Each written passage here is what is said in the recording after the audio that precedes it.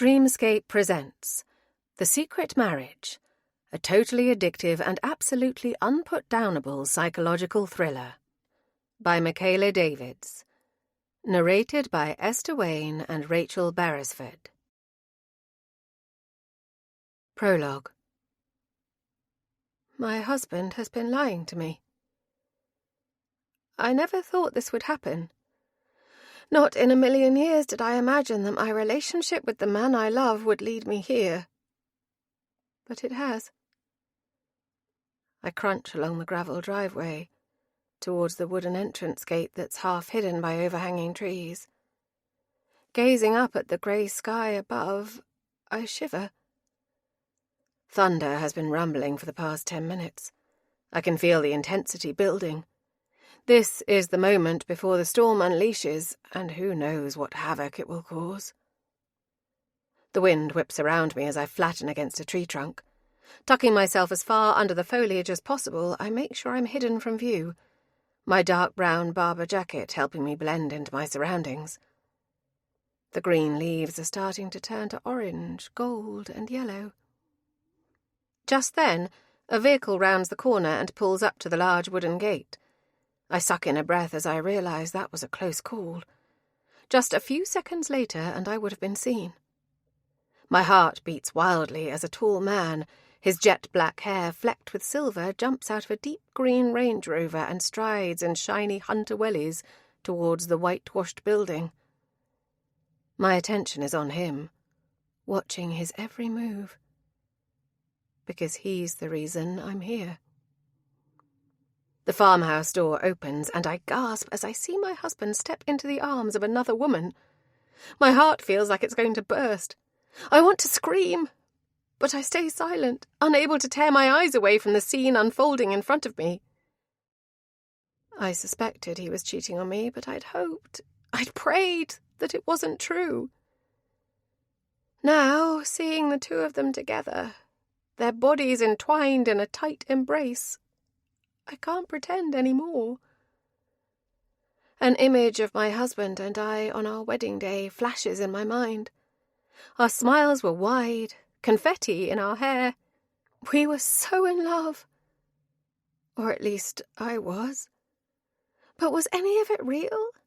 Or has he been deceiving me since the day we met?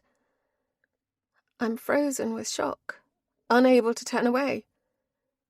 I'm rooted to the spot. Thunder claps overhead as he leans in and kisses the woman. She throws her arms around his neck, pulling him even closer to her.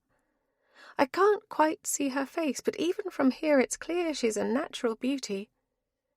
She's tall and willowy, her casual but expensive clothes hugging her figure, and she wears her long, straight hair in an effortless ponytail. The early evening light is still good enough for me to see the gold wedding band that glints on her finger. My stomach drops. Why is there a ring on her finger? The seconds feel like hours as I analyse every movement, every interaction between the two of them, my heart thudding in my ribcage. I want to believe this is just a simple affair. I've researched the statistics, and affairs are more common than you think. But there's something about the look that passes between my husband and this woman, along with the circle of gold on her finger, that gives me goose pimples. Instinctively, I know there is more to this, and the fact she's here, looking so familiar with the house, makes me wonder how deep my husband's lies run. I don't have to wait too long until my fears are confirmed. After they've finished smooching on the doorstep, he says, "I've missed you, wifey." His words carry clearly to where I'm standing. He's always had a deep, commanding sort of voice, and there's absolutely no mistaking what he said. My world shatters. My husband has married someone else, when he's still married to me. They both disappear inside. Heavy drops of rain begin to fall, running down my face, mixing with my tears and blurring my vision until I can no longer see. I place my hand on the trunk of the tree, the gnarled bark rough beneath my fingertips. I try to take regular breaths to steady myself. As the fresh country air hits my lungs, my emotions shift from shock to anger. Boiling, white-hot anger. The kind that burns deep into your core. He has betrayed me in the worst possible way. Hatred twists in my heart and lights a fire in my belly. Lightning flashes overhead, and at the same time a bolt of rage surges through my body. But as much as I want to act on my feelings right now, I know I need to bide my time. So I stay where I am, watching and waiting, and plotting my revenge. Chapter 1. Kirsty. Now. Isn't this just perfect? I smile at Nicholas. Candles flicker, music is playing softly in the background, and my wine glass is filled to the top. My handsome husband sits opposite me, reclining in his chair. "How much of that have you drunk already?" Nicholas jokes, his blue-green eyes twinkling as he indicates towards the wine bottle. "Just one glass," I laugh, although I take a few more sips of the rich red wine, enjoying the sweet taste of cherries as I drink.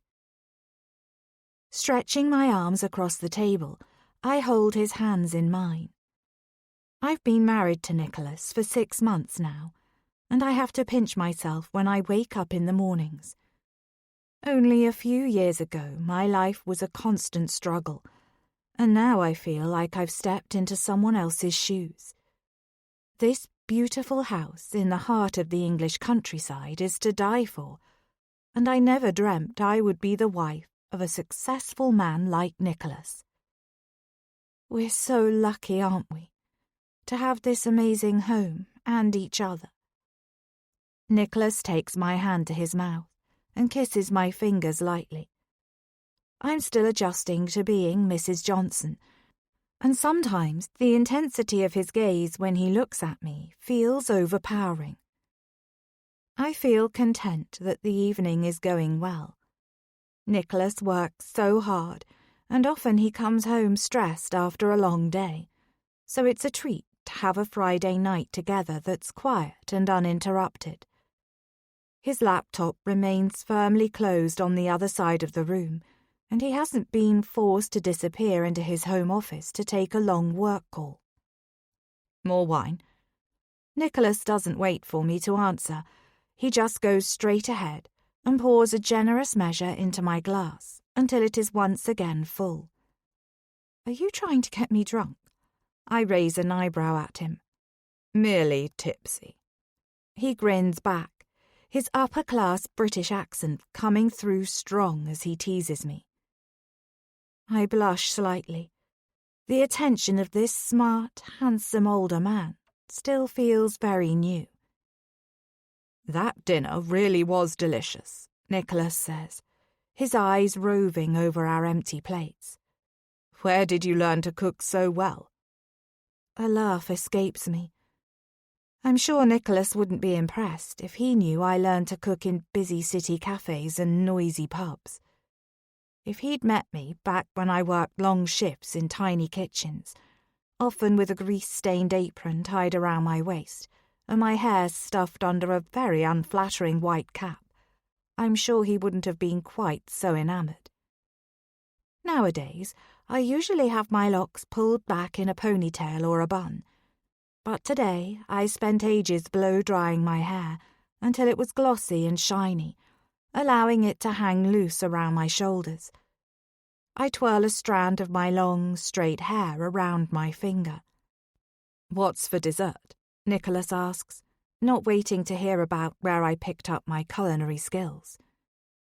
I'm relieved to have a more straightforward question to answer. "I made the salted caramel cheesecake that you like." Nicholas pats his stomach. "You're spoiling me. I'm going to have to do more hours at the gym at this rate." We sit in comfortable silence. A fire is burning in the grate. The curtains are drawn, and we're in our own cosy little world. It's bliss. Our sausage dog Luna barks in the background, and the sound nudges me out of my reverie. Clearing away the dinner plates, I take them through to the kitchen and dump them in the big butler sink. I'll take care of them later. I don't want to interrupt the flow of the evening by dealing with the clearing up now. Leaning against the worktop, I allow myself a 2-minute breather to admire the vast room I'm in. I've spent my adult life working with food, in a few nice restaurants as well as the cafes and pubs, and none of them have had kitchens on this scale. I'm in my element here, and the endless days I'm on my own have given me the opportunity to lose myself in recipe books and experiment with new dishes. Although I must admit I miss having people around me to chat to. Nicholas has every appliance I could hope for, and the cupboards are brimming with fancy plates and glasses for different occasions. And there's even a pantry that's the size of a small room. Every time I go into it, I'm convinced I might have just gone through the wardrobe and into my very own magical world. At the far end of the kitchen there is a wooden table, with bench seats either side, where we sit in the morning to have our breakfast. The table is positioned in front of the bifold doors, which open onto a patio and pretty garden beyond. It's a gorgeous view to look out on while we're eating. As I open the double fridge and take out the cheesecake, I recall that when Nicholas asked me to marry him, he told me he wanted to move into his home, and it's easy to see why. The window is slightly ajar, but all I can hear is the rushing water of the nearby stream. There's nothing but countryside for miles and miles. It's all so tranquil, so very different to the frenetic pace of London, the city I'd lived my whole life in. I didn't hesitate. I agreed to his suggestion of starting our married life here straight away. In the same conversation, Nicholas told me there was no need for me to work, not while his business makes so much money. To avoid any embarrassment on my part, Nicholas assured me that giving up my whole world, my friends, family, living in the city, to be with him was a big deal.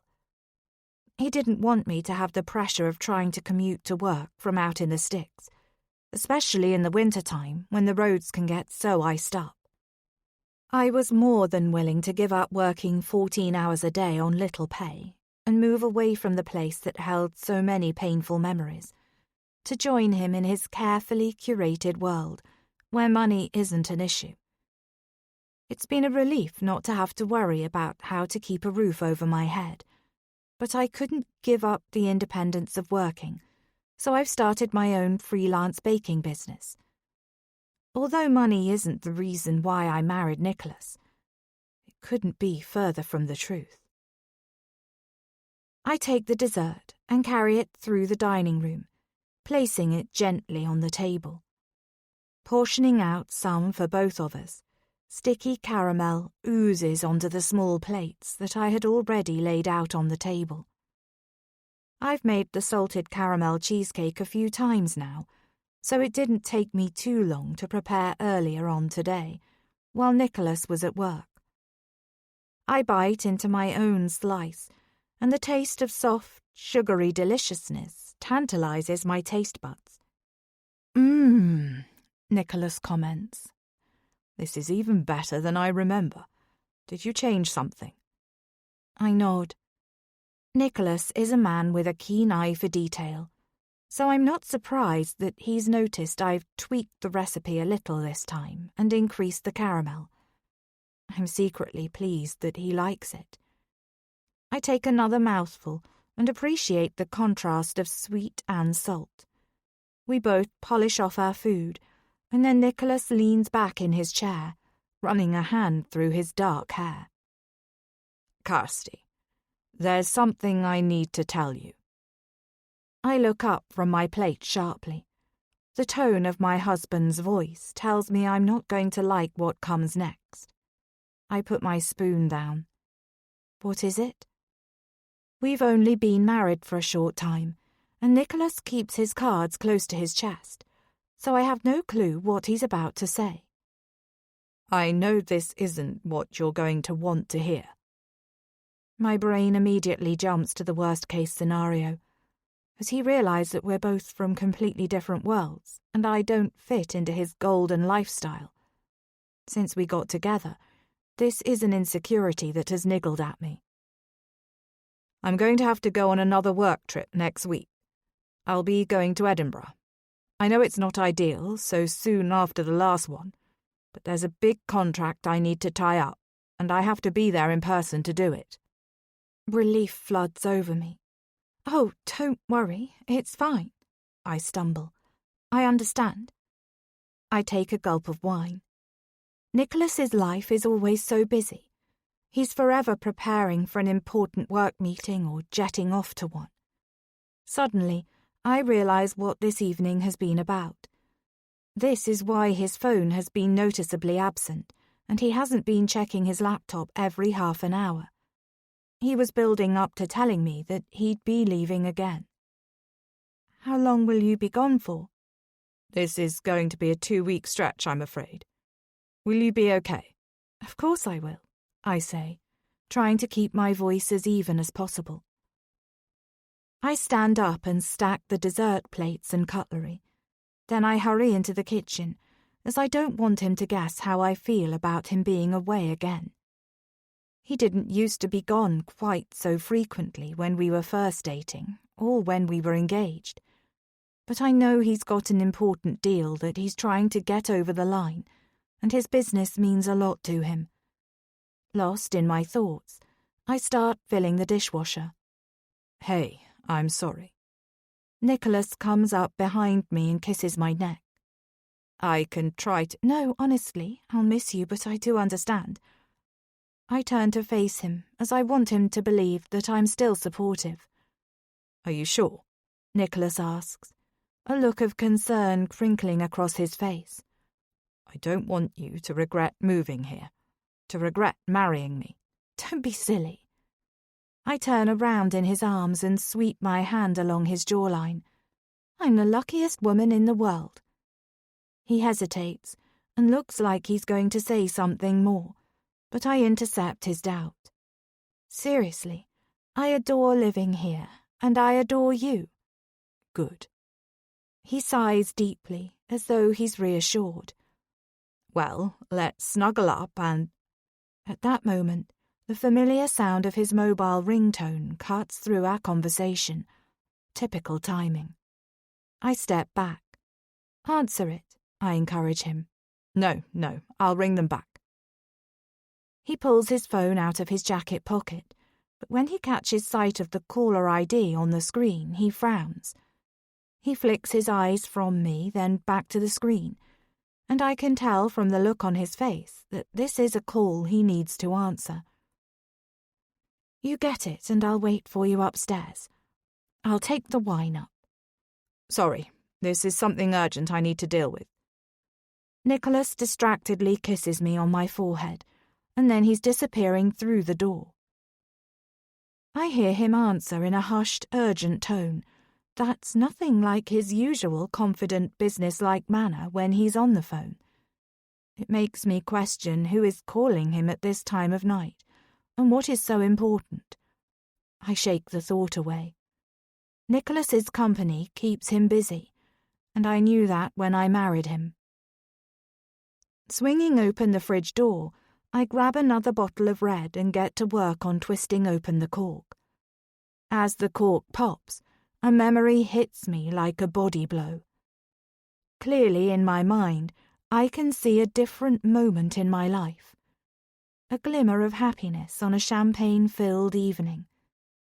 I can almost hear the laughter and feel the warm embrace of the person who was the most precious to me. But I can't go there. I can't dwell on what might have been. I have to look forward, not back. After all, I've been through much worse, and I've always found a way to get through hard times. Now, I have to keep Nicholas happy. I have to be the wife he expects me to be, because everything depends on it. Chapter 2. Eva. Then. This is it. Nick swings open the gate and grasps my hand tightly as he pulls me along after him. His face is alight with excitement as he gestures towards the tumble-down house at the end of the gravel driveway. We stand together and survey the property in front of us. The paint on the door is peeling. Some of the upstairs windows are covered in ivy, and there are slates missing from the roof. Run down would be a generous description. Eva, come in and have a look. He guides me eagerly into the farmhouse. It looks as though nobody has lived here for years, and yet, beneath the dust, there are still homely signs about the place. A forgotten vase on a window ledge, faded pastel curtains, and a pair of old boots by the back door. Despite the plaster flaking, the stained carpets, and the enormous amount of work that will need doing to make this building livable, I can see its potential. I can see why Nick is thrumming with enthusiasm. What do you think? He looks at me, like a child waiting for approval. It feels like home. And I mean it. Standing here with him just feels right. Nick and I have been through so much. Together, we've built a thriving business empire. It's taken a lot of hard work, but we've done it, and we're finally in a position to create our dream house. We stand at a window and look out at the fields that come with the farmhouse. A woodland area and a river running at the edge of the land belongs to Orchard Farm. There's so much space here, and it could all be ours. This is everything I've ever wanted. The opportunity to create a beautiful home for us both. My parents divorced when I was 9 years old, and since then I've wanted to recreate the warm, safe environment I remember from my early childhood. Both my parents have passed away, and I have no siblings. Nick has a similar lack of family, so he is my absolute world, and I can't wait to step into this next phase with him. I'm hoping for a slower pace and more time together. Shall we go for it, then? He asks, snaking an arm around my waist. Yes. Nick envelops me in a hug before kissing me on the lips. I knew you'd like it too. I smile back at him. This is it. Our forever home. Our home. Forever. He agrees. Chapter 3. Kirsty. Now. Making my way upstairs, I remember the first time Nicholas showed me around. I had to hide my surprise at how sprawling the property was. The ivy-covered limestone farmhouse looks impressive from the front, but the inside is even more dazzling. It's like stepping into a high-end magazine where every room is perfectly coordinated. There isn't a chair or a curtain out of place. The palettes have been selected to complement each other, and a theme of rustic charm runs throughout. It's so beautiful, it's almost stifling. In our bedroom, I place the 2 wine glasses on my bedside table before glancing around. There's only one word for this space: luxurious. On the wall behind the velvet headboard, there's midnight blue panelling. This colour scheme runs across the room, and the bedding, curtains, rug and lampshades are all a similar dark blue. The effect of the deep colour is cosy and welcoming. Every time I come in here, I feel like I'm walking into a warm hug. I've never slept so well in my life. The orthopedic pillow and high thread count sheets have felt like a real luxury compared to the thin duvet and hand-me-down mattress I had growing up. Moving into the bathroom, the midnight blue theme continues. The sink is white, set into a deep blue cabinet. There are blue and gold marble effect tiles in the spacious double shower, along with blue mats on the white flooring. The enormous white clawfoot bathtub has gold taps, which match the gold-rimmed mirror, as well as the gold trim and taps in the shower. Nicholas must have spent a fortune on whoever he hired to do the interior design.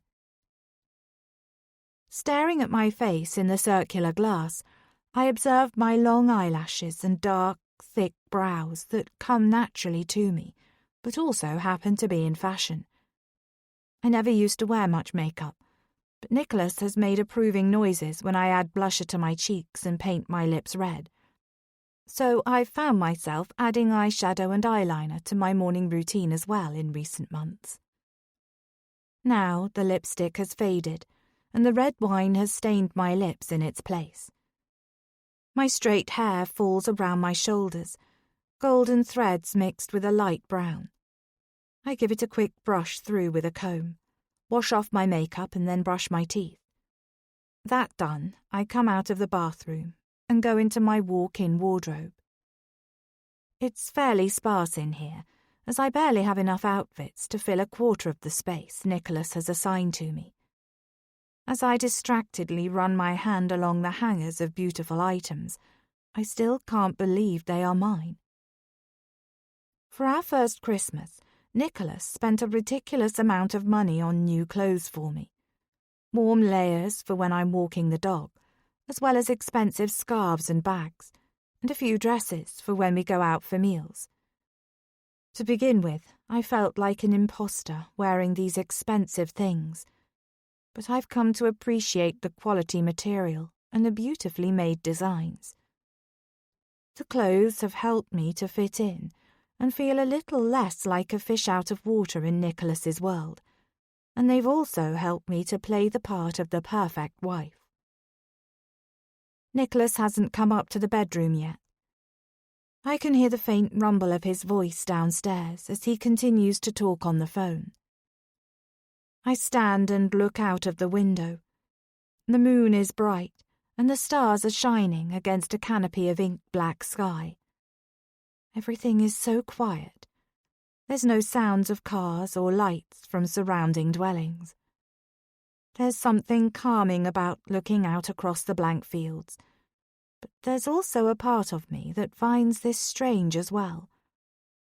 I'm used to looking out over the bright lights of the city, hearing cars at all hours of the day and night, surrounded by the constant thrum of people living in the overcrowded flats above and below. I thought I'd feel relieved escaping the push and pull of living in a busy area, but I missed the hustle and bustle more than I thought I would. I just keep reminding myself this is an adjustment, and I'll get used to it. The nearest house to this one is down a winding country lane to the left. The couple living there, Jed and Tiggy Spencer, are early retirees in their late 40s. They both had high-flying jobs in London and made plenty of money during their city careers and married each other later in life. They're often away on trips, so I've only seen them fleetingly. But Tiggy has been enthusiastic whenever I have seen her. She brought over a bottle of Bollinger champagne and a delicious Fortnum & Mason's hamper as a wedding gift. Past the Spencers' home is the Robinsons' farm. They've been farming there for centuries, and currently they're a multi-generational family, living in various accommodations on the land and working together. I've stopped by a few times to buy eggs and milk in their farm shop.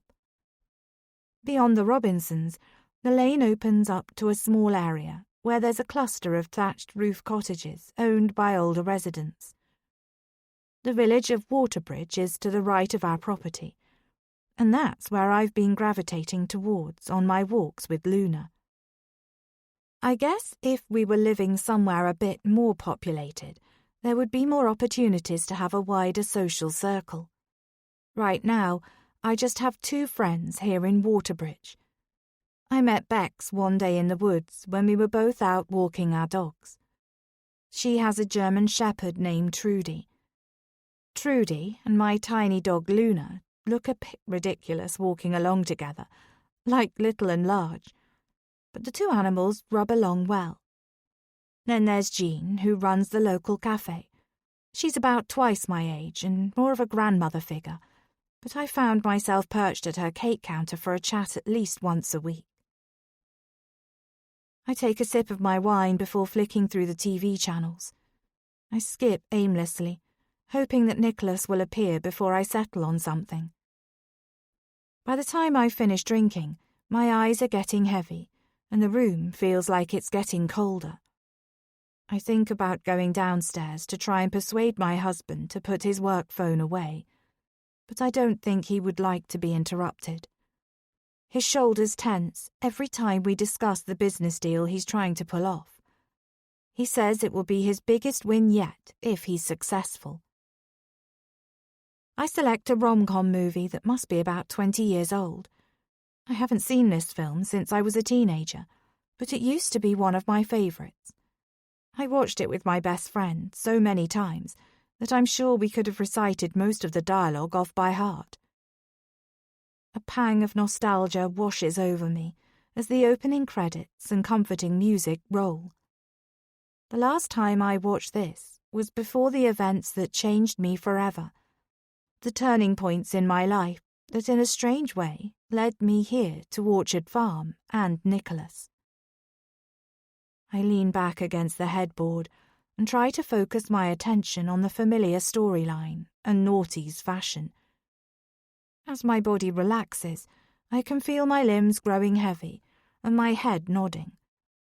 I reach for Nicholas's glass of wine and tip the liquid into my mouth, hoping it will help me to stay awake. Hours later, I peel my eyes open. My throat feels like sawdust, and my body aches from the uncomfortable position I've been laying in. The room is dark, but I don't remember switching off the light. I turn over to find Nicholas snoring gently beside me. His back is to me, and he's facing the other way. The last number I remember seeing on the clock was 12:30 a.m. He wasn't upstairs at that point, so whoever was on the other end of the call kept him in his office for hours. Disappointment pools in my stomach. I waited hours for him to come upstairs, but his work kept him away. It's not the first time an evening has ended like this. I rub my stiff neck. Last I knew, I was sitting up in bed, having drained both my wine glass and his, and the TV mounted on the wall was still on. Nicholas must have slid me under the covers. Either that or I slipped down under them in my groggy state. Stretching out, I find myself wondering why his business calls take so long. What on earth can he possibly be discussing at such length? I tiptoe to the bathroom and slurp water greedily from the tap. Next, I find a pair of pyjama bottoms and socks and pull them on my bare legs and feet. I feel cold, and I know I'll sleep better if I'm a little warmer. I'm about to get back into bed when I notice a little yellow glow coming from Nicholas's side. It's his phone lighting up in the darkened room.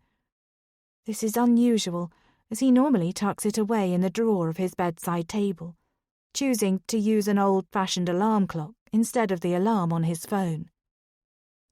I'm about to ignore it and snuggle down under the covers when the mobile device glows brightly once more. There's absolutely no way I'll get back to sleep if the light keeps flashing. So I softly move round to Nicholas's side of the bed, intending to put the phone away for the evening. Except, when I pick the phone up, I can't fail to see there are 6 missed calls from the same number. 6 missed calls from a contact named Kath. Why is another woman calling my husband in the dead of night? Before I can put the mobile back down, a hand shoots out in the darkness and grabs my wrist.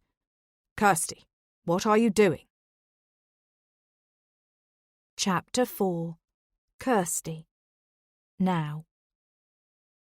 A shiver runs down my spine. "Kirsty, what are you doing?" Nicholas repeats his question. His eyes are wide open, staring at me, and his hand is still circling my wrist, his grasp tight. I know how this looks. It must seem like I'm snooping on his phone.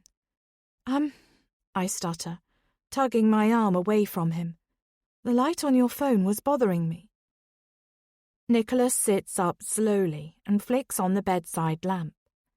His eyes bore into me. I look away, heat rising in my cheeks. I wish I could stop the blood flooding into my face. I've done nothing wrong, so why is Nicholas looking at me like I've committed a crime? Really? Nicholas snaps. Swallowing hard, my mouth feels dry. Nicholas! I give an uneasy laugh. I was just going to put your phone away in the drawer, that's all. His eyebrows shoot up as he continues to glare at me. Okay, fine. He lets go of me and then says, You know I've got nothing to hide, don't you? Of course, I reply carefully. I wasn't. I gesture at his phone. I mean, if you think I was trying to look at your phone, then... My voice fades out as I try to find the right words. My mind is jumbled and I'm still half asleep. Good, because I'd hate to be married to someone who doesn't trust me. Nicholas's voice is low and hard now. I do trust you, I say in a small voice, finding it hard to believe the turn this conversation has taken. He nods, holding the mobile device out to me. Here, take a look if you want to. What? Nicholas, I'm not interested in what's on your phone. I don't want to take a look. He places the phone in the drawer, slamming it shut a little harder than necessary. I flinch in response. This scenario feels all wrong to me. Nicholas is usually so patient and understanding, so full of good humour. Why is he being so tetchy about this? Let's just go back to sleep, Nicholas says, a note of exasperation in his voice. He lays back down and I do the same. As I stare up at the ceiling, unable to drift off again, his words circle round and round in my head. Nicholas's mobile is often clamped to his ear or in his hand because of his job, and his heavy phone usage is something I've got used to. My jaw clenches as I think of all the potential reasons behind why my husband behaved like that. He'd just finished a long work call, so maybe he was stressed and overtired. It could be that and nothing more. I'm probably overthinking things because it's so late. So far, our relationship has been all hearts and roses, but the way he's just acted feels completely out of character from the man I've been getting to know. Unclenching my jaw, I take some deep breaths in and out through my nose and mouth. I can't let this keep me awake for the rest of the night. Nicholas is snoring gently now. Our tense exchange is obviously not keeping him from sleeping. I turn onto my side, squeezing my eyes shut and willing myself to drop off. Then I remember the caller ID. Who was the woman ringing him in the middle of the night? Kath. Is she just a work contact or someone with a more personal connection? Our marriage is still very new, and there's so much I need to find out about him. I've been lying in a fetal position, my legs drawn towards my chest, my muscles scrunched up and tense. Uncurling, I straighten out my limbs and try to stretch out the tightness in my calves and the stiffness in my shoulders. But it's no good. My body is aching. Sitting up, I swing my legs over the side of the bed and take a deep breath in and out. Trying to keep my breathing steady, I continue to inhale and exhale until I'm finally feeling a little bit calmer. Nicholas remains asleep. I lay down on my back and attempt to switch off my busy mind. It's very late, and thinking through things at this hour isn't going to be helpful. I flip over onto my other side in an attempt to settle. I'm facing Nicholas now, although his back is turned to me, I can just about make out the shape of him. My husband's words come back to me then. I'd hate to be married to someone who doesn't trust me. I don't want him to have any reason to believe that I don't trust him. If he did, he might start to question other things about me. And that can't happen. Chapter 5. Eva. Now. I've returned to the farmhouse again. I know I should stay away, but it's like a magnet drawing me to it. I've tried so hard not to come back here, but tonight I found myself following the familiar route to the place I once called my home. As I made my way down the narrow country lane, memories of the day when my husband and I first got the keys for Orchard Farm flooded my mind. Orchard Farm. The beautifully refurbished house that I spent countless hours lovingly restoring before my life changed. I did everything from choosing the paint colours to sanding and polishing the original oak flooring. Now another woman is cooking in my gorgeous kitchen, dancing under the moonlight on my patio and sleeping in my king-sized bed with my handsome husband. This is the perfect life I created. It was meant to be mine. Have I lost it all? Forever? Now I'm standing in the shadows, waiting to see if I can catch a glimpse of my husband. Even though I discovered his deception a long time ago, the betrayal still burns in my stomach like acid. When I think of all the years of my life I've dedicated to that man, all the energy and love I poured into our relationship, he was my everything. And this is how I've been repaid. I glanced down at the 3 rings on my left hand. One is a simple, plain wedding band. It didn't cost more than £200 at the time. It was all Nick could afford in those days. The engagement ring is similarly inexpensive. A single red ruby set against an old-fashioned Art Deco band. I can't help but smile as I remember how overjoyed Nick was at finding this piece of jewellery in a small second-hand jewellery shop by the sea. He proposed to me less than half an hour after buying it, down on one knee on Brighton Pier. It was a stormy February morning and the sea was raging. At the time I thought it was romantic, but perhaps the weather was a sign of how turbulent our marriage would become.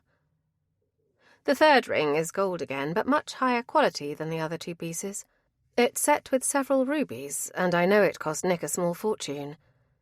But less happy memories are attached to it.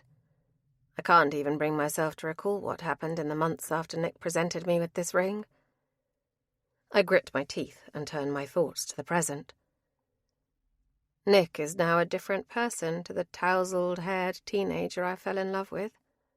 The more successful he got, the more strained our relationship became. I thought it was something we could work through. Despite everything, I still loved him. Still love him. And I want to go back to those loved-up days of our youth. But Nick always goes to extremes. He couldn't just have a simple affair like any of his business pals. No, he had to go further than that. He thought he could remove me from my house, my life, and get away with it. He thought he could have a marriage with her while he was still married to me. He was wrong. Chapter 6. Kirsty. Now. For the first time in our marriage, Nicholas has made me feel unsettled. My head is thumping and I feel off-kilter, so I hook my hair up into a messy style bun, as it's the least amount of effort. Getting ready for the day, I feel like I'm wading through mud, feeling slow and sluggish after so little sleep. I select a loose white top, knee-length skirt and tights as an easy outfit for the day. I replay last night, the call from the mystery number, and Nicholas's reaction when he thought I was trying to look at his phone. What is he hiding? When Nicholas enters the bedroom, a white towel tied around his waist and his hair dripping wet, I expect him to greet me with the accusatory tone of the night before. Instead, he comes over and gives me a quick kiss on the cheek. There's no mention of his sharp words. I decide that I will take his lead and wait to see if he brings it up. When my makeup is applied, I head downstairs. My first ritual of the morning is always to make a fuss of Luna and fill her bowl with her breakfast. Once that's done, I fire up the coffee machine, adding an extra shot of caffeine into my Americano. Nicholas is going through his own regular morning routine, whistling as he reads the daily newspaper. It seems like such an old-fashioned thing to do when the news is readily available online, but Nicholas says he prefers to digest world events in print. He flicks through, the pages rustling as he turns them. He appears to be in a good mood, so I say nothing, but the way he's acting is unnerving. I can't help thinking about the caller ID. Again, I wonder who Kath is, and why Nicholas was rattled about me seeing her name flash up on his phone screen. "Let's go to Waterbridge today," Nicholas declares. "It's beautiful outside." He's not wrong. Pale golden light is streaming through our bifold doors. Normally this would put a smile on my face, but today it just hurts my tired eyes. My husband isn't the only one who is eager to get outdoors. Luna has been running between me and the front door for the last few minutes. Like Nicholas, Luna is very routine-based, and she's making it known that she wants her first walk of the day. Nicholas chuckles. "Luna thinks it's time to go too, but let's just make this a trip for the two of us." Waterbridge is very dog-friendly. Both the cafe and the pub allow four-legged friends inside, and most of the shops are welcoming as well. Usually, I take Luna everywhere with me. She's my little shadow, and I can't see a reason to leave her behind. But now is not the time to resist Nicholas's suggestion. "I'll just give her a quick run around the field then, so she's had some exercise before we leave." I'm keen to escape the house and have some time to think. He shakes out his paper and goes back to perusing the news. I hurriedly pull on my Wellington boots, knowing that Nicholas might get restless if he's kept waiting too long. Luna follows me into the back garden, her tail wagging, and we then go through the gate to the field beyond. She is so happy to be out here, sniffing at everything and then running back to me. We walk past the old stables. The farmhouse itself is glorious, but the outbuildings on the land have been neglected for years. Just before our wedding day, I asked Nicholas if we could bring life back to the farm. I told my husband-to-be that I would love a greenhouse and a vegetable garden. I also hinted that I'd like a few animals as well. Dogs, cats, chickens, maybe even a cow. I remember he laughed good-naturedly as I'd rambled on, my imagination running away with itself. But then he'd drawn back from me, his face clouded with a serious expression. "Animals aren't going to lead to something else, though, are they?" "What do you mean?" I'd responded. "I mean, make you broody." His bottom lip had jutted out as he said this. "Of course not," I'd replied. "We talked about this already, and we're on the same page. No children." I've never asked Nicholas why he doesn't want children. He fits the stereotype of the sort of man who might want a son and heir, but he's also created a very high-end lifestyle for himself, so it's easy to see how children don't factor into his world. His shoulders had untensed, and he'd pulled me back into his arms and kissed me on the top of my head. "Good, as long as we're sure of that. Just you and me." "You, me, and the animals." "And the animals." He'd laughed gruffly. I meant it. I spent my childhood raising my younger brothers and sisters, living in a cramped 3-bedroom flat on one of the highest floors of what felt like the tallest tower block, My mum had produced a newborn every other year, almost like clockwork, until the space we lived in was bursting at the seams. While my mum was nursing or birthing, I cooked and cleaned. I wiped snotty noses and sang bedtime lullabies. I loved each of my siblings equally, and they loved me back. But it was a lot of responsibility at a young age. Often they'd run to me first if they'd scraped their knee or had a bad dream. I was their second mother. But every evening I'd sit and look out from our bedroom window, wishing for something more for me and for them. All 5 of them have their own lives now. 2 of them are travelling together. One is married and growing a flock of her own. Another is a singer, trying to make it in a band. And the youngest one has just started university. I'm proud of them all, but I've done my mothering. And, at 26, I want to invest in my own future now. I carry on walking, and in the space of 15 minutes, my mind feels a lot clearer. I was worried that what happened last night might have escalated this morning into our first argument, but Nicholas appears to have forgotten all about it. Having thought about it further, I decide the simple explanation for his snappiness is the fact that he'd just been woken up and been kept up by a late-night work call. And yet, there could be another reason. If there is, I fully intend to find out what it is. Chapter 7. Eva. Then. Our chipped mugs clinked together, the Prosecco sloshing about inside. Our grins are wide, matching each other. "Happy new home," I say in a sing-song voice before swigging my drink. Nick takes a slug of his own. I glance at the shiny silver key on the kitchen worktop. It represents a new chapter in our lives, a new beginning and one that I am so ready for. Moving to the countryside has been a goal for both of us. We spent almost a year searching for the right property. I would be very happy never to step into an estate agent's office ever again.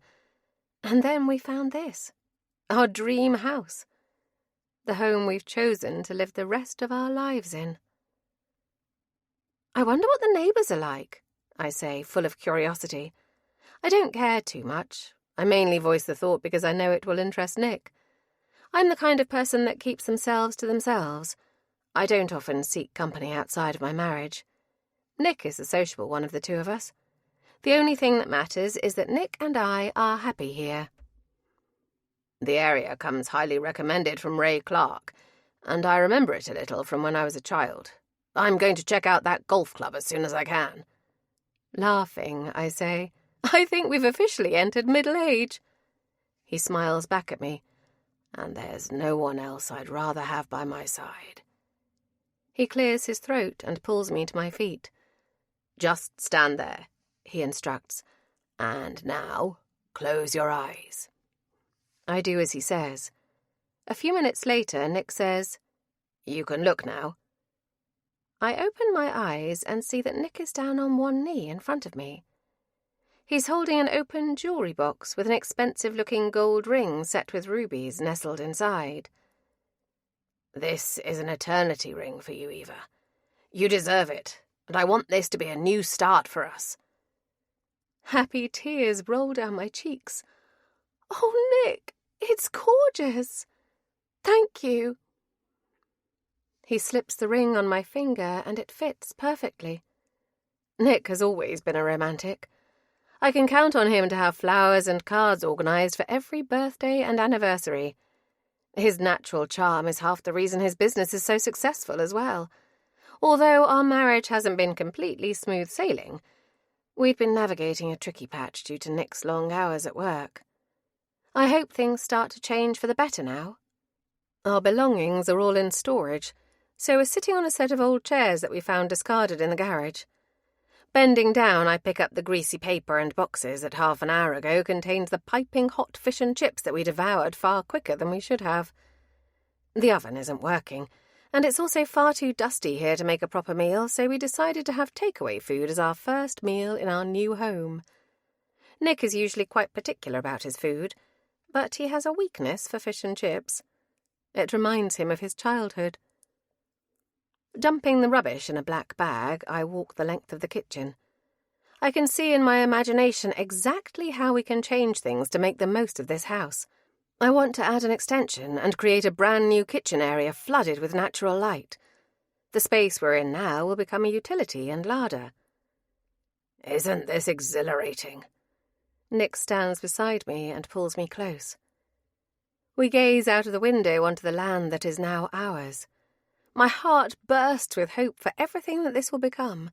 We've agreed that Nick will continue to steer the business full-time, and that I will step back from the admin and organisational role that I've played in the company so far to focus my time fully on the refurbishments. "Thank you," I say to Nick, kissing him full on the lips. "Thank you for finding this place. It's going to be incredible." "It absolutely will be," he chuckles, "because you'll be behind every detail. Project management is your speciality, after all." He's right. I will put all of my energy into ensuring this house looks like it belongs in a glossy magazine by the time I'm finished with it. In the meantime, we'll be splitting our time between a hotel a few miles away while the renovations are underway and the small flat that we own in London. It's a one-bedroom flat that's tiny in proportion, but in a fantastic location in the city. It gets a little cramped with both of us staying there, but I'm confident we will make things work in the short term, and it will all be worth it once we've finished remodelling the farmhouse. Nick has promised that this house is going to be our happily ever after, and I believe him. Chapter 8. Kirsty. Now. Returning back indoors, I find Nicholas ready and waiting for me. He checks his watch and announces, just like he always does whenever we go out somewhere together, "We'll take the Range Rover." Nicholas guides me outside the front of our house. He isn't keen on walking places, not when we're so far away from everything. Sure, I smile back at him. The Range Rover is his pride and joy. I often see him polishing it so that it's always at its gleaming best. Today it's so clean I can see my reflection in the paintwork. I've put in my silver earrings and added a dash of blusher to my cheeks to make a little effort. Nicholas presses a button on his key fob to open the security gates and then says, "One sec, I just need to go back inside for my phone." My stomach flips again at the memory of the horrible exchange we had last night. Perhaps the retrieval of his phone will make him remember it.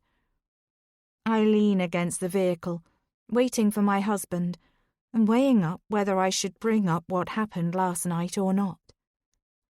It feels wrong to just leave it hanging awkwardly between us. Although maybe he feels he said his piece at the time and doesn't need to say any more. I muse on this. It would fit with his character, as he's a very in-the-moment sort of person. "Hello!" A female figure comes up the sweeping driveway and walks through the open gates, waving enthusiastically. "I'm so glad I caught you. Hi!" In an instant, I'm being swept up in the arms of someone wearing a very pink outfit, and am engulfed in a thick cloud of perfume. "We just keep missing each other, don't we?" The woman steps back. It's our nearest neighbour, Tiggy. "Our fault, as we're always jetting off on some trip or another." She makes a sound that's somewhere between a squeal and a high-pitched laugh, and it cuts right through me. Attempting to answer, I find myself in the middle of a coughing fit. The intensity of her perfume has tickled the back of my throat. "Oh dear, are you okay?" But I can't answer her. I'm properly choking now. My throat is on fire, my lungs feel as though they're burning, and my eyes are watering. What on earth is in her perfume? Perhaps it's something floral that's setting off my allergies. Is that why I'm having such a reaction? Tiggy's face blurs a little in front of my eyes. She must notice me swaying, because she grabs me with one hand her sharp nails digging into my flesh, and slaps me hard on the back with the other. I just about manage to heave in a few lungfuls of fresh air, and then a few more. After a minute or so, the coughing subsides a little, and I'm breathing almost normally again. "You need a drink of water," Tiggy says authoritatively. Before I can say otherwise, Tiggy is ushering me inside my house. I'm taken by surprise as Tiggy, one hand firmly on my back, steers me through the entrance. Judging by the way she finds the kitchen so quickly, I'm certain she must have been inside previously. Tiggy opens the cupboard where the glasses are kept and hooks one down. She then fills it, using the filtered water dispenser inbuilt in the front of the fridge. I now have no doubt that she's been here more than once, given that she's able to navigate her way around the kitchen space so easily. "Here you go," Tiggy says, handing me the glass. "Sit down." She gestures to one of the chairs at the breakfast table. Anyone would think that Tiggy was the host and I was the guest. I do as she says, and I slowly sip the cool water. It soothes my throat. "Sorry about that," I splutter. She's still standing up, and for a brief second this makes me feel like a child who's been playing make-believe in this grown-up house, and now someone who's really suited to being here has stepped in and taken over. I mentally shake my insecurities away. "I'm fine now, thank you," I say with a small smile, although I'm burning with embarrassment. "Good." I clear my throat. "We were just about to head into Waterbridge. What are your plans for the day?" Nicholas doesn't like to be derailed when he has a plan, and the scent of Tiggy's perfume is starting to irritate my throat again, now we're inside. So I try to gently hint that this isn't the time for a social call. "Oh, no big plans." Tiggy looks at me pointedly then.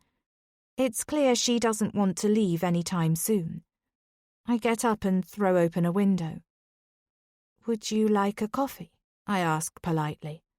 "That would be lovely." Tiggy plants herself down in a chair then. The satisfied look she has on her face makes me think she was eager to come inside and jumped at the first opportunity. "Such a beautiful room. So much light," Tiggy observes. She tosses her hair over her shoulder. "I've been on at Jed for years about extending the back of our place like this. It feels so airy in here, and it's just such a gorgeous room in the summertime." Tiggy continues to talk, her words definitely designed to let me know that this isn't the first time she's been to this house. But then I guess that's not unusual. Jed and Tiggy are my husband's nearest neighbours, and I'm sure he must have had them over for dinner from time to time. "The problem is, we have a 17th century cottage, and the planning permission on doing anything is a total nightmare. Jed keeps saying it's a headache we could do without. I suppose I do agree, as we're only there for part of the year, and in winter it's so cosy. But then I step into this room, and it makes me think it would be worth us taking on the project." I'm not too sure how to respond, so I take a small sip of my coffee, which is still slightly too hot, and it burns my tongue. "I'll have to try and persuade Jed to think about it again." Tiggy exhales dramatically, and then focuses her attention on me. "So how are you settling in?" I wrap my hands around the warm mug to anchor myself. A number of Nicholas's acquaintances have asked me this question already. I've tried to reassure myself it's an expected question, but there's something in the tone that each of them has used that sets off my paranoia. It's clear for them all to see that I'm not one of them, and I'm sure that Tiggy will be watching to see whether I sink or swim in this marriage. I love it here. Everyone's been so welcoming. "We are a tight-knit community," Tiggy replies. "Most of us have been here for decades, though." Her laugh is harsh. "There's not many people your age living around here. So many people move away for jobs, although plenty return once they've made their fortunes." It's clear that Tiggy wanted to work in the mention of the age difference between Nicholas and I into our conversation. At 45, he's 19 years my senior. It's not something that I've dwelled on too much, and when we're together I don't find that the age gap is an issue. But it's true that there aren't many people in their early 30s living in the village. Age is just a number. I trot out a cliché phrase. I'm just happy to get to know people. Tiggy roars with genuine laughter at this. Well, if that's the case, and you don't mind socialising with the oldies, then I'm sure you'll fit in well here. You should come along to one of the golf club events. It would be good to see you there. Everyone is dying to meet you. Nicholas is yet to invite me to accompany him to his golf club. I got the impression from him that it was a kind of boys' club situation, but it's clear Tiggy is a regular there. I wonder why Nicholas hasn't suggested this, but perhaps he's waiting for the right event, or when his work has settled down. I'd love that, I say. Good. We'll have to get on to Nicholas about arranging it then. She fiddles with a gold earring and looks as though she's weighing up something. She glances over her shoulder as if to check that Nicholas isn't nearby, and then leans forward conspiratorially. You do know he's been married before, don't you? Chapter 9. Kirsty. Now. I almost spit my coffee out. Oh, are you okay? Tiggy jumps up, her hands flying to her face. I recover myself almost immediately. I'm fine, I protest. Thank goodness. Tiggy sits back down in her seat, concern etched across her forehead. You did know, didn't you?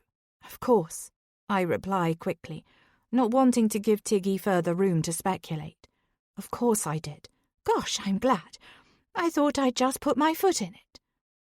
Annoyingly, my cheeks begin to burn bright at this. I bet this has been the topic of conversation at the golf club. Did Tiggy come here just to find out how I was doing and whether I knew about my husband's relationship history? Even though I was already aware he had a wife before me, I don't know too much beyond this.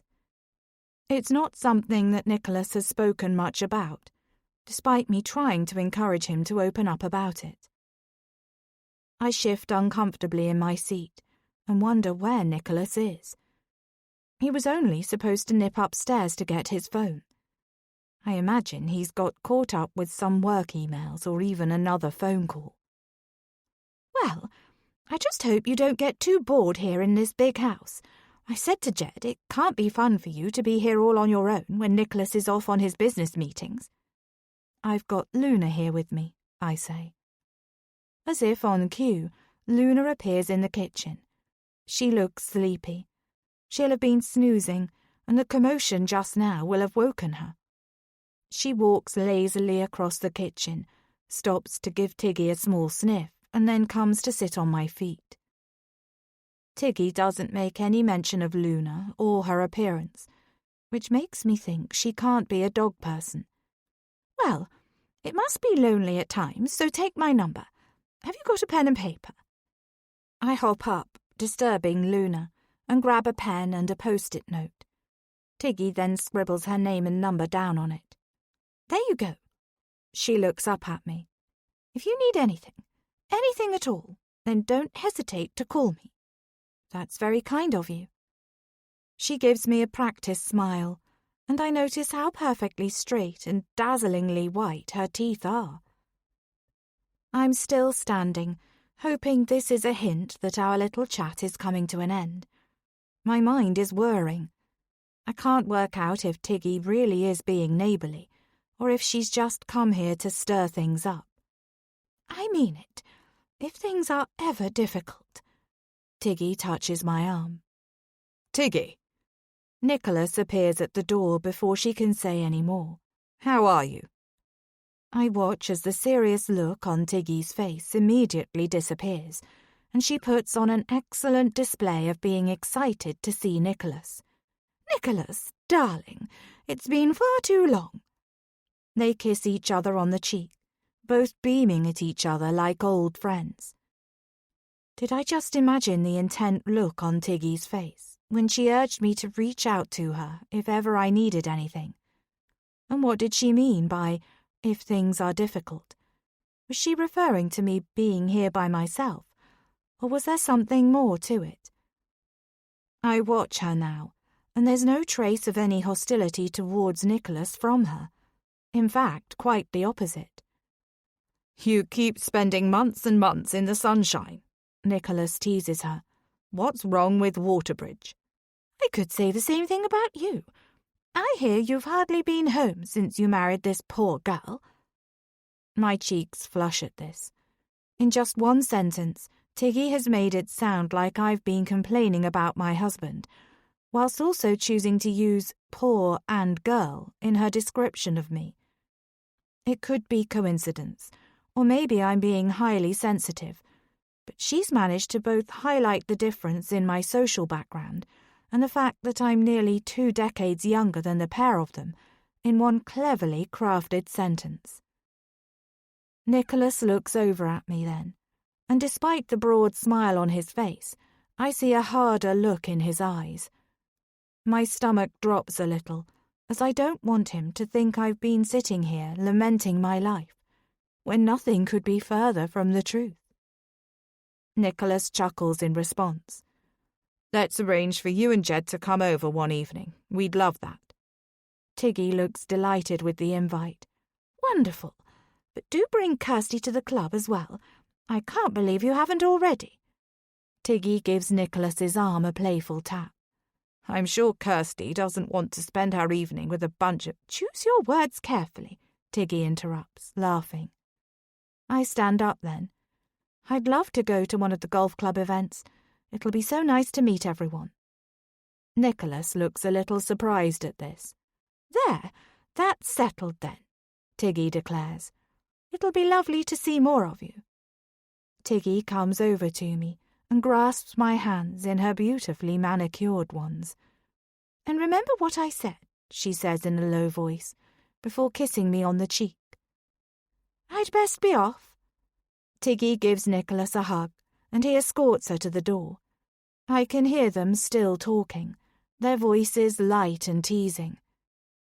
Tiggy glances back over her shoulder at me, and the look on her face makes me wonder. Are they talking about me? Chapter 10. Eva. Now. As I walk along the lane, a blanket of brown and red leaves underfoot, I remember the exact moment I set eyes on Nick Johnson. Tall, dark-haired, and classically handsome, I spotted him across the room at a friend's party. I knew when I saw him that I wanted him. It was love at first sight for me. I went up to him to say hello, and we hit it off immediately. Once we started talking, it was like there was no one else in the room. Since that day, Nick has been the only one for me. We were a team. I did everything I could to support him when he was building his company. I believed that counted for something. Nick and I were married for 15 mostly happy years before things started falling apart. I thought we'd be there for each other no matter what. Some days I talk to him as though he's still with me. I long for the conversations we used to share. Yes, it's true, I want some kind of revenge. I want him to hurt in the same way he's made me hurt. But more than that, I want things to return to the way they used to be. I love him. I miss him. I will get him back. Chapter 11. Kirsty. Now. Sitting down heavily, I try to process Tiggy's whirlwind visit. I have no idea if she was genuinely concerned about me or not. She definitely couldn't help herself when it came to making those not-so-subtle digs. Perhaps she's like that with everyone. Or maybe it's her way of attempting to assert herself as the alpha female with other women. Tiggy is so well put together, her makeup flawless, and her designer clothes a clear signpost of her wealth.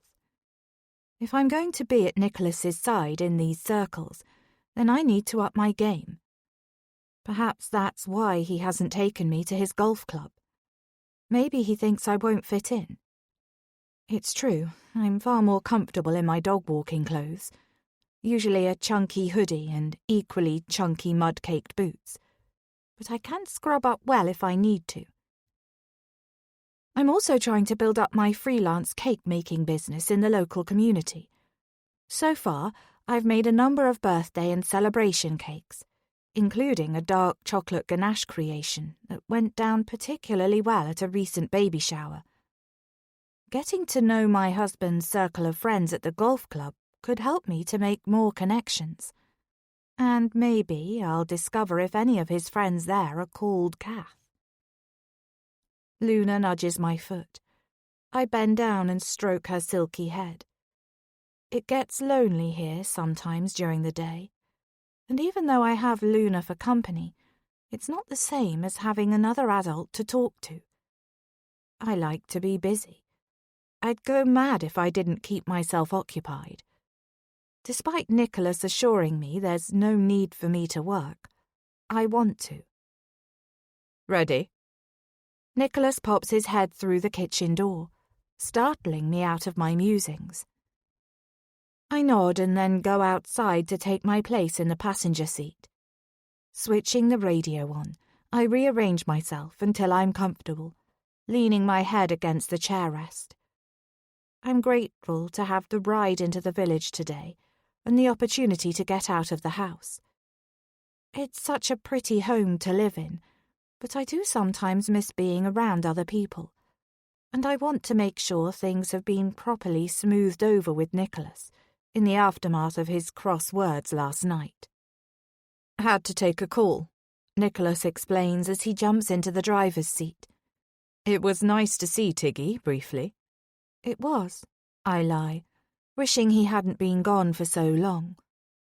I don't find Tiggy an easy person to be around. And then I ask, "Did you shut the kitchen door?" Concerned he may have left it open, leaving Luna to roam the whole house while we're gone. I know she settles best in the kitchen, by the Aga, if ever I'm out. He arches an eyebrow. One step ahead. I knew you'd ask me that. There's absolutely no trace of the man who'd snapped at me. In the time we've been together, he's never raised his voice, and we've never had an argument. It's true that he's an ambitious and laser-focused businessman, but I don't see that side of him when he's with me at all. Right now, he appears to be relaxed and ready to embrace the weekend, so I decide to go with it in the hope that last night was a one-off. He puts the car into gear and moves smoothly down the drive and through the gates he opened earlier. He presses his key fob so they close behind us. Nicholas is obsessive about security and has a high-tech system in place. It's a gorgeous morning, isn't it? He says. Can you pass me my sunglasses from the side door? I do as he requests. Nicholas turns up the music on the radio a little and begins faintly singing along. He's so upbeat this morning. I'm finding it hard to wrap my head around him being so jovial. He puts his foot down as we move along the country lane. The speed he's going at feels too fast to me, but I know he's very familiar with driving up and down this stretch. Hardly anyone uses these roads, only us, the neighbours and the odd person who's taken a wrong turn. When we first moved here, Nicholas told me he'd buy me a car of my own. He insisted, promising that we'd go and look around some car garages so I could pick out something I liked. Since then, he's never mentioned it again. Nicholas begins to whistle, and the sound hurts my eardrums. I keep wanting to bring up the subject of the car. I haven't mentioned it again because I don't want him to think I'm taking advantage, and I would love to try to get the money together myself to buy a little runaround. Yes, I'm married to a man who's worth a couple of million, but I want to retain some of the independence of my previous life. That's why I've started to build a freelance catering business for rich clients in the surrounding areas. Cooking has always been my passion. My mum put me in charge of making meals for my siblings from a young age. We had little money, so I had to get creative to make the ingredients stretch. I'm keen to grow my own food on the farm as well. Nothing major. Tomatoes and green beans would be a good start. I'd love to be able to cook with fruit and vegetables I've grown by myself. But all of this is going to take time. I swallow my pride and decide to remind my husband of his offer to buy me a vehicle. Nicholas, could we perhaps go and look at some cars? Cars? Queries Nicholas, as though the idea is news to him. Yes, you know we spoke about getting a small car for me. I don't need anything fancy, just something to get me from A to B. It would help me to build my catering business. At the moment, I have to ask customers to collect from here. If I had my own car, I could offer delivery. Ah, of course, sure. We can go and take a look. Nicholas sounds a little non-committal about this. Keen to pin down a plan, I make a suggestion. How about tomorrow? Without a car, most days I stick to taking Luna for long walks around the land we own, the endless fields, the woodland beyond the river, and then a few times a week, weather permitting, I walk into the village so I can pick up some shopping and see some other human beings. I want the freedom to get out a bit more as well as the increased opportunities for my new business. I can't tomorrow, darling. You know I've got this work meeting to prep for. Things are very hectic for the business right now. His tone is firm, but he's always busy at work, and having my own vehicle will help navigate my new area in more ways than one. So I try again. It's just winter is around the corner, and you said it would be best for me to have a car in the colder months.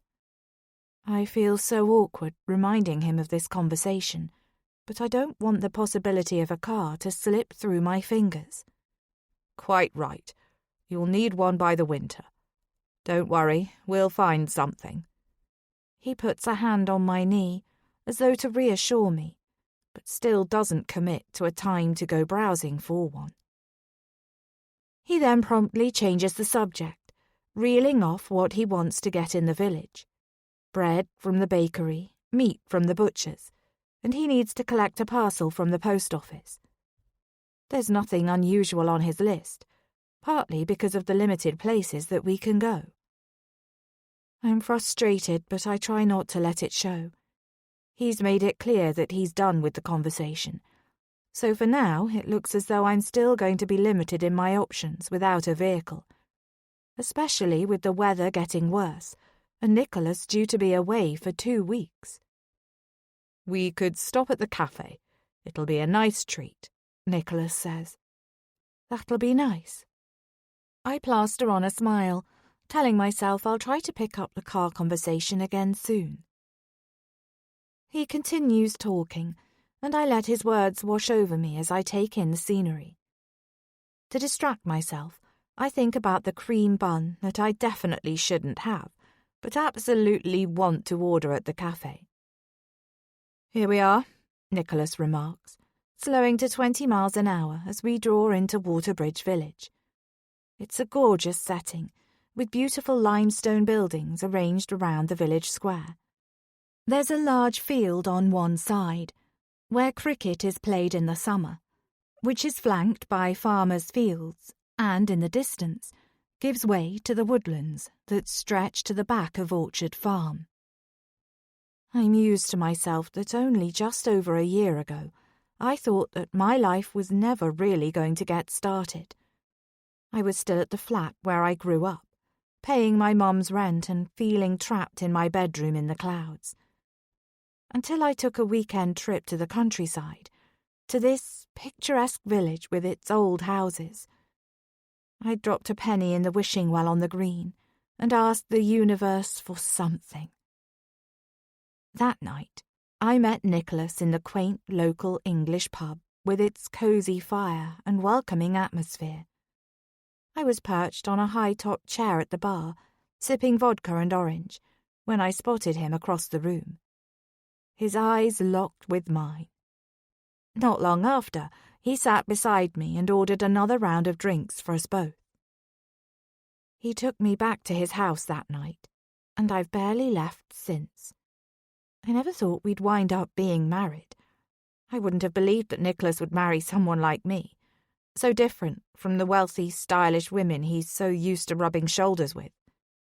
Now we're about to spend a lazy Saturday afternoon, enjoying home-cooked food, selecting groceries, and likely ending up in that same pub for a few glasses of red wine to round the day off. My mum once told me that if something seems too good to be true, then it usually is. I don't know what makes me think of this, but I try to push the thought away. Nicholas pulls into a parking spot and pecks me on the cheek before jumping down from the jeep with his usual burst of energy. I watch as he raises his hand in greeting to one of the locals. "Hello, Harry, how are you?" he says, and the two men begin to chat. I vaguely recognise him as someone Nicholas plays golf with.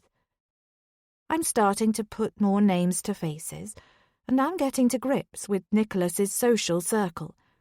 He's so embedded in village life. Keen to make a good impression, I smooth down my knee-length skirt and attempt to climb out of the vehicle as gracefully as I can. It's a bit of a step down, so I hesitate. Nicholas realises I'm trying to avoid tumbling down from the Range Rover in the way I've done so many times before, and he's at my side, taking one of my hands in his and placing his other firmly on my waist to guide me smoothly onto the pavement. He beams down at me before propelling me towards his acquaintance, one hand on the small of my back.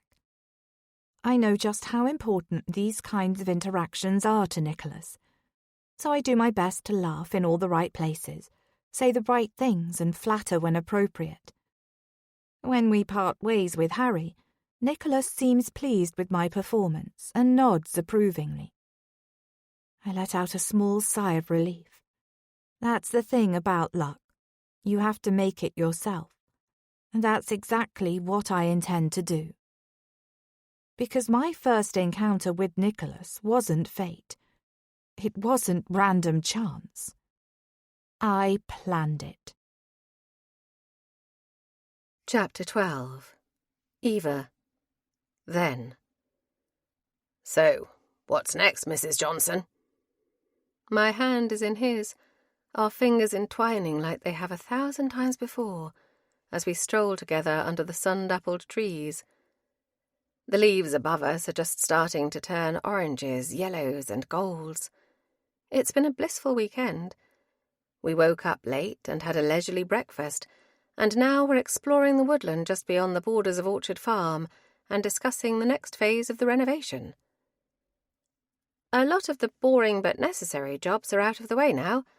The next step on the project is the kitchen extension, I tell him.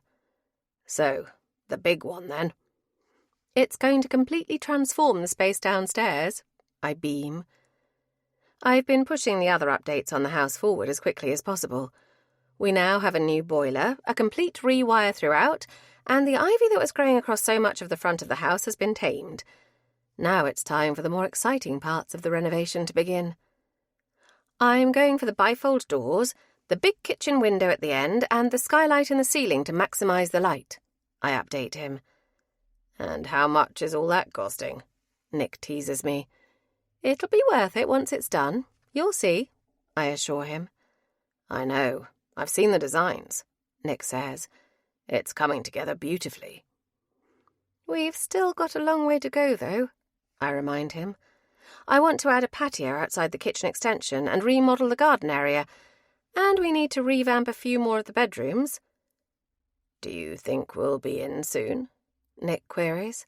Definitely not, I laugh.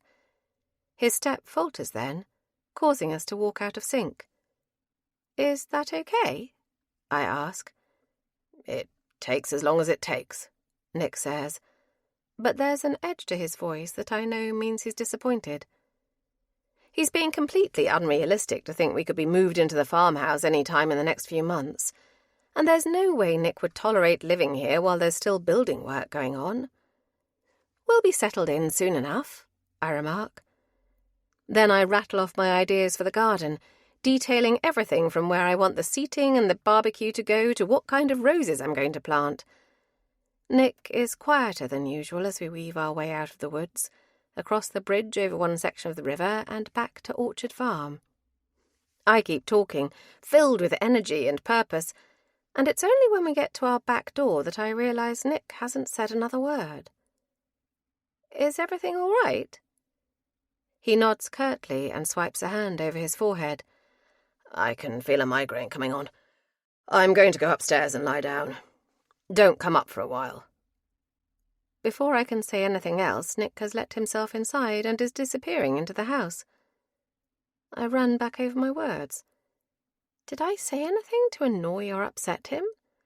Anything that might cause him to be in a grump with me? It's been such a wonderful day together, but when Nick gets into one of his dark moods, it is hard to coax him out of it. I've learnt the best thing to do is to give him space, rather than try to press him to explain what's wrong. It's not ideal that we won't be moving into Orchard Farm this year, but it'll all be worth it. We'll have the perfect home and the perfect life. Won't we? Chapter 13. Kirsty. Now. You want to watch him? Jean, the older woman behind the counter in the village tea shop, gives me the hint of a smile. But there's something in her tone that sounds more serious, like she's warning me. At least once a week, my dog walks with Luna involve popping by the tea shop for a hot drink and sweet treat. Jean's baking is the best I've tasted yet, and I've enjoyed our chats over the past few months, swapping recipes and tales of working in the food industry. It's been nice to connect with someone who has similar passions, and I've appreciated her kindness. Now her words are completely unexpected. We've never really discussed Nicholas before, but something in her manner tells me she's been holding her tongue on the subject for a while. What do you mean? I ask, glancing back at Nicholas, who is sitting at a table by the window and staring in our direction. She looks a little flustered and drops her voice to almost a whisper. Oh, nothing, dear. I just mean there will always be women who are interested in men like him, just like you were. Take it from me, I've seen it all in my time. Thanks for your advice, Jean, I respond in an equally low voice. But Nicholas and I haven't been married for very long. We haven't even been on our honeymoon yet. I laugh, but it sounds forced, even to my ears. She raises her barely there eyebrows, and I shiver slightly, pulling my jacket a little tighter around me. When she doesn't say anything more, I give her a faint smile and politely say, I'd best get on before our drinks get cold, thank you. Taking the tea tray, I carefully weave my way towards my husband, making a mental note to bring up the subject with Jean again, without Nicholas in earshot. There must be a reason why she decided to warn me. My hands are trembling, so I focus on balancing the tray and putting one foot in front of the other, willing myself to reach the table without dropping anything. I was always a terrible waitress, and better suited to working in the kitchen. Finally setting the tray safely down, I sink into the chair, glad to sit after half an hour of running errands around the shops. My legs ache, I joke. With the recent weather, I've mostly been wearing trainers or Wellingtons, but today I'm in calf-length boots. They have a small heel, and they aren't designed for too much walking. Well, they look good from where I'm sitting, Nicholas winks. His comment steadies my nerves. Jean's words have bothered me, but I remind myself that she doesn't know anything about our marriage. Instead, I try to distract myself by admiring the tea shop. The food is served on china plates, detailed with intricate blue patterns, and the drinks are in delicate china cups. The frilly curtains, wooden Welsh dresser and cracked teapots look vintage. This week, Jean has put up cute little Halloween decorations, including crocheted witches and ghosts. I take a sip of the peppermint tea, but immediately put the cup back down as the hot water scalds my tongue. Nicholas has told me I should have at least one herbal tea a day, as they're good for health, but I'm not really enjoying the taste of them, and I'm now longing for a cold drink. Is there anything else you need to get before your trip to Edinburgh? I ask Nicholas, trying to take an interest in his week ahead. No, I've got everything now. He leans across the table and links his fingers through mine. Are you sure you'll be okay? Of course I will be, I answer quickly, eager to dispel any doubt. I'll have Luna for company. He kisses my hand and then takes a gulp of his cinnamon-spiced latte. Our conversation turns towards his plans for the business. I ask him a few more questions than I normally would, and he opens up to me about various different goals he has for where he'll be at the end of the year. I listen intently, trying to glean as much as I can about his professional life from what he tells me. As Nicholas and I talk, I'm aware of Jean's eyes on us. Every time I move my head in her direction, she averts her gaze away from our table, but there's no mistaking that she's watching us with interest. There are only 2 other tables occupied. At one of them is a woman in a smart black ensemble, tapping away on a laptop. At the other is a young mother who is trying to persuade her little boy to eat the rest of his ham sandwich. I can see why Jean's attention is drawn to us. A successful man who is well known in the community and his new wife. But I feel uncomfortable knowing our conversation is being observed. I bite into the toasted tea cake. I'd been keen to have one of Jean's delicious cream buns, but Nicholas was ordering, and he said we needed to keep the calories down a little after last night's cheesecake. A dollop of raspberry jam slides off the tea cake and onto my white blouse. "Oh no," I cry. Nicholas stops what he's saying and gives me an endearing look. He grabs a napkin and helps me wipe up the mess, but my cheeks are glowing hot, knowing that Jean's eyes are still trained on our interactions. An unwanted thought occurs to me. Is everyone comparing me to Nicholas's previous wife? How well did they know her? I imagine them whispering about how beautiful and elegant she was, how different I am in comparison. "Thank you," I whisper to Nicholas. My husband demolishes his tea cake, but I've lost my appetite. He then proposes that we make our way along to the Rose and Crown. He always takes charge of our plans in this way, but I'm happy to agree today, as a glass of wine might help me relax a little after Tiggy's visit, and now Jean's advice. But first, let's stop at the florist's. I'm going to buy you some flowers. He takes my arm and leads me out of the tea shop. The bell tinkles, and Jean shouts her goodbyes. I can feel her gaze on me as we leave. Classic Blooms is the next shop along. There's a huge autumnal flower wreath on the door, bursting with oranges and golds. The second I step inside, my senses feel assaulted by the assortment of strong floral scents. "What would you like?" Nicholas asks. I open my mouth to speak, but before I can respond, Nicholas is off, heading for the roses, and he selects a dozen of the deep red variety. "I hope you like them." His blue-green eyes meet mine, and once again I find myself suckered in by him. "Hi, Nicholas," says the young shop assistant, instantly breaking the eye contact between us. She greets him like she knows him. I catch sight of her name badge. Francesca is written in neat black writing. I'm certain I've not encountered her before, or heard my husband mention her. "Ooh," says Francesca, A dozen red roses. She eyes me up, clearly trying to assess whether I'm the wife or the mistress.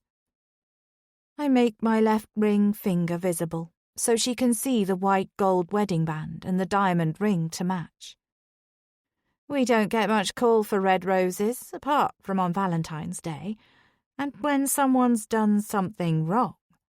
Her words are loaded with meaning. Francesca flicks her auburn hair off her shoulders and rings up the price on the till. Why wait for Valentine's Day to spoil my wife? I'll buy her red roses every week of the year if she wants me to. Nicholas is confident, brandishing his credit card as he pays for the bouquet. Well, make sure you get them all from Classic Blooms if you do, she responds with a wry smile. First Jean, and now this. I'm starting to feel like the whole village knows something about the man I married, and I don't. I watch how Francesca interacts with him, as Nicholas chats easily to the young woman. She's over the top, almost like she's trying too hard. But then she switches her gaze to me, and I swear her lip curls disdainfully. I'm sure she probably hates me. I used to envy the women who seemed to have it all when I was doing shop jobs and waitressing, and now, somehow, I'm one of them. Francesca can see Nicholas's extravagance, the amount of money he's spending on me, and his dimpled smile. But she has no idea what our marriage is really like, or how much we're both hiding from one another. Chapter 14. Eva. Now. It's strange being back in Waterbridge. This was the place where I thought that Nick and I would grow old together. Things haven't quite worked out the way I'd expected. I've hired a car and organised a short-term rental in a neighbouring village so that I can keep a close eye on Nick. I observe him now in the village. Nick gets out of the car, pocketing his keys, and marches confidently along the high street. He's always been self-assured and in control. There was a time that I walked like that as well, with my head held high, like my privileged life was untouchable. I've well and truly learnt my lesson. And now it's time for my husband to learn his. I watch as Nick and his new wife walk along the cobbled street together, past the corner store with its colourful Halloween display in the window, hand in hand. Peering over the rim of my huge sunglasses, I'm certain that Nick won't notice me at this distance as I sit behind the screen of my car. They stop in front of the florist's, admiring the impressive autumn wreath on the door. He smiles down at her before they both disappear inside the shop. Nick has no idea I'm here, and that in itself gives me a sense of power. An upper hand. I've been watching and waiting. And now Nick's time is nearly up. Chapter 15. Kirsty. Now. Suddenly, the inside of the florist's feels too claustrophobic, too overwhelming.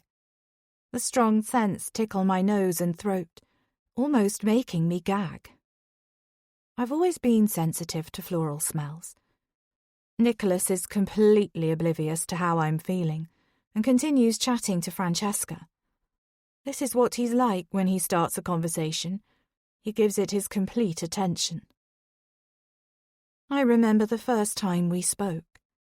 He made me feel like the only person in the world, and I was completely drawn in by his ability to laugh so easily. I know now this is his way with everyone.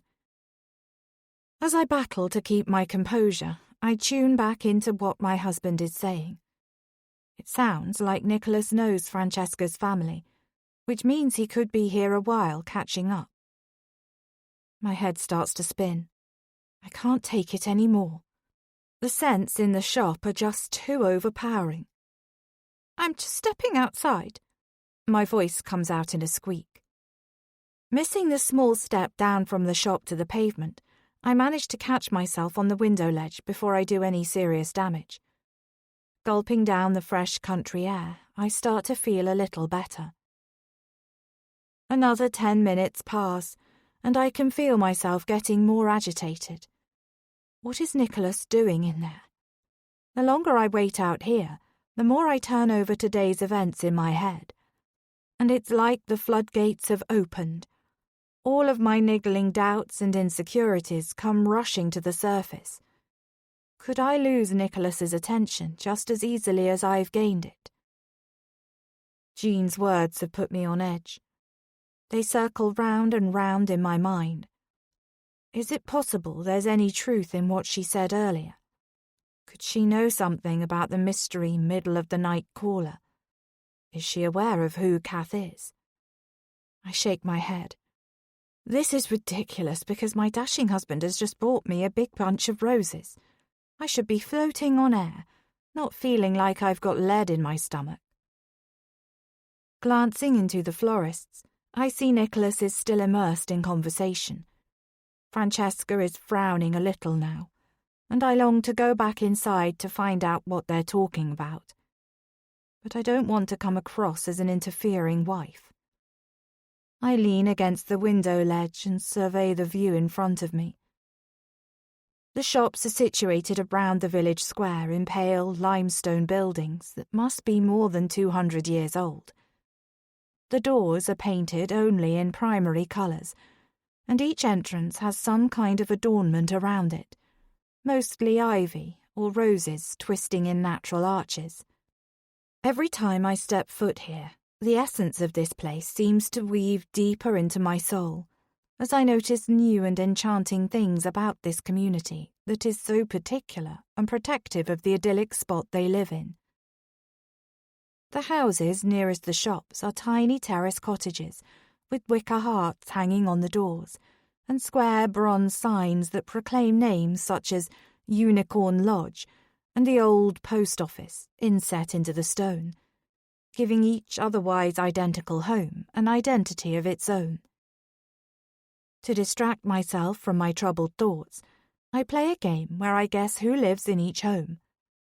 I don't know the residents well enough yet to match them to their addresses, but it's fun to imagine the bespectacled 80-year-old woman who only drinks whiskey and sits quietly in the corner of the pub, living in Reading Room House, or the large bear of man with the big bushy beard who often stomps about in the village living in the Wee Abode.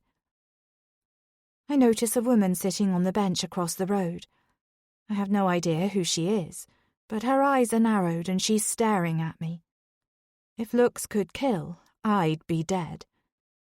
The heat of her gaze makes me want to walk away, to shake off her attention. But Nick is still in the florist's, so instead, I tilt my chin and look in the other direction. A light rain is falling, a complete contrast to the bright start to the day. Checking my watch, I hope Nicholas will hurry up and leave the florist's soon. This morning's sunshine has faded, and the temperature is now feeling much chillier. I contemplate going inside to encourage Nicholas towards the pub, like we planned. The next thing I know, the woman who was sitting across the road is deliberately knocking into me, jarring my shoulder and causing me to stumble back a few paces. I gasp in shock. Up close, there's something familiar about her, but I can't put my finger on what it is. She doesn't apologize. She just shoves past me and then throws me a withering look over her shoulder. I watch as she forces open the door to the flower shop and immediately slams straight into my husband. "Jane," Nicholas says in surprise, as he puts out a hand to steady her. Then I realize why the woman looks so familiar. She must be Francesca's mother. They have the same shade of auburn hair and the same big green eyes. "Nicholas, how interesting to see you here." Jane's voice is cold and hard. "Jane."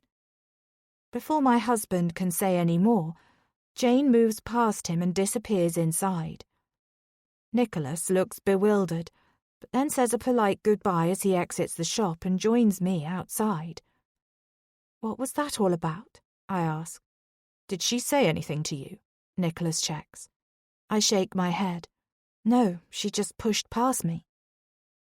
Nicholas glances at the shop and then back at me, his brows furrowed. Was that Francesca's mother? I query. Yes, he responds. That's Jane Thomas. She can be... He pauses and then says, a little emotional at times. That wasn't emotional. That was aggressive, I remark, rubbing my shoulder. There was no need for that. Nicholas murmurs his agreement and then says, Are you okay? Yes, just a little sore. Let's go to the Rose and Crown and get into the warmth. Nicholas wraps his arm around me. As we walk away from Classic Blooms, I'm certain that I see movement behind the window, which makes me think that someone was standing there watching us. Jane and Francesca both gave me the impression that they didn't like me. Do you know Jane and Francesca well? I glance up at Nicholas as I ask my question. Not especially, Nicholas answers. Francesca seems like a nice enough young woman, but I'd keep clear of Jane. She's been known to stir up trouble. What kind of trouble? Let's just say she's got a reputation for not telling the truth. Nicholas's words hang ominously in the air between us. Has my husband been on the receiving end of Jane's untruths? I recall how icily Jane had spoken to Nicholas. And I wonder if there's more to this than Nicholas is saying. Chapter 16. Kirsty.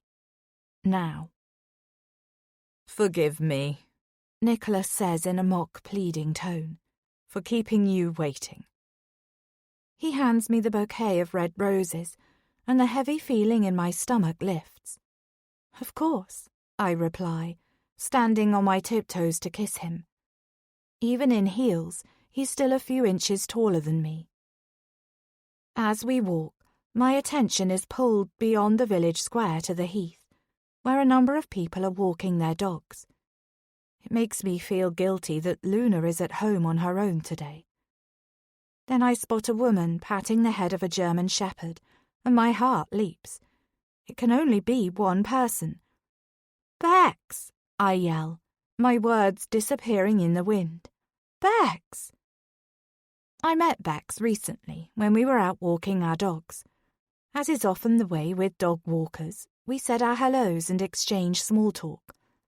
Bex seemed happy to chat, and soon we'd found ourselves ambling along for 20 minutes, talking about anything and everything.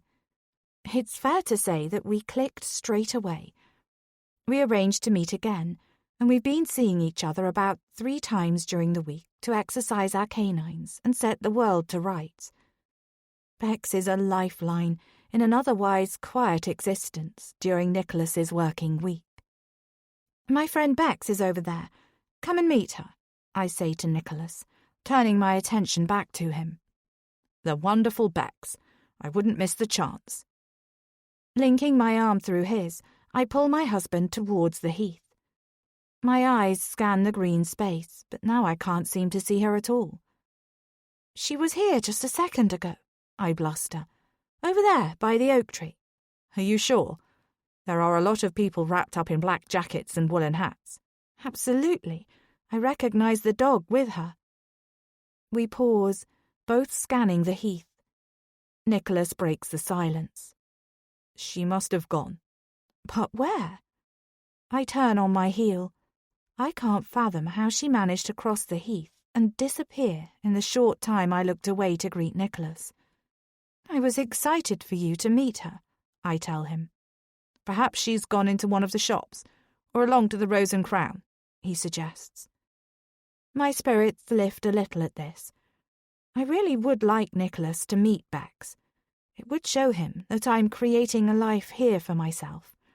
And for once, it'd be nice to introduce him to someone I know. I'm often so out of my depth with the exchanges Nicholas has with his friends and acquaintances. It's all politics, business or sports, and most of the people he knows are around his age or older. "Well, let's go and get a drink in the warmth. It's starting to get cold out here." Nicholas slings an arm around my shoulders, and we make our way past the limestone buildings to the other end of the street.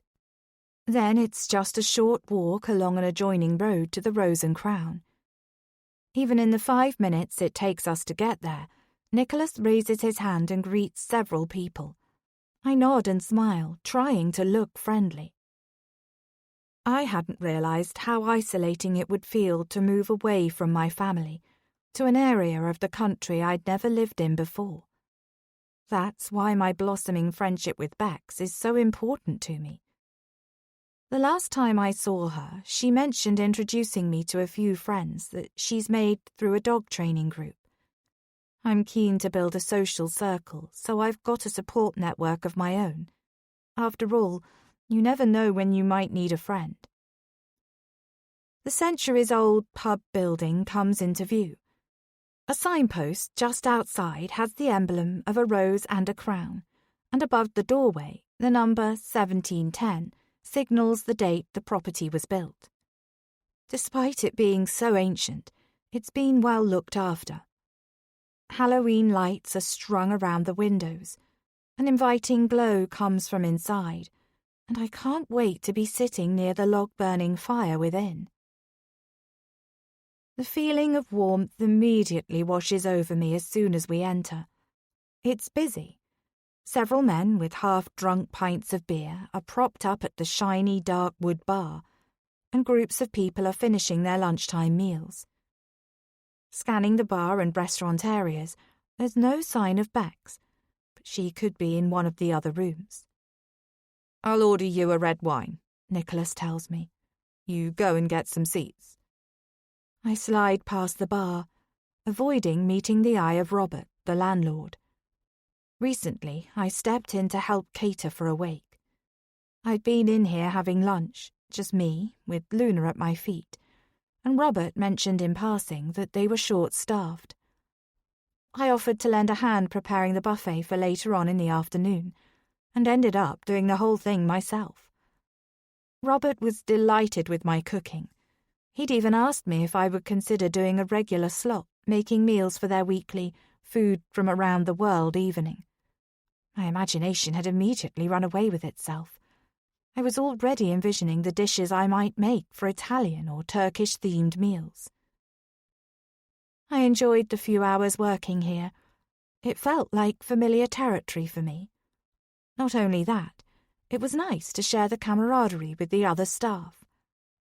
The freelance baking comes in bursts, and you don't get to make proper connections with people in the same way as when you're working in a team. Robert said he'd call me to discuss it further, but I haven't heard from him since, and that was over a month ago. I stick my head into the snug, where there are a few wooden tables and leather-clad benches. 2 older men play a game of chess. A teenager is absorbed in their phone, and what looks like a mother and daughter are having a heart-to-heart. But there's no sign of Bex. At the back of the pub is a covered area with outdoor heaters and rattan garden furniture. People often smoke or vape out there, and it's well used in the summertime for lunchtime meals and evening drinks. But today it's completely empty. Turning inside, I head to the space I love the most in this building. I have to duck slightly under the low door to pass into it, but once in the room, I instantly feel enveloped by its coziness. There are dark wood beams across the ceiling, and on the far wall, in the centre, a log fire burns bright. Freshly cut logs are piled up, ready for use, in the nooks either side of the fireplace. Rubbing my hands together, I glance around. A group of women, who I know are part of the Women's Institute, are playing cards, and a middle-aged man is having a drink by himself. Bex definitely isn't here. I resolve not to allow the disappointment to spoil my afternoon. Nicholas and I can relax here for an hour or so, maybe even get some dinner before we head home. My favourite spot near the fireplace is available, so I make a beeline for the table. Sinking into the high-back chair, I let my eyes rove over my surroundings, appreciating them once more. In one corner, a battered oak cupboard is stuffed full of board games, and on the other side of the room there's a rickety shelf of brass tankards. I get the sense of walking into the past every time I come in here, like I've gone through a gateway into a simpler time. Just then, Nicholas appears in the doorway with 2 drinks in hand and has to duck lower than I did to enter the room. He then meanders around the various chairs and sets our drinks down on the little table in front of me. "Result," he says, pointing at our chairs. Outside, it's just started raining again, and big splodges are hitting the windows in a heavy, rhythmic way, adding to the sense of coziness inside these walls. I tip my head back and close my eyes briefly. When I open them again, Nicholas is grinning at me. "The perfect place for an afternoon like this," I murmur in agreement. We got inside just in time to avoid the downpour. We drink companionably, and Nicholas asks me a few questions about my upcoming week. I tell him about the birthday cake I'm making for an order and the new sweet potato lasagna recipe I'm planning to try. Then he goes to get a deck of cards from the communal stack of games. "A game of rummy?" "I thought you'd never ask," I laugh, taking the cards from his hands so I can shuffle them. The next hour passes and we chat between games. Nicholas furnishes us with more drinks, deciding that we will get a taxi home. It's a blissfully peaceful afternoon, and I feel my muscles relaxing. Nicholas makes me laugh a lot with his anecdotes about work, the golf club and his business contacts. I can tell that he appreciates me listening to him. I've allowed myself to fall under his spell, and he's almost made me feel like this marriage could be for keeps. Nicholas had started to convince me that he's a good husband who couldn't possibly be capable of bad things. But in the last few days, the chinks in his armour have started to appear. Last night jolted me out of my make-believe, and reminded me why I really married this man. I'm here to find out the truth about his last wife. Chapter 17. Eva. Then. Nick? Nick, are you there? I try. Nick, when you get this message, can you call me back, please? I stare at my phone, willing my husband to ring me. But it doesn't happen. The clock on the wall ticks loudly, as though it's mocking me. Time continues to march on, but it's over 30 hours since I last heard from Nick. Sitting cross-legged on the pristine white sheets of the hotel bed, I almost hit the call button again, but I managed to stop myself. I know he's on an important business trip to New York, and there's a time difference. There's likely a whole host of rational reasons why Nick hasn't replied to any of my texts or calls in the last day. But none of those possible reasons stop me worrying about him. We've never gone this long without speaking in the entirety of our marriage. Even when Nick has been away on business before, he's always returned my messages or called me to say goodnight. I've even emailed his work email address, just in case there's something wrong with his phone. But there's been no response. I spin my wedding ring around on my finger and pray that Nick is okay. I'm terrified that something awful has happened to him, because surely that's the only reason he hasn't been in touch with me. I picture him lying in a hospital bed, and a jolt of fear runs through me. Pacing the room, I tell myself that I need to keep myself occupied, otherwise I will go crazy with worry. I decide that I'll wait another few hours. By that time it will be lunchtime in New York, and if I've still heard nothing, then I will contact his new secretary to see if she can tell me what's going on. In the meantime, I'll head back to Orchard Farm to distract myself. An extended hotel stay may sound glamorous, but it's not a normal way of living. The hotel is comfortable and has everything I need to function, but existing in one room is starting to make me feel a bit stir-crazy. As I navigate the country lanes towards Orchard Farm, I feel jittery with anxiety. My phone is on the loudest volume setting as I don't want to miss a call or a message, but it continues to remain silent. Pulling into the driveway of Orchard Farm, I see the builder's van still parked where it was first thing this morning. This means I can busy myself making the contractors hot drinks and answering their various questions, until hopefully I hear something from my errant husband. I allow myself to sit in the car, for just a little while, resting my pounding head on the steering wheel. The more time stretches on, the less excuses I have for Nick not to call me. If he had lost or damaged his phone, then he could have found a way to contact me to let me know. Likewise, if he was lying in a hospital bed, then I would have been phoned by now as his next of kin. He never travels without any ID on him. My concern is starting to morph into anger. Nick must have some concept of how I'm feeling. He must understand that not hearing from him for this period of time is going to send me into a spiral of anxiety. Thinking over the last few months, I acknowledge that my husband has been more distant than usual. He's thrown himself into a new work project, while I've thrown myself into the remodelling of this house. We haven't seen each other as much as we usually would, because Nick has been staying at the flat in London more and more, while I've been at the hotel nearby to Orchard Farm, so I can be on hand to manage the progress of the project. We started off with such grand plans, but then slowly we've become ground down by late-running builders, missing orders, and the exhaustion of managing a big house renovation with no previous experience. I've tried to keep things on an even keel as much as possible, but I know I've become tetchy and tired. This, in turn, has had an impact on my relationship with Nick.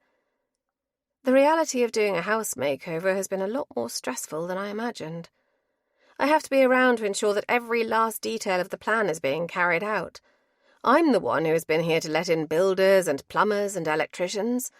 I'm the one who has accepted the deliveries, coordinated the different contractors, and dealt with flaws in the designs. Not to mention putting up with all the dust and the dirt and the noise. It's been all-consuming. The whole experience has certainly been more complicated than many social media videos led me to believe. In real life, it's not possible to wave a hand or click my fingers and find a whole room effortlessly updated. I've been completely immersed in everything going on here. So have I missed something?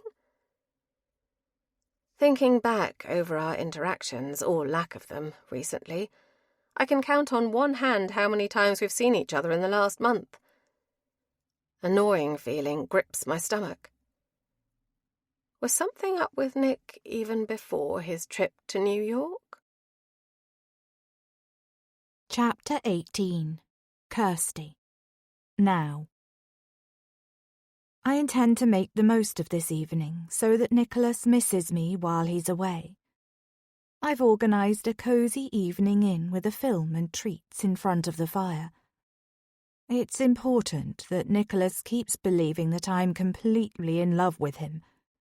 I'm hoping that the more he trusts me, the more chance I have of getting him to open up about his past. As I pad through the house in my bare feet, the oak floorboards feel cool against my skin. Along the hallway, I pass the front door. It's heavily bolted, and there is also a smart security system that acts as another layer of protection. It's all controlled by an app on Nicholas's phone. I've asked him how it works, but he prefers to manage it himself. He's given me a set of keys to use with strict instructions about double-locking the doors when I go out. It's not hard to see why he's so obsessed about security when you look around at the contents of this house. Everything is high quality and expensive.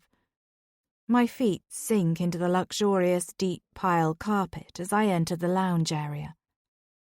"Luna," I call, and my little dog comes running. Stopping by my ankles, she looks up at me with her big brown eyes. Bending down to scratch behind her ears, just as she likes, I smile at my sweet little pup. Nicholas full-belly chuckles and then scoops Luna up under one arm. "Come on, little doggy," he says to her. "You can come and sit with us." He plonks himself down on the L-shaped sofa and sits Luna across his lap, stroking her fur. "Cute," I say, pulling out my phone and snapping a photo of them together, Don't go posting that anywhere, Nicholas says. I've got a reputation as a ruthless businessman to uphold. We both laugh at this. Nicholas has told me that most of his deals are struck on the golf course or over dinner. I can just imagine him, charming his way into new opportunities and loosening his opponents up with as much alcohol as possible. It's amusing to think about, when right now he's showing his softer side with our dog cradled in his arms. But it makes me wonder, which version is the true Nicholas Johnson? Luna has only been with us for a few months, but I can't imagine life without her now.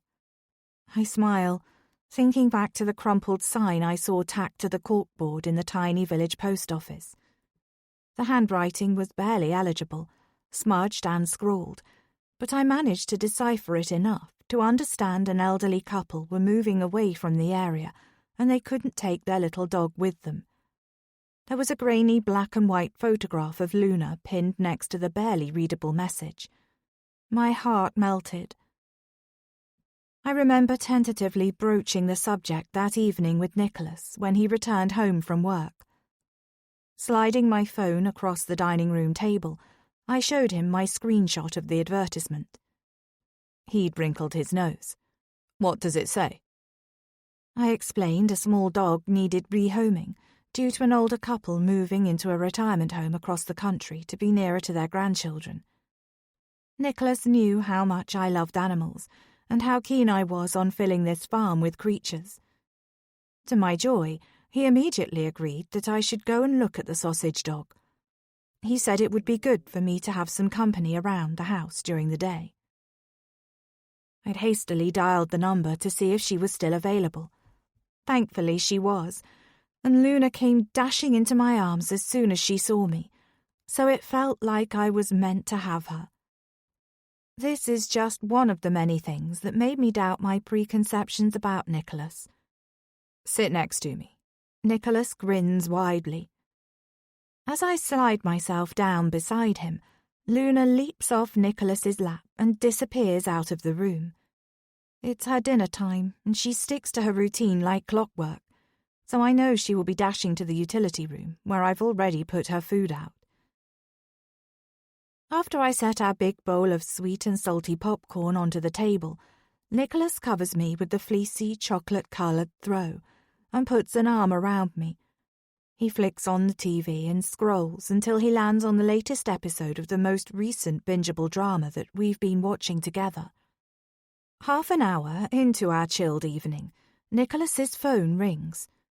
It's on the arm of the sofa, and he snatches it up immediately. Before he does, I'm almost certain I see the name Kath on the screen once more. "I've got to get this," he says gruffly. I prepare myself for another evening where my husband does a disappearing act. However, Nicholas quickly returns to the room. Is everything okay? He nods curtly. I'm desperate to ask him who Kath is, but there's no way I can say this outright after how he snapped last night. I'm going to have to think of a subtle way to find out. Once again, I tell myself that it's more than likely something work-related. Swiveling my attention from the TV to my husband, I take in the deep-set scowl across his face. Whoever Kath is, she doesn't seem to be the bearer of good news. As the evening wears on, the tension exudes from Nicholas. He fidgets, unable to relax, and answers me in monotone. Eventually, he announces that he's going to bed, but there's no invitation for me to join him. He mumbles something about an early start in London tomorrow as an excuse. He's made it clear that he wants some privacy, so I stay where I am. Then, once a decent amount of time has passed, and I'm confident Nicholas isn't going to reappear, I open the internet browser on my phone. I pull up my most looked-at tab. It's a news piece from almost 18 months ago. I know the words off by heart, but I scan back through it again anyway. The article details an accident on one of the winding, narrow country roads just a few miles from here. It's only a few paragraphs long, outlining a late-night collision that saw a car spin out of control. At the end of the article, there's an appeal for members of the public to come forward with any information and the telephone number of the local police station. It strikes me as being a very short article, lacking detail, in contrast to other news reports of the same nature that I've compared it to. The name of the woman involved in the accident is one that I'm more than familiar with. It's the woman who lived in this house before me, Nicholas's last wife, and someone very important to me. Nicholas won't speak about what happened to her. He's a closed book. All I know is that he finds it too traumatic to talk about the other Mrs. Johnson. I've heard a few whispers from the locals over the last few months, usually when I go into Waterbridge without Nicholas. Nothing concrete, but I've caught sidelong glances, curious looks and snippets of conversations where the words wife and accident have been clear enough to hear.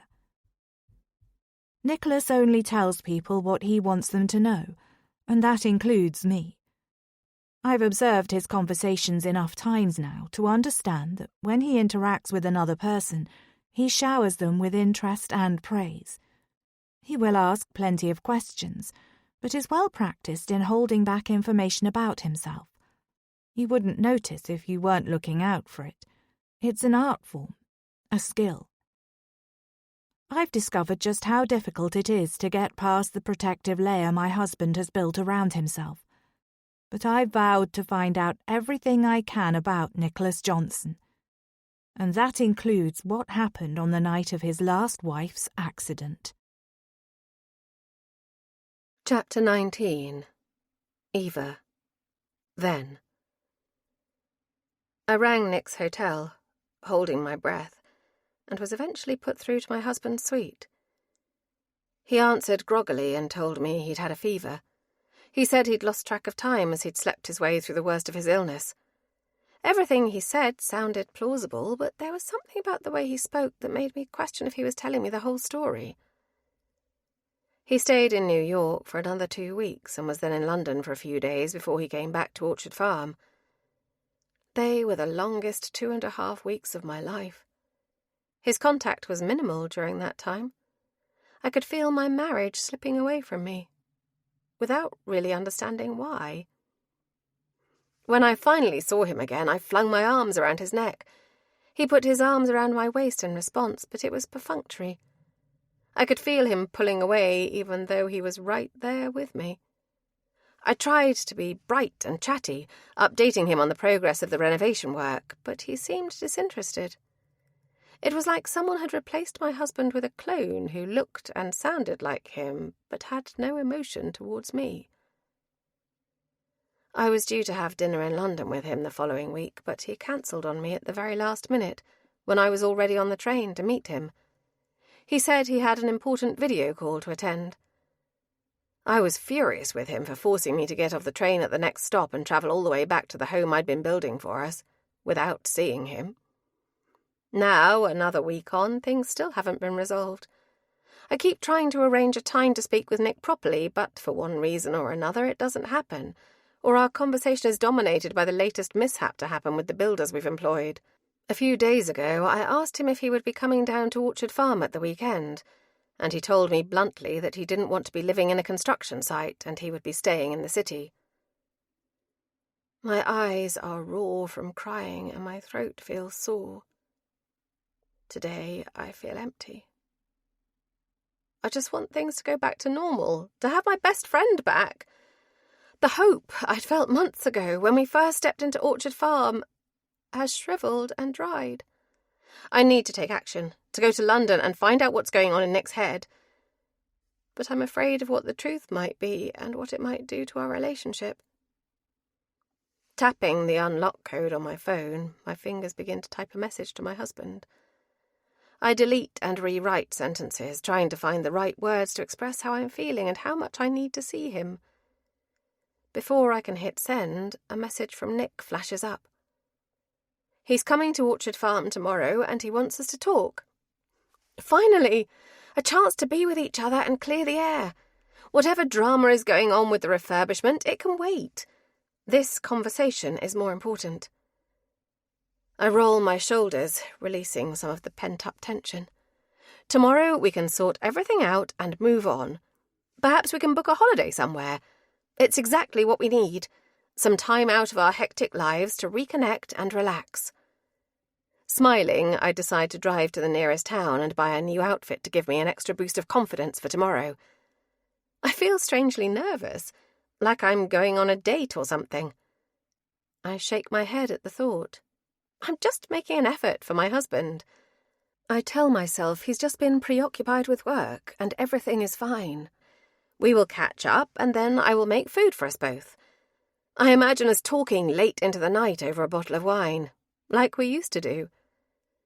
I'm sure my world will feel right again soon, and that I've been worrying over nothing. Chapter 20. Kirsty. Now. Only half an hour ago, the sky was clear, but it starts to rain as I step outside the farmhouse. I'm not going to let that stop me, though. I zip up my waterproof jacket and lock the door. "Come on, Luna," I call. She follows me obediently. Nicholas is in London today, working on the preparations for his meeting. When he goes into the city, he sets off for the first train, and often isn't back until the day is almost done. I expect that he won't crawl into bed tonight until well after I'm asleep, so I have the whole day to myself. Striding along the path that winds through the trees, I suck in the fresh country air and tread the familiar route to a popular woodland walking spot. The leaves on the trees are an array of oranges and reds. They've already started scattering on the ground all around me and creating an autumnal carpet. It's my favourite season of the year, and I intend to make the most of my first autumn living in the countryside. Checking my watch, I see the time is already 10 a.m. But as I head into a clearing, where a number of wooden picnic benches are positioned, there's no sign of Bex. We'd arranged to meet here with the dogs. I wait for 10 minutes and then decide there must be traffic or similar, so I occupy myself by practicing some commands with Luna. I set up a small obstacle course for her with a number of large sticks and logs, and I'm completely absorbed in my task until a passerby stops to praise Luna. It's only then I check my watch for a second time and realise it's now closer to 10:30. I start to question if I'm in the wrong meeting place. Pulling out my phone, I see there aren't any missed calls or messages, but I've also only got one bar of signal, and that's flickering, so my phone might be too out of range to receive any updates. The signal in Waterbridge is completely unreliable. I clip Luna's lead back on and begin walking towards the car park, where the signal is better, so I can use my phone to make a call. As I'm rushing along, I see the face I've been waiting for. "Hi." I wave at the woman walking towards me. She's red-cheeked and looks flustered. "I'm so sorry I'm late. I got stuck behind a tractor on the way here." "No worries."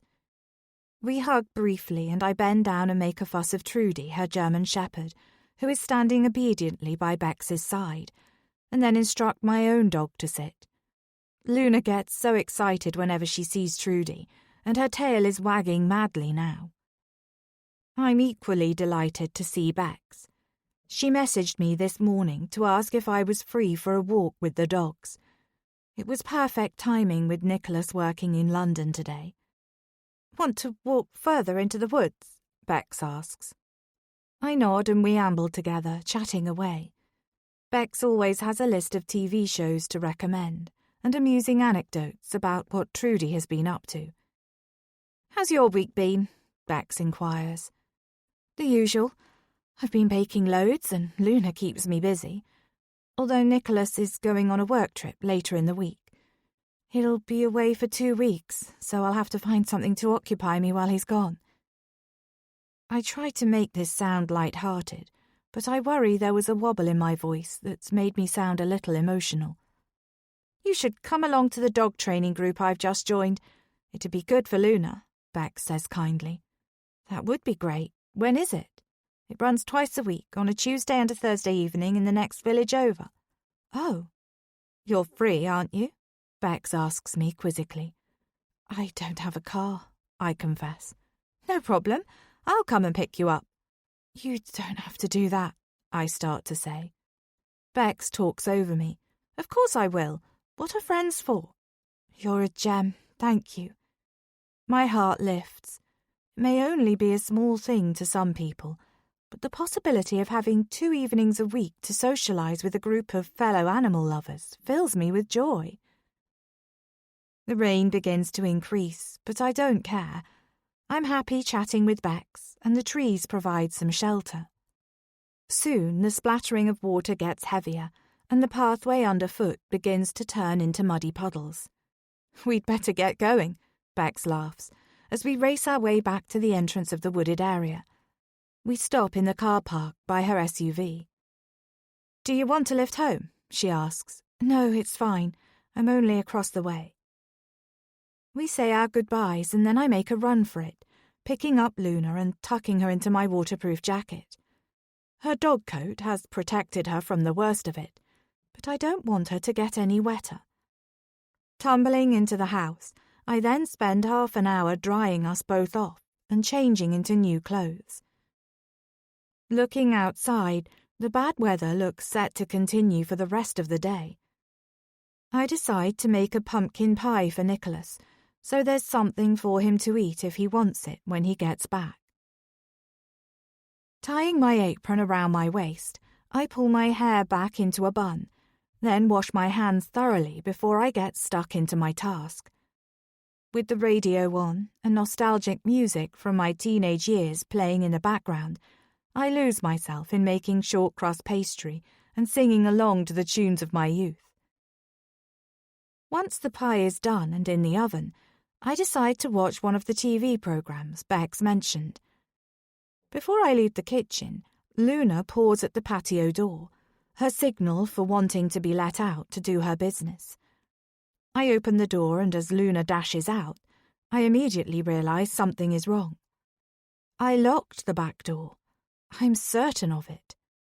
And yet it was open. My stomach somersaults. Surely I wasn't so careless as to leave it unlocked earlier. I feel nauseous at the thought. Or perhaps Nicholas has been back here. But that's not possible because he's in London. And even if he had come back for some reason, there's no way he would forget to secure the house. I pinch the bridge of my nose and try to replay the morning. Except I can't think straight, because I know that Nicholas only activates the extra layer of electronic security on the locks when we're both out together, or at night time. He trusts me to keep the place locked up during the day, when I'm popping out for a walk with Luna or to the village. And if he finds out I haven't done that, he's not going to be pleased. I scan the room. My eyes alight on the silver key with its one heart-shaped key ring attached. It's on the kitchen worktop by the bread bin. This isn't where I usually leave my key.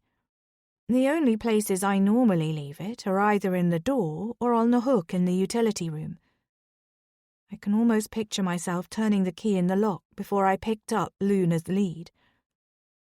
My pup comes bolting back into the house, shaking out her fur as she does, and I'm back to scrambling for a towel to dry her again. I try to reason with myself that I just made a mistake, and I need to make sure that it doesn't happen again. Knowing I won't be able to settle down to watch something now, I wander through the house, checking that everything looks okay. As I'm halfway up the stairs, I notice the door to Nicholas's office is open. This strikes me as strange, as he always shuts it behind him. In fact, it's usually locked. He's told me specifically not to go in there.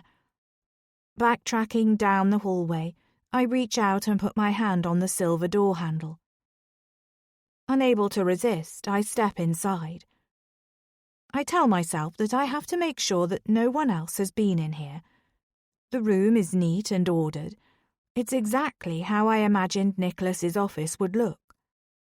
I exhale with relief when I realise that it's undisturbed and there's no one else here.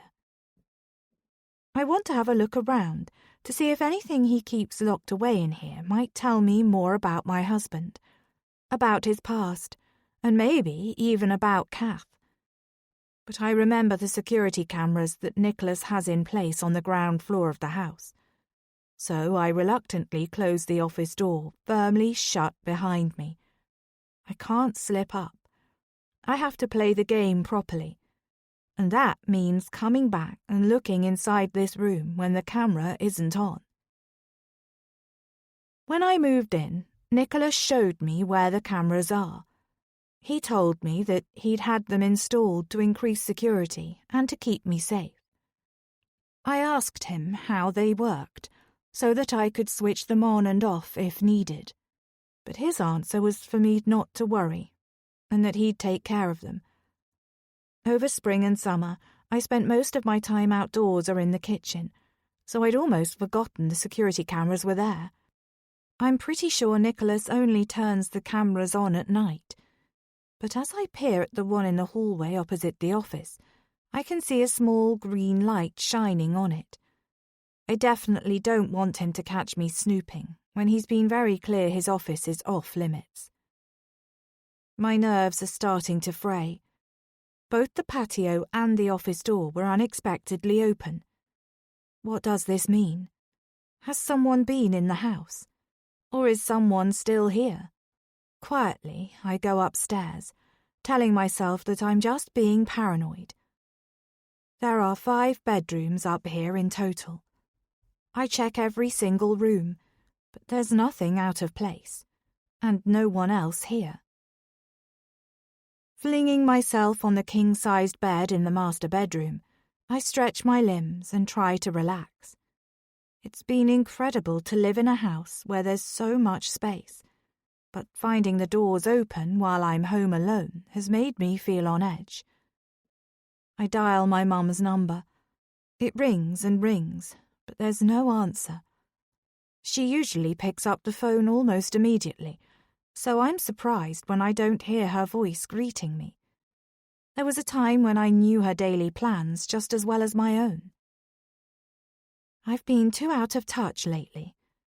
I know I should call more often, but moving here and becoming Nicholas's wife has been a bigger change than I'd imagined. I also wanted to give myself the chance to settle in without being too distracted by my mum's many dramas. Falling out with her neighbour, falling in love again, falling behind with the rent. I've always been there to help her, but it was exhausting. I realised I needed to give my own life more focus, so I decided to lessen my involvement when I moved here. At that moment, my phone rings, the device vibrating too near to my ear. "Hello," I answer. "Kirsty, it's your mum," the voice at the other end of the line replies. "Remember me?" From the way she speaks, I can tell that she's not happy. I brush past the question and say, "Mum, I was just calling to catch up." "It's about time too. I haven't heard from you in over a week." "Sorry," I mumble, instantly feeling like I've been reduced to a teenager being told off. "Enjoying your new lifestyle in your fancy house, are you?" Mum retorts back. Taking a deep breath, I say, "It's lovely, yes." "When are you going to invite me to visit then?" she asks, not for the first time. "It's been 6 months since you married, and I've still not set foot in your house." Nicholas and I had a small, intimate wedding at a tiny chapel a few villages over, with a couple of Nicholas's friends as witnesses. We went to a nearby boutique restaurant for dinner and drinks afterwards. I didn't want a big fuss, and Nicholas was happy for the nuptials to be about us and not other people. I made the decision not to invite my mum and many siblings, as it would have changed the size and feel of the day.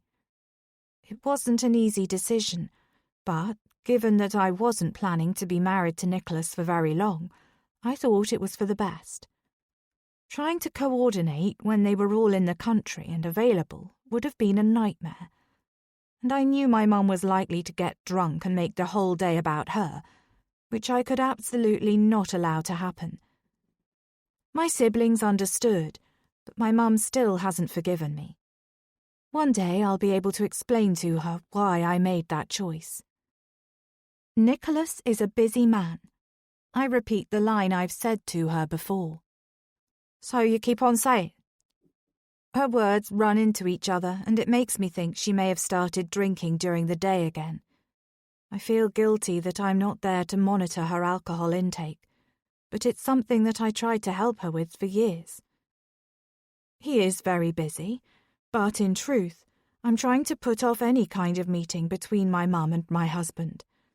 They're from two different worlds, and I very much doubt they'll have much in common. I also can't risk anyone from my family letting anything slip about my past. This conversation isn't going well, and I start to wish that I hadn't called her. He's going away on business for 2 weeks. I hear my mum scoff at the other end of the line. Business? Again? He's only just come back, hasn't he? For 2 weeks this time. And you believe him? I roll my eyes. Of course I do. He owns the company. You've only been married for 6 months. You're not so naive you don't realise that if he owns the company, then he doesn't need to schedule so much time away. She's touched a nerve. This is something I've thought about myself. Kirsty, I wish you'd let me meet him. Every time I speak to you, I end up more worried. This doesn't sound like the behaviour of a newly married man. Why don't you come home? You don't understand. Oh, I do. You think I don't because you're now surrounded by people who wear expensive clothes and live in big houses. But I still understand, all right? I'm shocked by her words. My whole life I've spent putting my younger siblings first. And yes, my fortunes have changed. But I'd hoped that after all I'd done to help her, my mum would be happy for me. Or at least supportive. But it seems there's no chance of that. Mum, you listen to me. There's something that doesn't add up about Nicholas Johnson. How much do you really know about him? Please, Mum, don't. She continues to rant. She won't pause to hear me out, and by now I'm sure that she's been drinking, so I end the call. Dragging myself off the bed, I feel terrible for hanging up. But I've had this kind of conversation with my mum 100 times before, when she's had too much to drink, and I know that it will only end in an argument. I've spent much of the last 10 years trying to help her get sober, but she doesn't seem to want to help herself, and I got to the point where I had to step away for my own sanity. I go and splash my face with cold water, trying to clear my mind. I wish that her words didn't bother me so much, because what she said was right.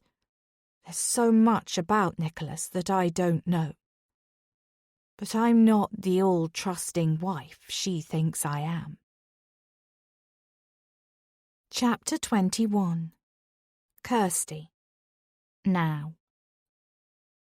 The rain is still falling hard outside, though I busy myself indoors.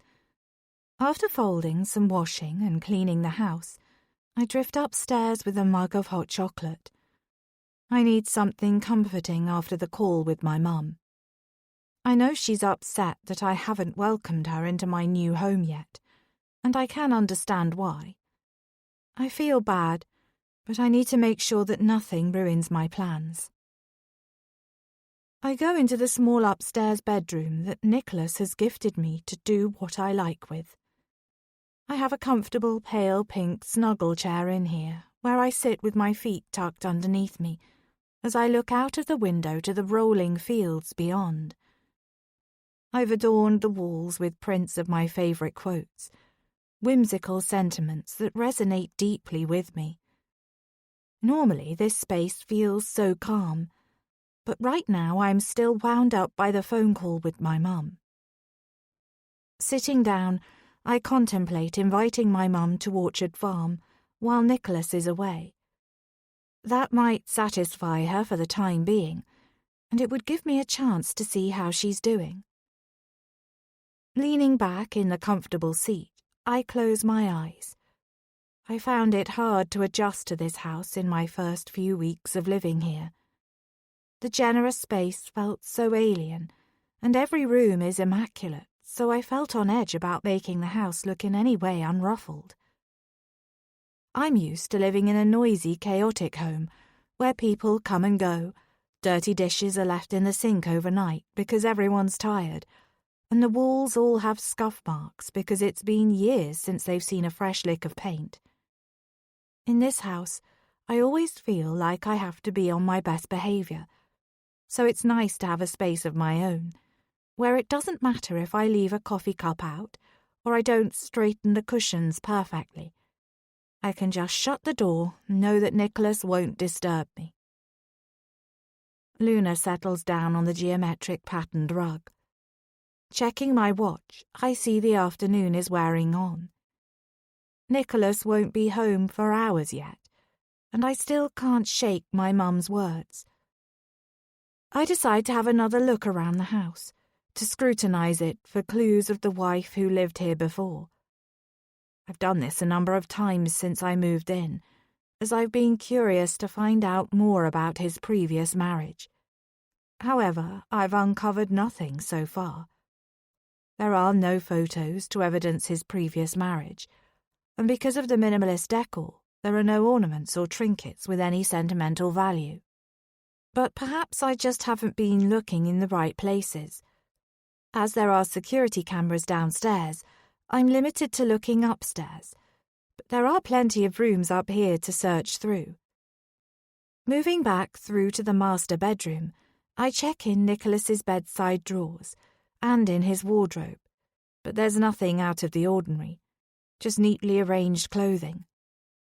I scour every inch of the other bedrooms, mostly finding the usual contents you'd expect in the cupboards, such as spare bedding and towels. I direct my attention to the chest of drawers in the second biggest bedroom.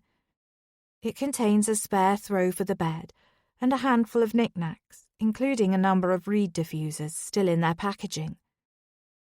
Nicholas likes to be organised, even down to buying the same scent of reed diffuser in bulk. I pick up one of the reed diffusers and note it's a Jo Malone orange blossom scent. I know that Nicholas prefers more musky and woody scents, so perhaps this wasn't chosen by him and was bought by the woman who lived here before me. I'm about to close the bottom drawer when a glint of something in the left-hand corner catches my eye. My fingers feel around in the space, and I hook out something cool and delicate. It's a bracelet, a woman's gold bracelet with a daisy chain design. It looks familiar, and I'm certain it's a Marc Jacobs piece. I hold it in my hands, noticing that the clasp is broken. Nicholas is so meticulous about his house being in order, so it surprises me that anything has got past him, even something tucked away in a dark corner. Pulling the drawer completely free, I look down the back, but there's nothing else hidden here. I pocket the item and decide to stow it away at the bottom of my own jewellery box for now. The bracelet doesn't really tell me anything, but it spurs me on to keep searching.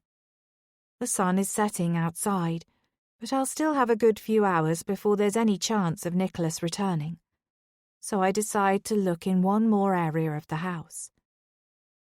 I head into the boot room. I'm sure there aren't any cameras inside. As far as I'm aware, there's one positioned above the front door, covering the drive, and another in the internal hallway. We keep our outdoor wear in here, and I use some of the storage for Luna's variety of dog coats, leads and training equipment. If Nicholas did ever ask me why I was rummaging around here, I could easily explain it away by saying I was trying to find one of Luna's leads or treats. Concentrating on my task, I look high and low in every crevice for any information that might tell me something more about my husband.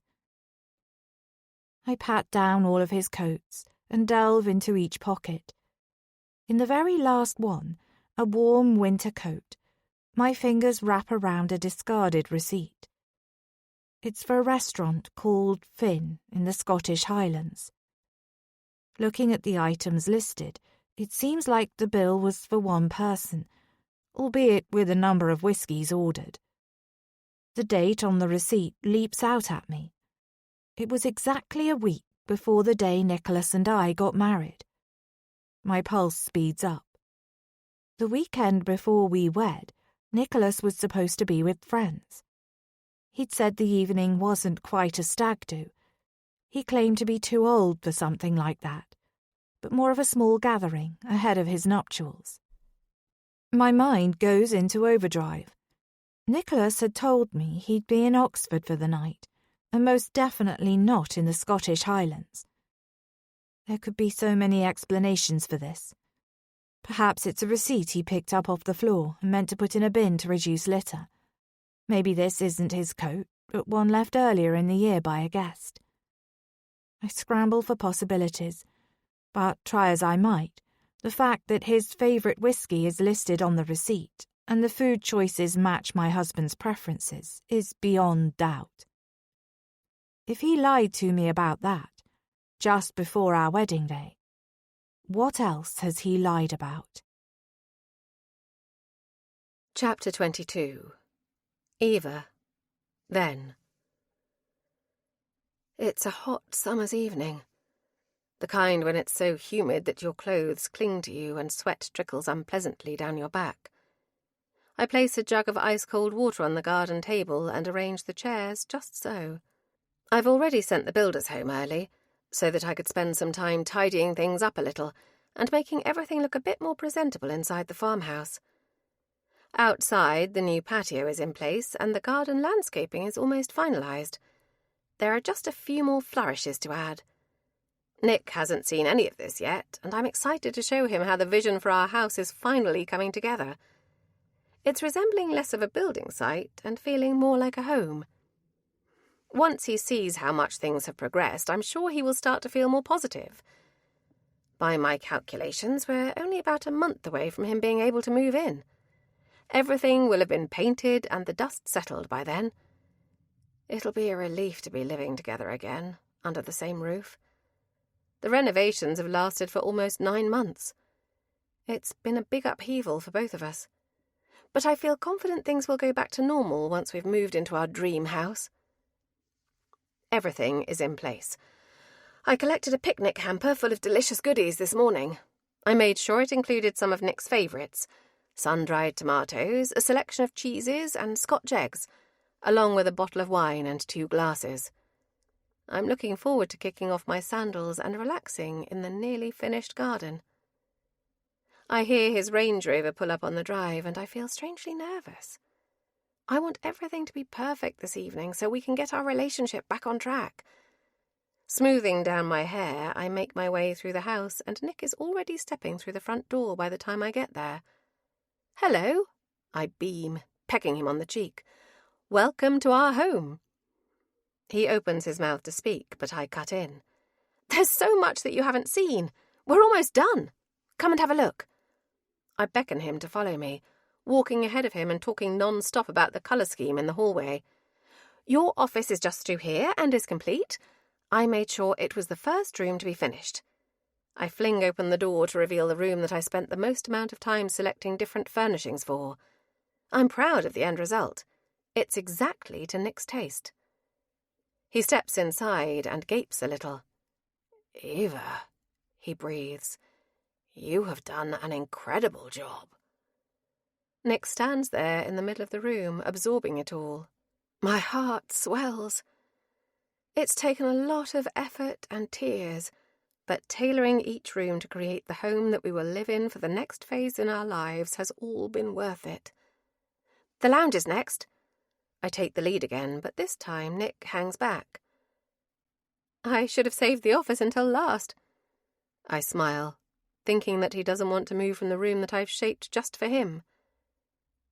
"Eva, we need to talk." Nick's face is serious, and suddenly I feel a little light-headed. Yes.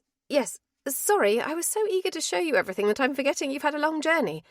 Come out to the garden. I've got refreshments waiting. Eva. But I don't turn around. I plough through the freshly painted rooms, barely glancing at the newly installed kitchen and the impressive skylight that fills the space with light. I stumble out of the patio doors and position myself by the garden table, where the picnic hamper is on full display.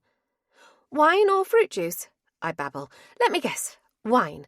And there's olives in here, the Scotch eggs you like, and... Stop!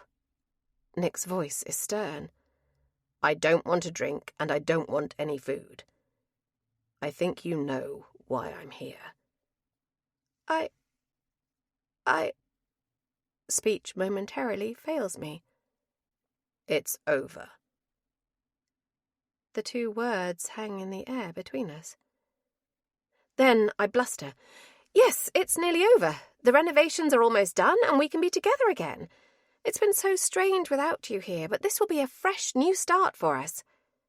No, Eva. I'm sorry. I can't do this anymore. I can't pretend everything is okay when it's not. It hasn't been for a long time.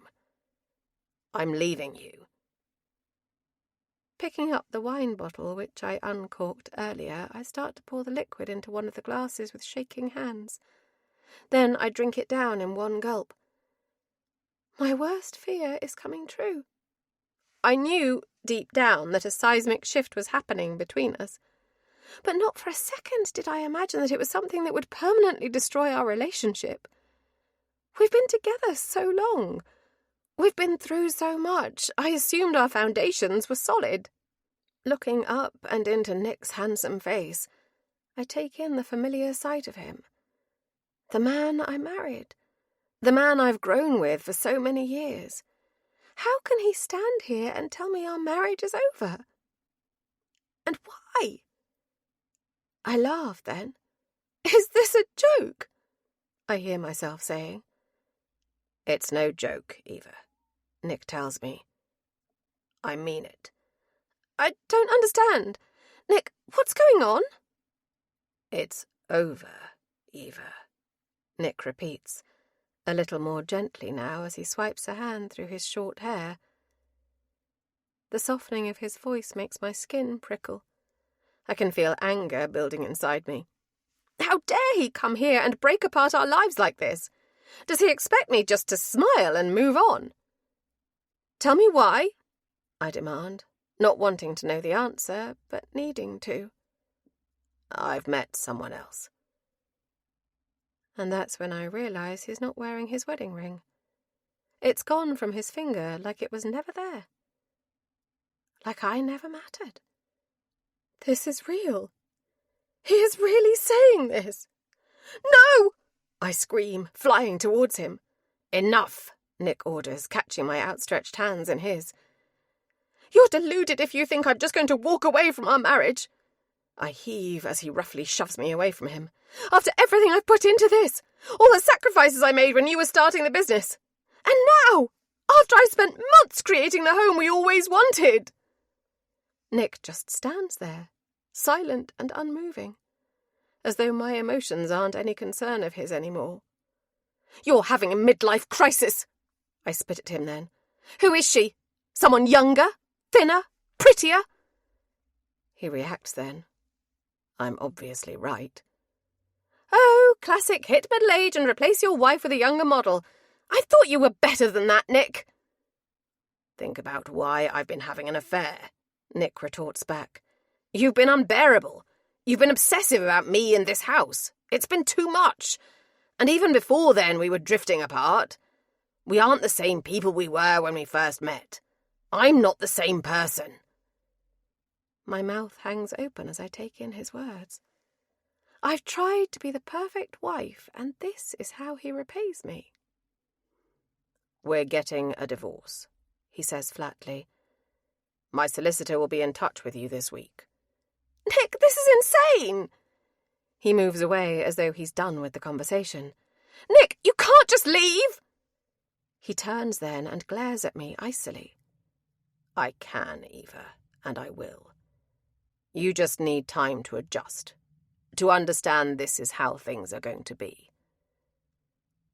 As Nick walks away from me, my heart feels like it's on fire. And then he turns. Has he changed his mind? Oh, and you'll need to drop the keys to the solicitor. He gestures towards the farmhouse. It's in my name.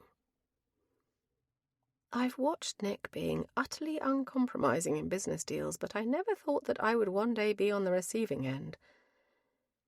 It hits me that Nick has been planning this. Of course he has. He will be strategic and make sure that financially he comes out as the winner. He won't understand that I lost everything the moment I lost him. Our shared memories and the future we were creating, all destroyed in a few sentences. And then there's his new relationship. He won't want me to get in the way of it. A boiling rage courses through my veins. I feel like a woman possessed, with no control over my actions, or what happens next. Chapter 23. Kirsty.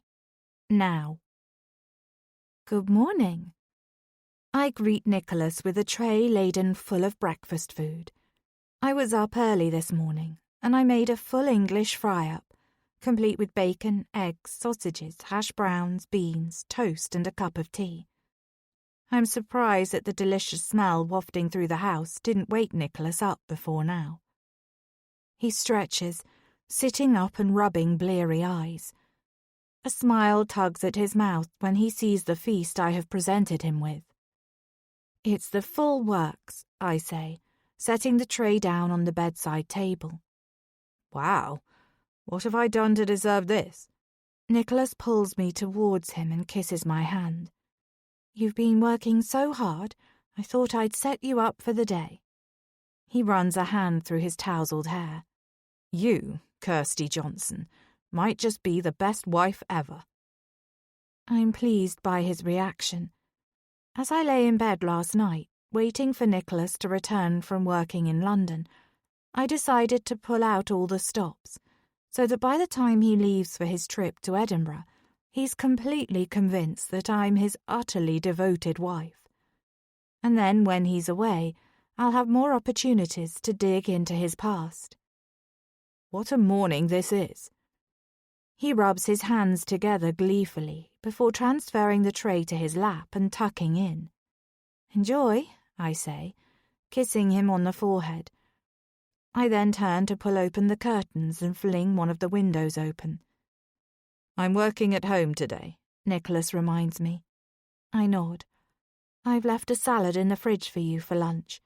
I thought it might balance what you're having for breakfast. Thank you. I think that's wise. Nicholas agrees. I'm going into Waterbridge this morning. Is there anything you need? No, thanks.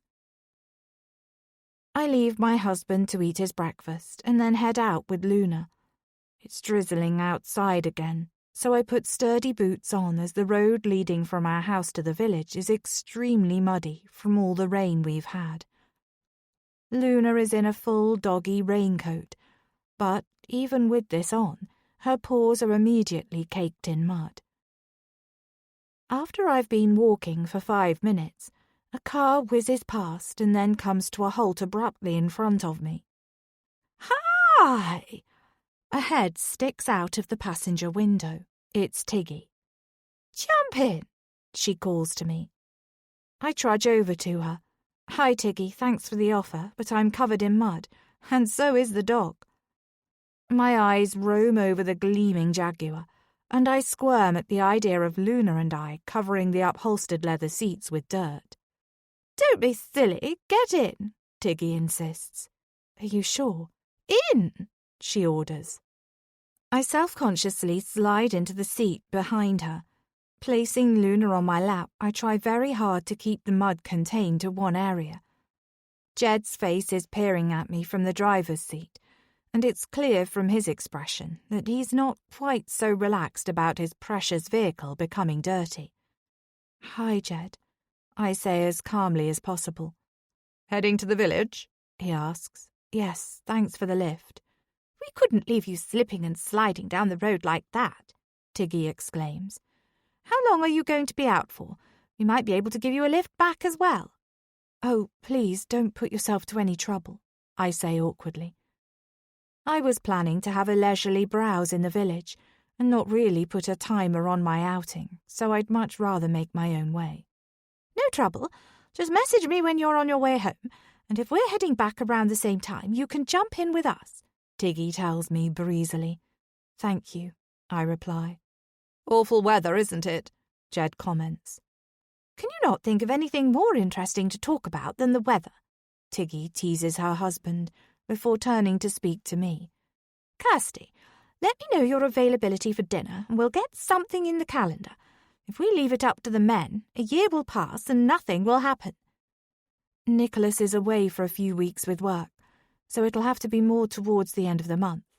"Ah, yes, of course he is," Jed says then. "He's got that big pitch coming up. I hope the old chap gets it, as he's been working hard enough." "He certainly has," I agree. "You're a saint to put up with him," Tiggy says. "I couldn't bear being alone while my other half swanned off every 5 minutes. Why don't you go with him?" "As Jed says, this pitch is a big one," I reply.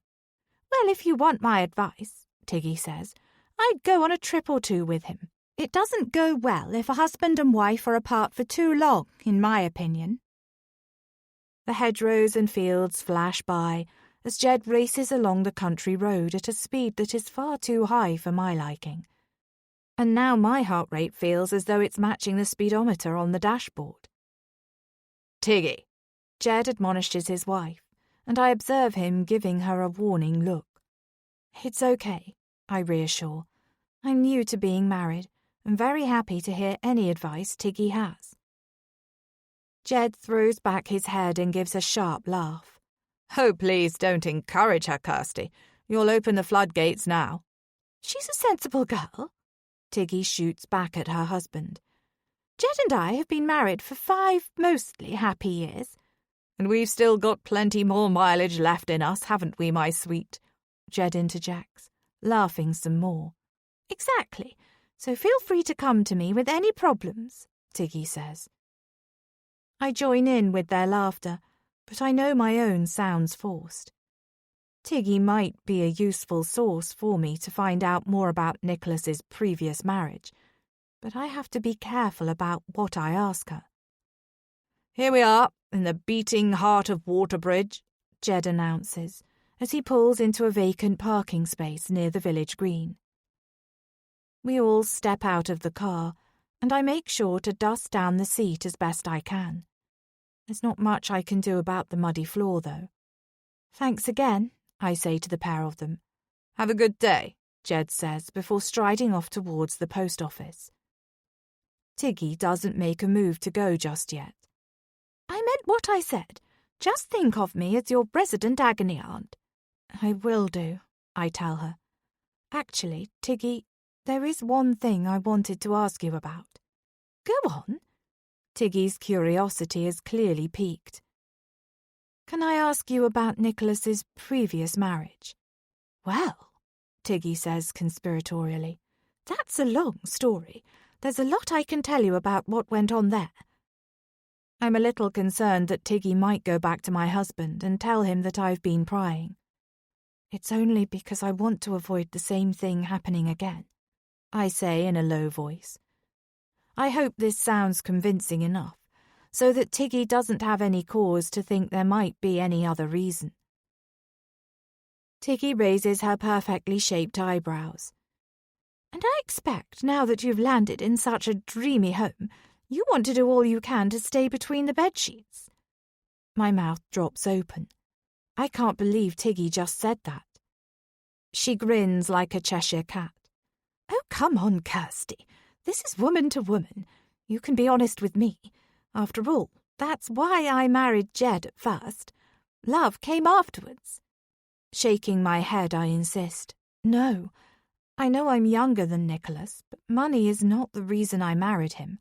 "Well, if that's what you like to tell yourself. But honestly, I understand what it's like with men like Nicholas.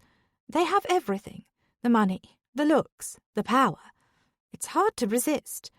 In fact, there was a time, and this was a very long time ago, that Nicholas and I had a fleeting moment which could have taken us down a very different path.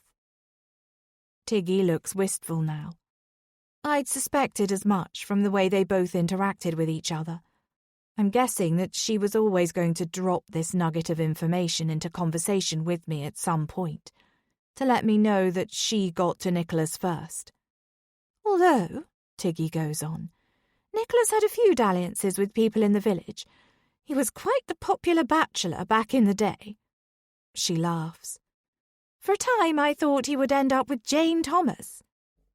I recall the cold way Jane spoke to Nicholas in the doorway of the flower shop the other day, and how he told me to steer clear of her. Something doesn't add up, and I immediately realise what it is. But Nicholas only moved into Orchard Farm about 3 years ago, so how did he know both of you? Tiggy looks amused at this. Hasn't he told you? Nicholas grew up in Waterbridge. We all went to the village school together when we were small. Nicholas, of course, went off to boarding school, but we used to spend the summers together as teenagers. I can't believe Nicholas hasn't shared this information, but I can't dwell on this right now, as Tiggy hasn't told me what I actually want to know yet. Looking over my shoulder to make sure there's no one nearby, I assure her again that things are different between Nicholas and me. Tiggy, there is just one specific thing I wanted to ask you about. I'm pretty certain now that despite her friendship with Nicholas, she's likely to spill the beans about his past. She just can't help herself. I heard something about Nicholas's wife being involved in an accident. Is that right? Tiggy goes still then. Who told you that? I can't remember. I overheard it somewhere. At the Rose and Crown, perhaps. But I wanted to know if it was true. Tiggy exhales, pulling a cigarette out of her purse and lighting it up. She blows out a stream of smoke before replying. I guess you were bound to find out some time or another, she says. Yes, it's true there was an accident. Such a tragic state of affairs. Poor Nicholas was devastated. She blows out more smoke, and I try not to recoil. I wait for her to elaborate further, but just as she opens her mouth again, Jed emerges from the post office. He calls over. Tiggy, I'm sure Kirsty has better things to do than listen to you gossiping all day long, and I want to get a round of golf in before the weather turns again. Jed couldn't be more wrong. I've been hanging on to every word Tiggy has said. Tiggy is turning to go, so before it's too late, I blurt out my other burning question. Is there anyone called Kath at the golf club? She turns back and gives me a quizzical look. No, well, not anymore. There used to be Kathy Locke, but she moved away years ago, before Nicholas returned to the village. I believe she's living it up in Spain now with her younger... Come on, Tiggy, Jed calls, a note of exasperation clear in his voice. Sorry, darling, Tiggy apologises. We'll have to talk more another time. Let's arrange a drink one evening, and then I can tell you all about it. Jed and I are going to Cyprus for a week, but I'll be in touch when we're back. Thanks, Tiggy. I watch as she stubs out her cigarette before tottering off after Jed.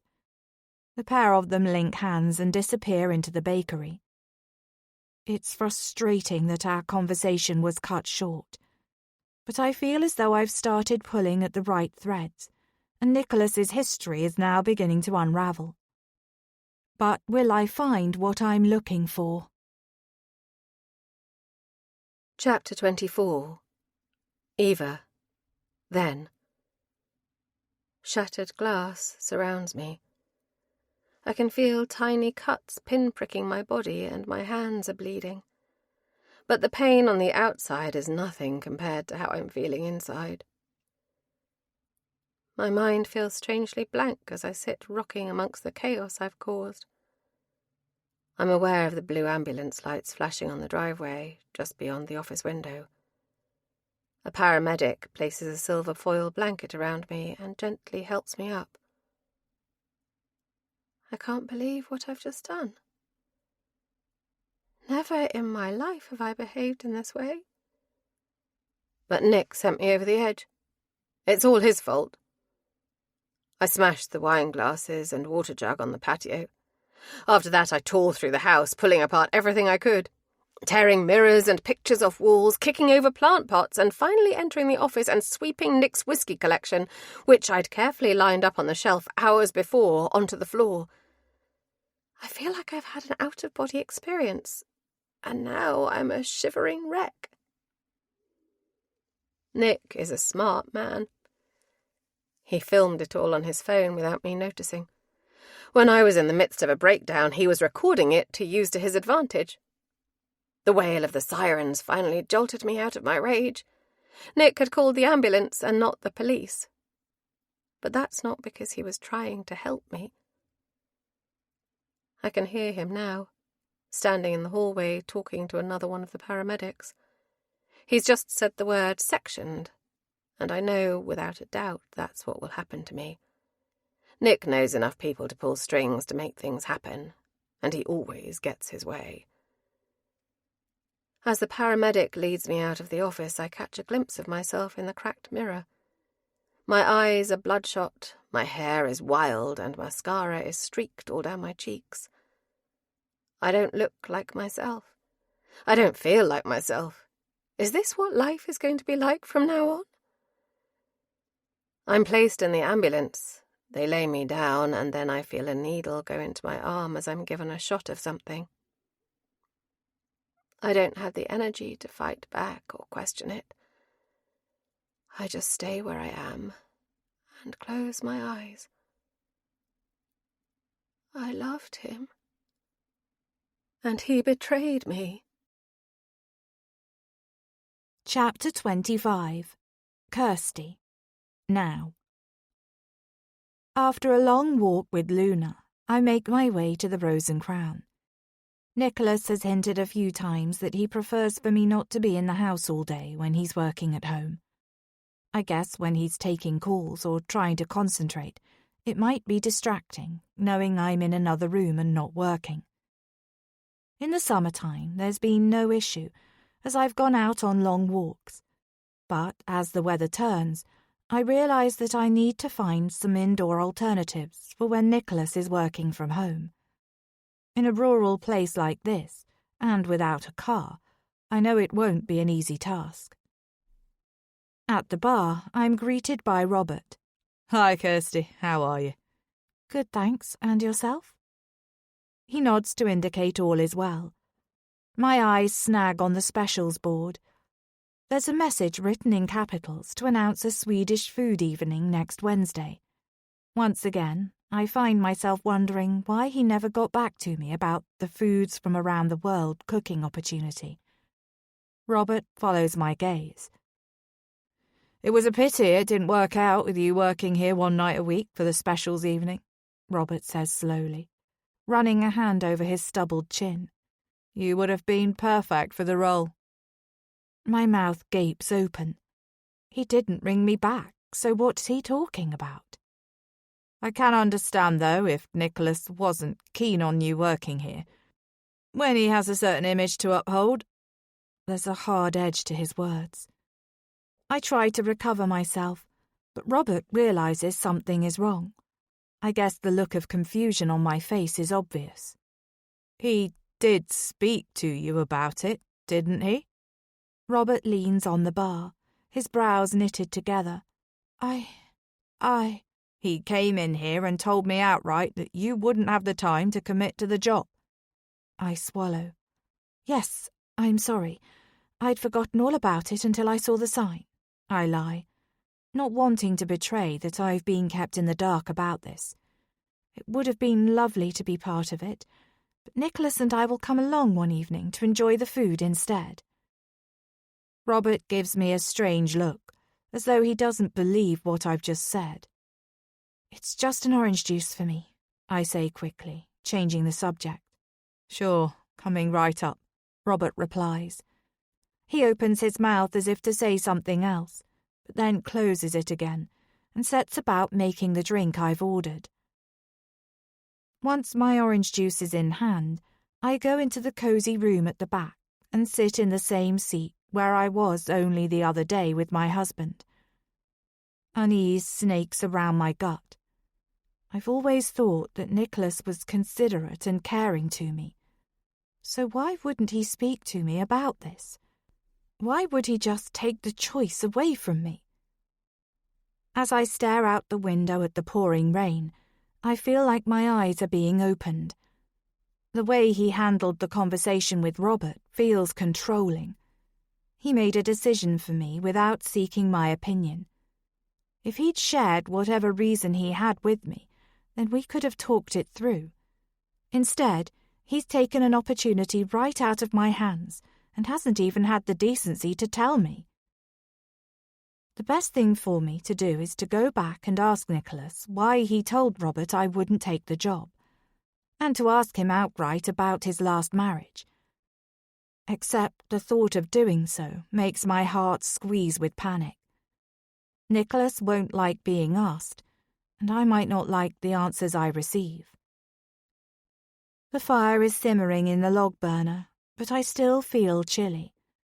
I don't want to head back to Orchard Farm yet, so I go to the counter and order a mozzarella, tomato and pesto panini with chips. Thankfully, another member of the bar staff serves me this time, so there's no further awkward conversation with Robert. Scrolling through my phone as I wait for my meal to be delivered, I look back through images of Nicholas and I, flicking right back to when we started dating. In every picture we look happy and relaxed together. I remember that when I set up my initial encounter with Nicholas, I expected to meet a cold, aging businessman. He was so different to the person I'd built up in my head. His chiseled looks, sense of humor and zest for life knocked me off guard. A sinking feeling sweeps over me. I've been drawn in by him. I allowed him to win me over too quickly, when I should have kept up my guard and questioned things more. I was at a crossroads in my life, unsure what path to take next, and emotionally wrung out. Nicholas, with his smooth conversation and offer of an easier life, was more gentlemanly and attentive than any of the men I'd dated before. I didn't mean for my head to be turned by the man I was suspicious of. It's all such a mess. But since our low-key wedding day, things between us have been changing. Nicholas is very particular and likes to be in control of everything. To begin with, I thought his offers of shopping trips and the way he's encouraged my culinary skills was sweet and generous at first. However, if I scratch the surface, perhaps he's just been trying to shape me into being exactly who he wants me to be. With each passing week, his expectations of me become more specific, hinting at how he prefers me to do my makeup and telling me when he wants his dinner on the table. Yet he says things in such a way that it's hard to say no to him. I told myself these are small compromises, considering the lifestyle he is giving me. Our relationship is a more traditional one, but is that all it is? Or is there something more sinister going on? I try to eat my lunch. It's delicious, but I have trouble swallowing it. My mouth feels dry as troubling thoughts circle my brain. The way people have mentioned his previous wife and the rumours of the accident are making me wonder if my initial suspicions about Nicholas were correct. Outside, the wind has picked up again, and dark clouds are gathering overhead. I send Tiggy a message, not relishing the idea of walking back in this weather. She replies immediately to say that she's still at the golf club and will be there until the evening. I decide it's best if I gather my things and go, as judging by the last few days, the weather could get worse. I brush the crumbs from my clothes and clip the lead back on Luna. Just as I'm about to leave, I hear someone clearing their throat. Looking up, I see an older man with a glass of beer sitting at a table a few feet away from me. I give him a small smile, but I don't say anything. "You're Nicholas Johnson's new wife," he says, telling me rather than asking me this. His words slur slightly, and he looks as though he's had a few drinks already today. I don't respond, but I'm curious about what he has to say.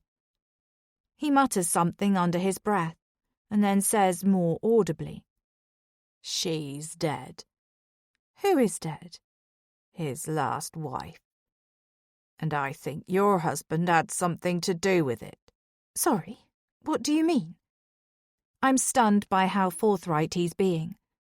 My eyes dart around the room, but there's no one else in the room. It's just me and him. The man sneers then. "I wouldn't want to be in your shoes for all the money in the world." Before I can respond, he says, "You have no idea what Nicholas Johnson is really like. He ruined me. He ruined my business, my whole life." He slams his glass on the table, making me jump. "And that's not all he's done. It won't be long now until his lies come tumbling down around him." And then he abruptly stands up. "Leave while you can." I watch as the man half staggers out of the room. I'm rooted to the spot. Should I take the advice of a stranger and run? Or do I stay and find out the truth? Chapter 26. Eva. Then. I'm alone, and I'm afraid. They keep coming in, a conveyor belt of nurses wearing the same outfits.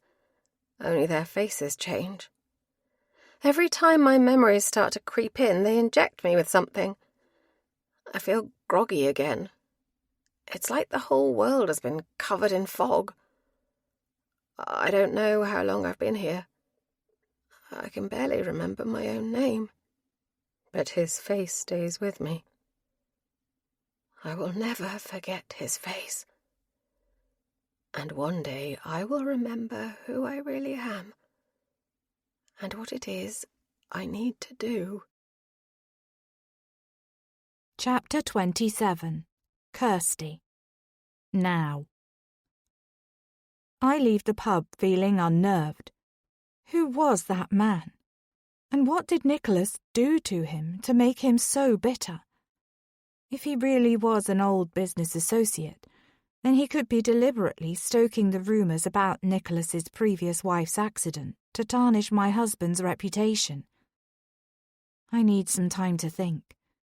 I can't go back to the farmhouse just yet, so I decide to run a few errands while I'm in Waterbridge. I make a hairdresser's appointment and discuss a 50th birthday cake order with the occupant of Sweet Pea Cottage. But all the while I'm thinking about the stranger's words. I walk along to the tea shop. Peering inside the window, I can see that every table is occupied, and Jean, zigzagging between the tables, looks rushed off her feet. I was planning to stop in for a chat to find out what she knows about the wife who came before me, but it looks like now isn't a very good time. I'm about to walk on by when Jean looks up from the customer she's serving and waves me in. The scent of warm pastries and coffee fills the air, and the place is buzzing with chatter. A few heads swivel in my direction as the bell tinkles above the door, and the room quietens a little. I stifle a laugh. Exactly how long will it take for me to stop being the new arrival that everyone is curiously interested in? Or are they interested in me because of who I'm married to? Jean makes her way over to me. "Kirsty, how are you?" "Okay. It's busy, Jean. Shall I come back another time?" "Nonsense!" Jean exclaims. "The lunchtime rush is about to quieten down. I'm just going to clear this table and then I'll say hello properly."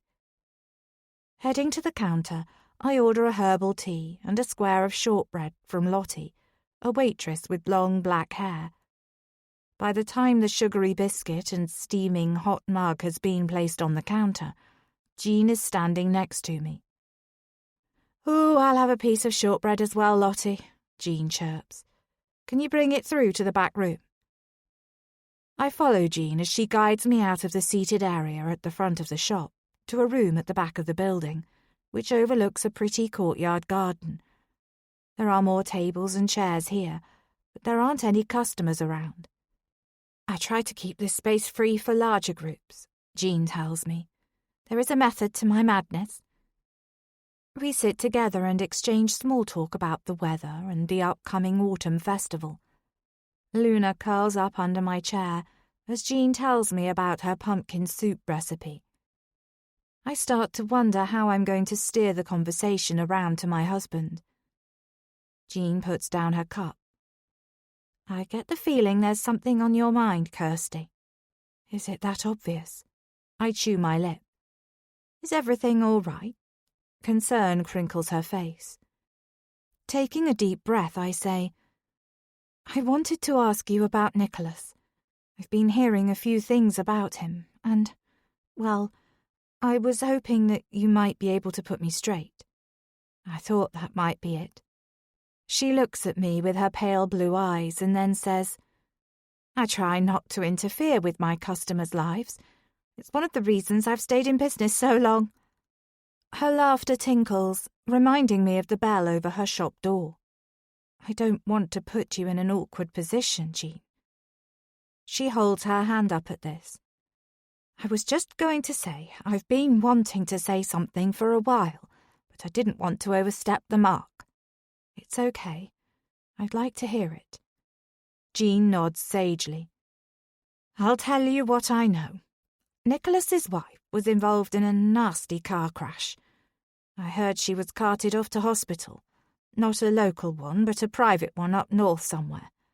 Her injuries were extensive. Were? I query.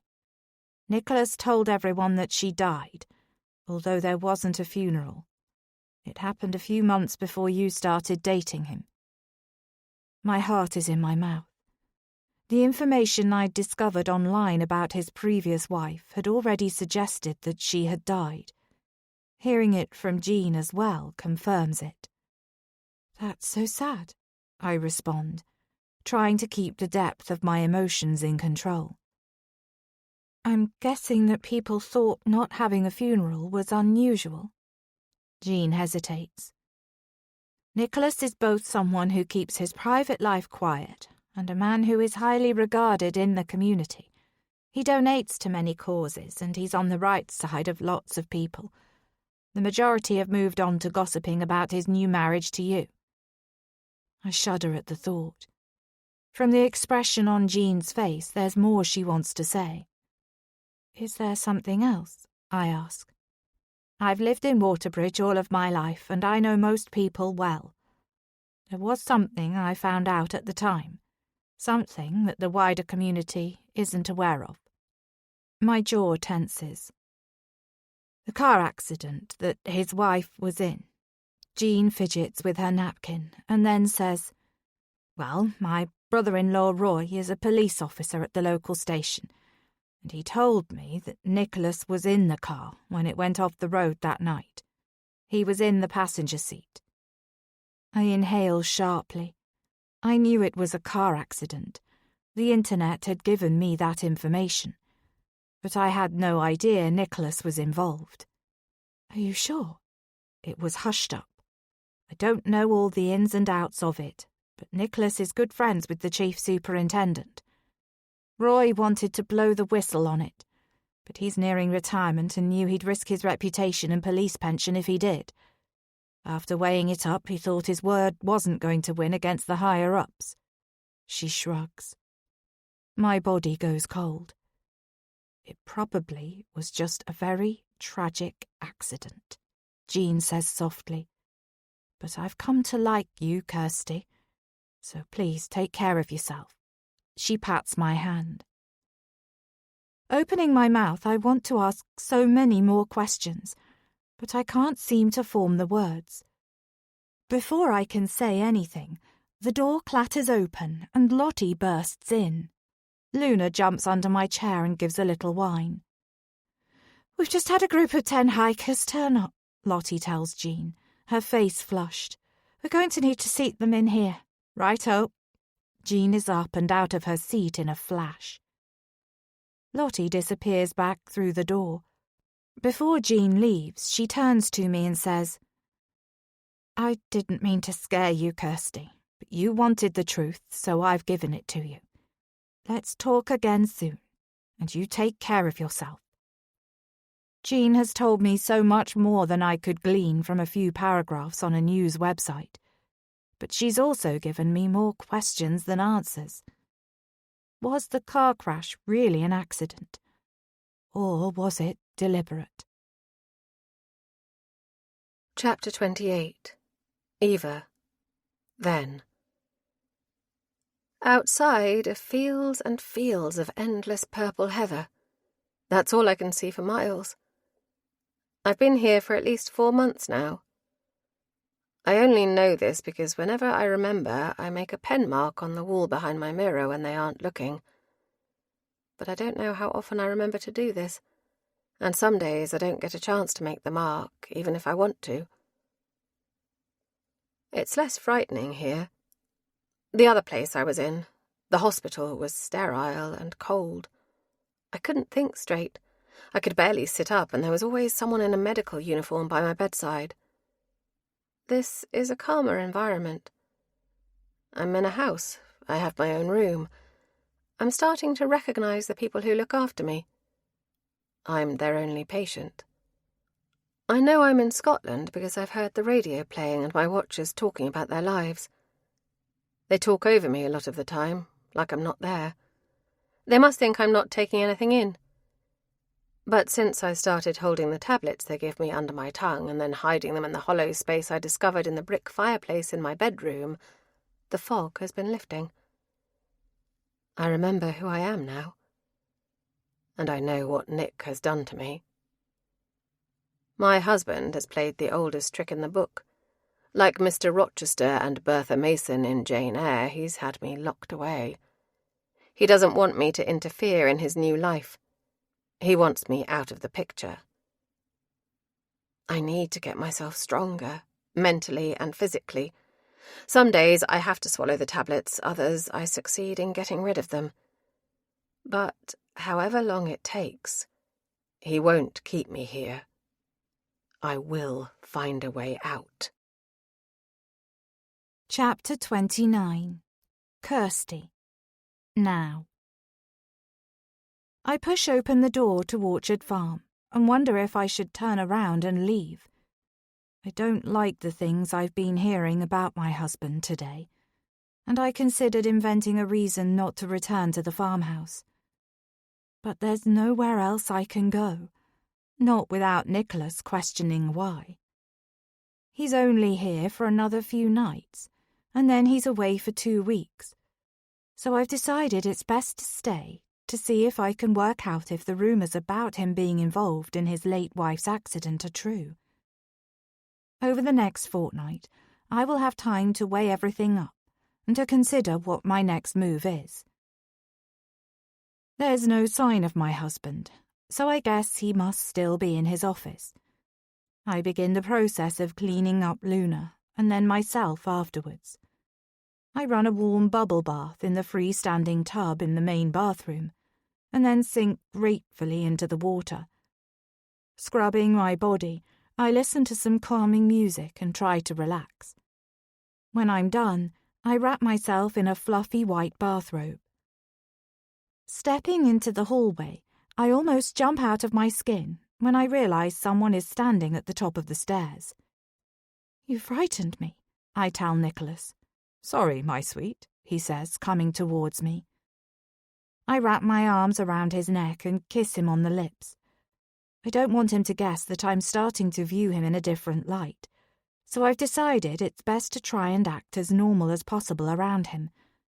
Plus, there's more chance of me uncovering the truth if Nicholas isn't aware that something's wrong. He kisses me back and then wraps an arm around my waist, tugging at the tie keeping my robe together. "No," I squirm. "I need to get dinner ready."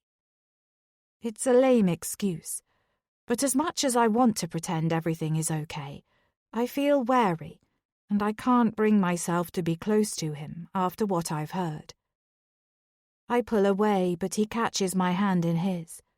"Later, then," he says. Smiling briefly, I head into our bedroom and quickly get dressed. The day has passed faster than I'd expected. As I gaze into the bathroom mirror, sweeping my hair back into a ponytail, I have the strange sensation that I'm hurtling towards something unknown, something that will send me towards a dangerous cliff edge. Even though I can sense it coming, it feels like there's no way of slowing down time or jumping off the path that I'm speeding down. I shake my head, trying to dislodge my confusing thoughts. Looking outside, I see that all the light that shines through the glass during the day has been replaced by the pale light of the full moon. There's something about the eerie lighting that makes me go cold. For the first time, I feel properly afraid. The fact that it really is just me and Nicholas here at Orchard Farm is starting to bother me. Tiggy and Jed are too far away to provide immediate help, even when they're not on holiday, and our other neighbours are even further away. I think back to the crowded tower block where I grew up. There was always someone nearby. You could never go up or down the stairs without bumping into another person. There was a community of people around me, all in the same boat, and most willing to lend a hand if needed. But here, if anything bad happened, then no one would know. Flicking on the light, I try to reassure myself that my mum and my siblings are just a click of a button away, if I ever needed to call them. Although Mum seems less quick to pick up these days, and my siblings are in a multitude of different time zones, so they couldn't do much if there was a real emergency. There was one person who I used to be able to rely on, one person who always had my back, but calling them is no longer an option. These negative thoughts crowd my brain, and I need to shake them off before I speak to Nicholas. Otherwise, he's going to guess something is up. Pausing by the hallway window that looks out over the front of our property, I try to distract myself by looking outside. And that's when I see it. The movement in the trees. I blink and then refocus my vision. Of course there's movement out there. It's October, and it's rainy and windy. But this is different, because trees and branches don't move in that way, and they don't look like the thing that I'm staring at right now. I can see the shape of a person standing behind the gates to Orchard Farm in a cluster of small trees. I stare harder. The glow from the house floodlights and the low-hanging moon illuminates the outline in a way that makes me certain there's definitely a person there. Wearing a dark coat, with the hood pulled up and a thick woolen scarf wrapped around the lower part of their face, obscuring their features. I swallow. Who is it? And why are they there? "Nicholas!" I shout, my voice coming out shaky. There's no response, so I try again. "Nicholas, can you come here?" I yell louder this time. Seconds later, I hear my husband's footsteps on the stairs, along with the pitter-patter of Luna's paws. I tear myself away from the silhouette. "Nicholas, there's someone standing out there by our gate. I can see them in the shadows of the trees." "What?" A frown creases his forehead. "Are you sure?" A rumble of thunder sounds outside, making me jolt. Nicholas and I both turn to look out the window, and then a second later there's a crackle of lightning. It can't be far away because it lights up the entire sky. In that brief moment, it's clear there is no one standing amongst the trees by the gate. No one at all. "Where did you say they were?" Nicholas checks. I point my finger towards the spot that's now empty. "There," I confirm. "Your eyes must have been playing tricks on you," Nicholas says, slinging an arm around my shoulders. "It must have been the shadows." "No," I protest. "There was definitely a person there." The frown on his face deepens. Who would walk down here on a night like this? You'd have to be crazy, especially standing under a tree in the middle of a thunderstorm." Another boom of thunder sounds as if to illustrate his point. "Come on, let's go downstairs," he says. Pressing my face to the window, I try to work out where the figure has gone. But there's no sign of anyone whatsoever. They've melted into the stormy night. There's a second flash of lightning, which makes me spring back from the glass. It feels too close for comfort, and I hope that the storm has scared away the person in the trees. Because whatever my husband says, I know what I saw. Chapter 30. Eva. Now. Both of them are in the house this evening. The thought of the two of them together makes my skin crawl. This wasn't how things were meant to be. He was mine. She wasn't supposed to have him. Standing in the shadow of an old oak tree just beyond the farmhouse gate, I can see them in the lounge. The wood burner is warming the room, and they're curled together on the ginormous beige sofa. I'm entranced as I observe them laughing as though neither of them have a care in the world. I shudder, cold seeping into my bones despite the thick coat and sturdy boots I'm wearing. I've tried not to come back here. I've really tried not to do this to myself. I've had every kind of therapy going, but nothing has helped. And I've attempted to distract myself with exercise classes, binge-reading books and TV shows, learning a language and brushing up on my culinary skills. But he's always in my thoughts. Nick Johnson.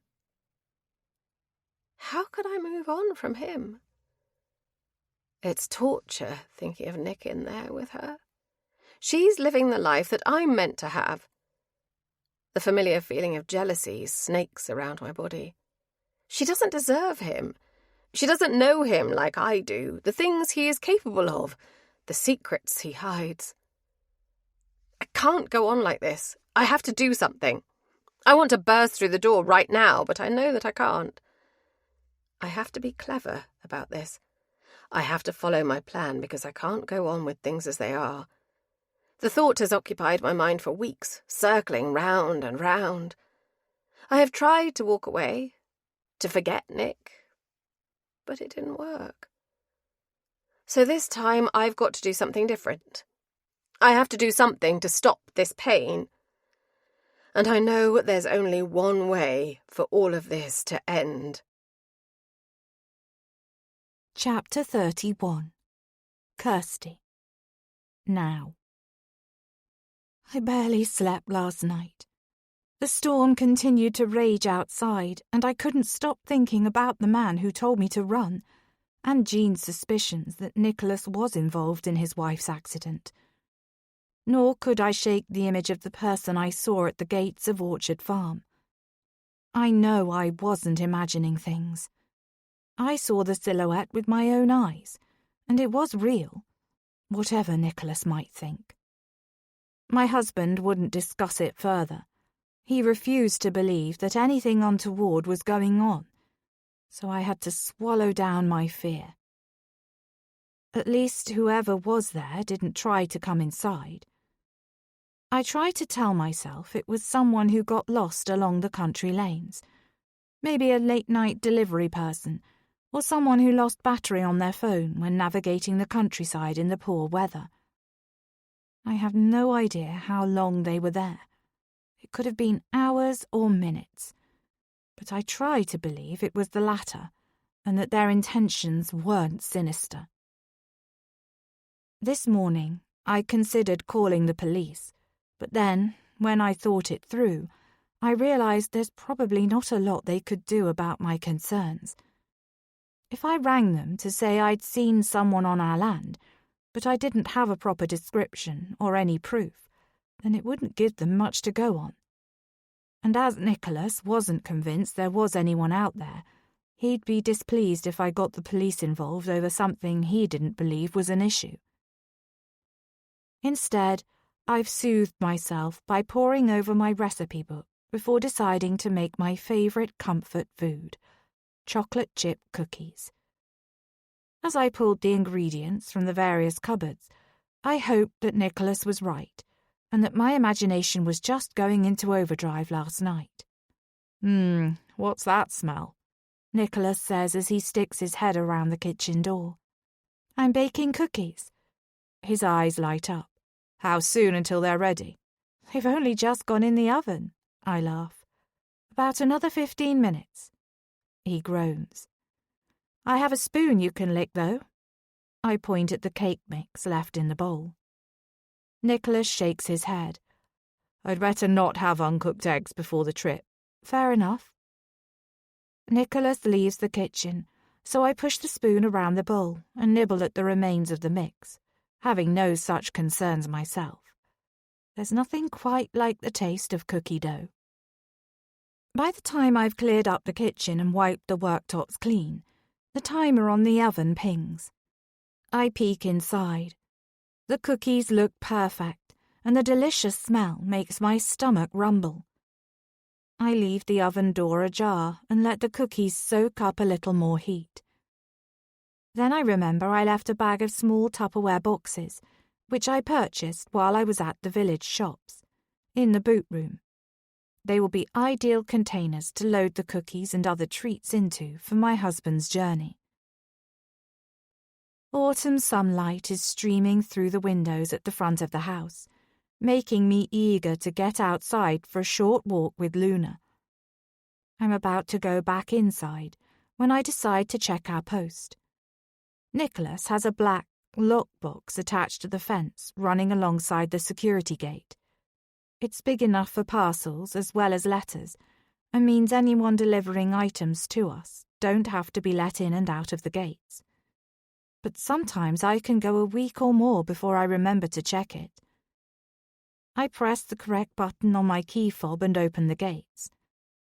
There's a handful of letters in the box, and at the very bottom is a small brown paper parcel. I pull it out and take a look. The label is addressed to Nick Johnson. I raise my eyebrows. I've never heard anyone refer to my husband as Nick before. He's been Nicholas in every interaction I've seen between him and his business associates, or our neighbours. I wonder who has sent him this. Coming back into the main house, I call out, "Hey, where are you?" Nicholas immediately springs out of his office. Are the cookies ready? He asks eagerly, like a small boy hoping for his favourite sweet shop to be open. I nod. Yes, and also there's a parcel for you here, Nick. I say this teasingly, trying out the shortened version of my husband's name. He goes pale. Don't call me Nick, my husband snaps. I can feel my mouth forming a little O shape. Why has he reacted like this? Why on earth would you call me Nick? My name is Nicholas. His voice is hard and sharp. The parcel, I stutter. It's addressed to Nick Johnson. His face turns red. What? He snatches the object from my hands. I watch as he stares at the words on the printed label, and he seems to turn a shade redder. Where did you get this? Nicholas demands, his face twisted into a grimace. It was in the letterbox. The postman must have left it there yesterday, and I've only just seen it. He half turns away from me, feeling the brown packaging with his hands as though he's trying to work out what's in there. Is everything okay? I ask apprehensively. But my husband doesn't even look at me. Instead, he strides back to his office and slams the door. The noise seems to reverberate around me as I'm left standing in the hallway on my own. I'm stunned. I try to absorb what just happened. His emotions have been all over the place in the last week. It could be down to his upcoming business meeting, but usually he's so calm and controlled. These unpredictable outbursts, along with the rumours about him, are worrying me. Feeling shaken, I drift through to the lounge. I switch on the latest series I've been binge-watching in the hope that it might calm my nerves and distract me. But I can't concentrate on what's going on, so I switch off the screen and stare into space, trying to sort out my turbulent emotions. Luna comes and sits by my feet, curling up around my slippers, and then drops off to sleep. Her presence is reassuring, and I'm glad she's here with me. Although I'm aware that the longer I sit here, the more anxious I'll become. So I decide to go and occupy myself in the kitchen. Passing through the hallway, I pause outside Nicholas's office door. There's no sound coming from inside. I raise my hand to knock, and then think better of it. He'll come out when he's ready. I've pre-made a lasagna for today, so I pop it in the oven to heat it up for lunch. Nicholas has already told me that he wants a hot meal and some salad at lunchtime, and a simple soup later for our evening meal. I busy myself by getting everything ready, chopping some cucumbers and tomatoes and then washing the lettuce leaves. As I'm doing this, I replay the conversation about the parcel over and over in my head. Why would he react like that? About a different version of his name? Puzzled, I decide I have to confront him about it, and to talk to him about his behaviour over the last few days. I'm hoping the conversation might unlock some answers. Time goes by, and I wait to see if Nicholas will reappear from his office, or if I'll need to go and let him know that the lasagna is ready. I'm just about to leave the kitchen when Nicholas enters. He comes towards me with a sheepish expression on his face. Sorry. He grasps my hands in his. I'm sorry, my love. I shouldn't have shouted. It's just I really don't like being called that. I frown. There's not liking something, and then there's the reaction he displayed. What could make him so touchy about shortening his name? He sighs. It's a childhood trauma thing. He squeezes my hands reassuringly and then steps back. He's not looking at me. His gaze is directed over my shoulder, looking out in the distance to the countryside beyond. He seems lost in thought. Nicholas has never shared any information about his childhood. I asked him about his background in the early days of us dating, but he told me he had no family left, and he liked the past to stay where it belonged, in the past. It's something I've wondered about a lot, especially now I know he grew up in Waterbridge, but I've never had a reason to ask him about it again, until now. It's okay, I say gently. Do you want to talk about it? Nicholas rubs his forehead. Not really. Okay. I study his face, trying to work out what's going on with him. I get that it triggered something difficult, and I promise I will never call you that again. Nicholas nods appreciatively. We're married now. We should talk about this. It's clearly something that's had an impact on you. His eyes are on me once more, and I wonder what he's thinking. It was a long time ago. It doesn't matter now. I'm over it. I just don't want my name to be shortened by you or anyone else. His tone is clipped. I swallow back my next question, wanting to probe more, but he's already shutting the conversation down. You can't speak to me like that and not expect me to be hurt, I say steadily, hooking a stray strand of hair behind my ear as I speak. Nicholas pulls me towards him, wrapping his arms around me. I know. I was out of order. It won't happen again. He kisses me on the cheek. I've been really stressed with all this work stuff, but there's no excuse. I shouldn't be taking it out on you. I can't help feeling that I might have seen a glimpse of the real Nicholas this week, the person underneath the man who has been so perfect since the day we met. Right now, Nicholas seems back to his rational, loving self. But how long will it last? Chapter 32. Eva. Then, "It's for your own good." Nick sits across the table from me, steepling his hands. He looks the same, but different. He's had his teeth whitened and lost weight. I'm sure these changes have been influenced by his desire to impress a younger woman. "I've done this all for you. I'm paying for everything, this whole house, all of the staff. I'm doing it to keep you safe." I don't respond.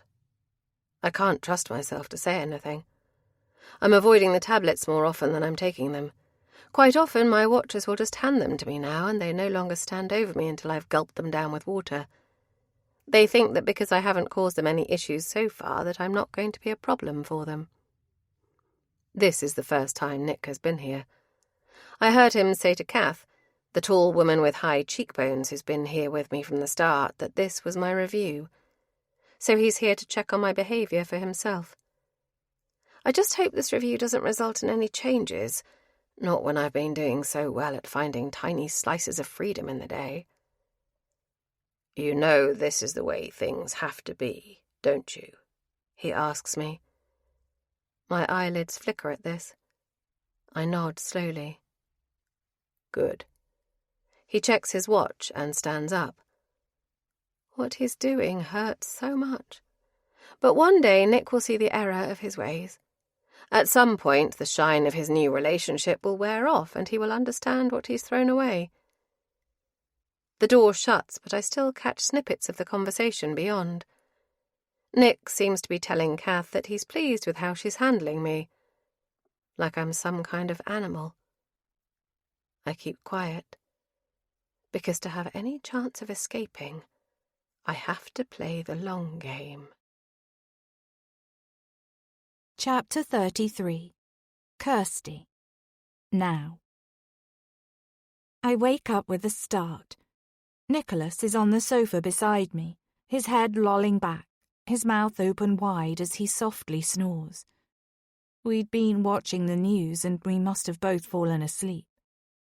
The TV is still on, and the fire in the grate has burnt down to embers, and the room is now freezing. Standing up, I get the sense that something isn't right. I can't put my finger on it, but I get the feeling that something is amiss in the house. The clock in the hallway is showing the time as almost 1:30 a.m. We've been crashed out down here for way longer than I thought. When I step back into the kitchen, that's when I notice it. That's what's wrong. The patio door is wide open. The coldness creeping through the house is coming from here. I'm certain the door was shut before we went into the lounge this evening. It was pouring with rain, so there was no way I would have left it open. My stomach somersaults. This is the second time I've found this door unlocked. And then my stomach flips again. If the door is open, is Luna still inside? Her dog bed is in the utility room, adjoining the kitchen. It's a nice, cosy space, and it keeps warm. I flick the light on, but the bed is empty. It's not unusual for her to sleep elsewhere. She's probably found another nook in the house to curl up in. Rushing from room to room, I call out the name of my beloved pet. My voice becomes higher and more shrill when I can't see her anywhere. "Nicholas!" I run back through to the lounge, shaking him firmly. "What is it?" He's wide-eyed. "Luna's not in the house. I can't find her." I'm breathless and panicky. "The bifold doors are open." "Did you leave the doors open?" His tone is low and rough. The hairs on the back of my neck stand on end. "No, at least I don't think I did." My voice wobbles with emotion. "You're either certain or you're not." Nicholas snaps at me. I gulp, tears stinging in my eyes. Now is not the time to go to pieces. A vein is pulsing in his neck, and his eyes are narrowed. It's like I'm staring at someone else. Someone who looks like my husband, but isn't him. Nicholas looks down on me. In case you hadn't noticed, this house is worth a lot of money, and so are the things in it." My body thrums with emotions. I'm stunned that his first focus is the contents of the house and not the safety of our dog. "We need to find Luna. Every minute we're standing here is a minute when we could be looking for her." I turn away from him and step out into the rain. The outside lights snap on, activated by my movement, and along the path I see Luna's favourite toy. It wasn't out here earlier on, so this convinces me that she must be outside. "Luna!" I shout into the night, my words instantly disappearing in the wind. I try to think rationally. Hopefully she's nearby and just needs coaxing back inside. Almost immediately I hear a sound. It's a dog barking. "Is that—" I trail off.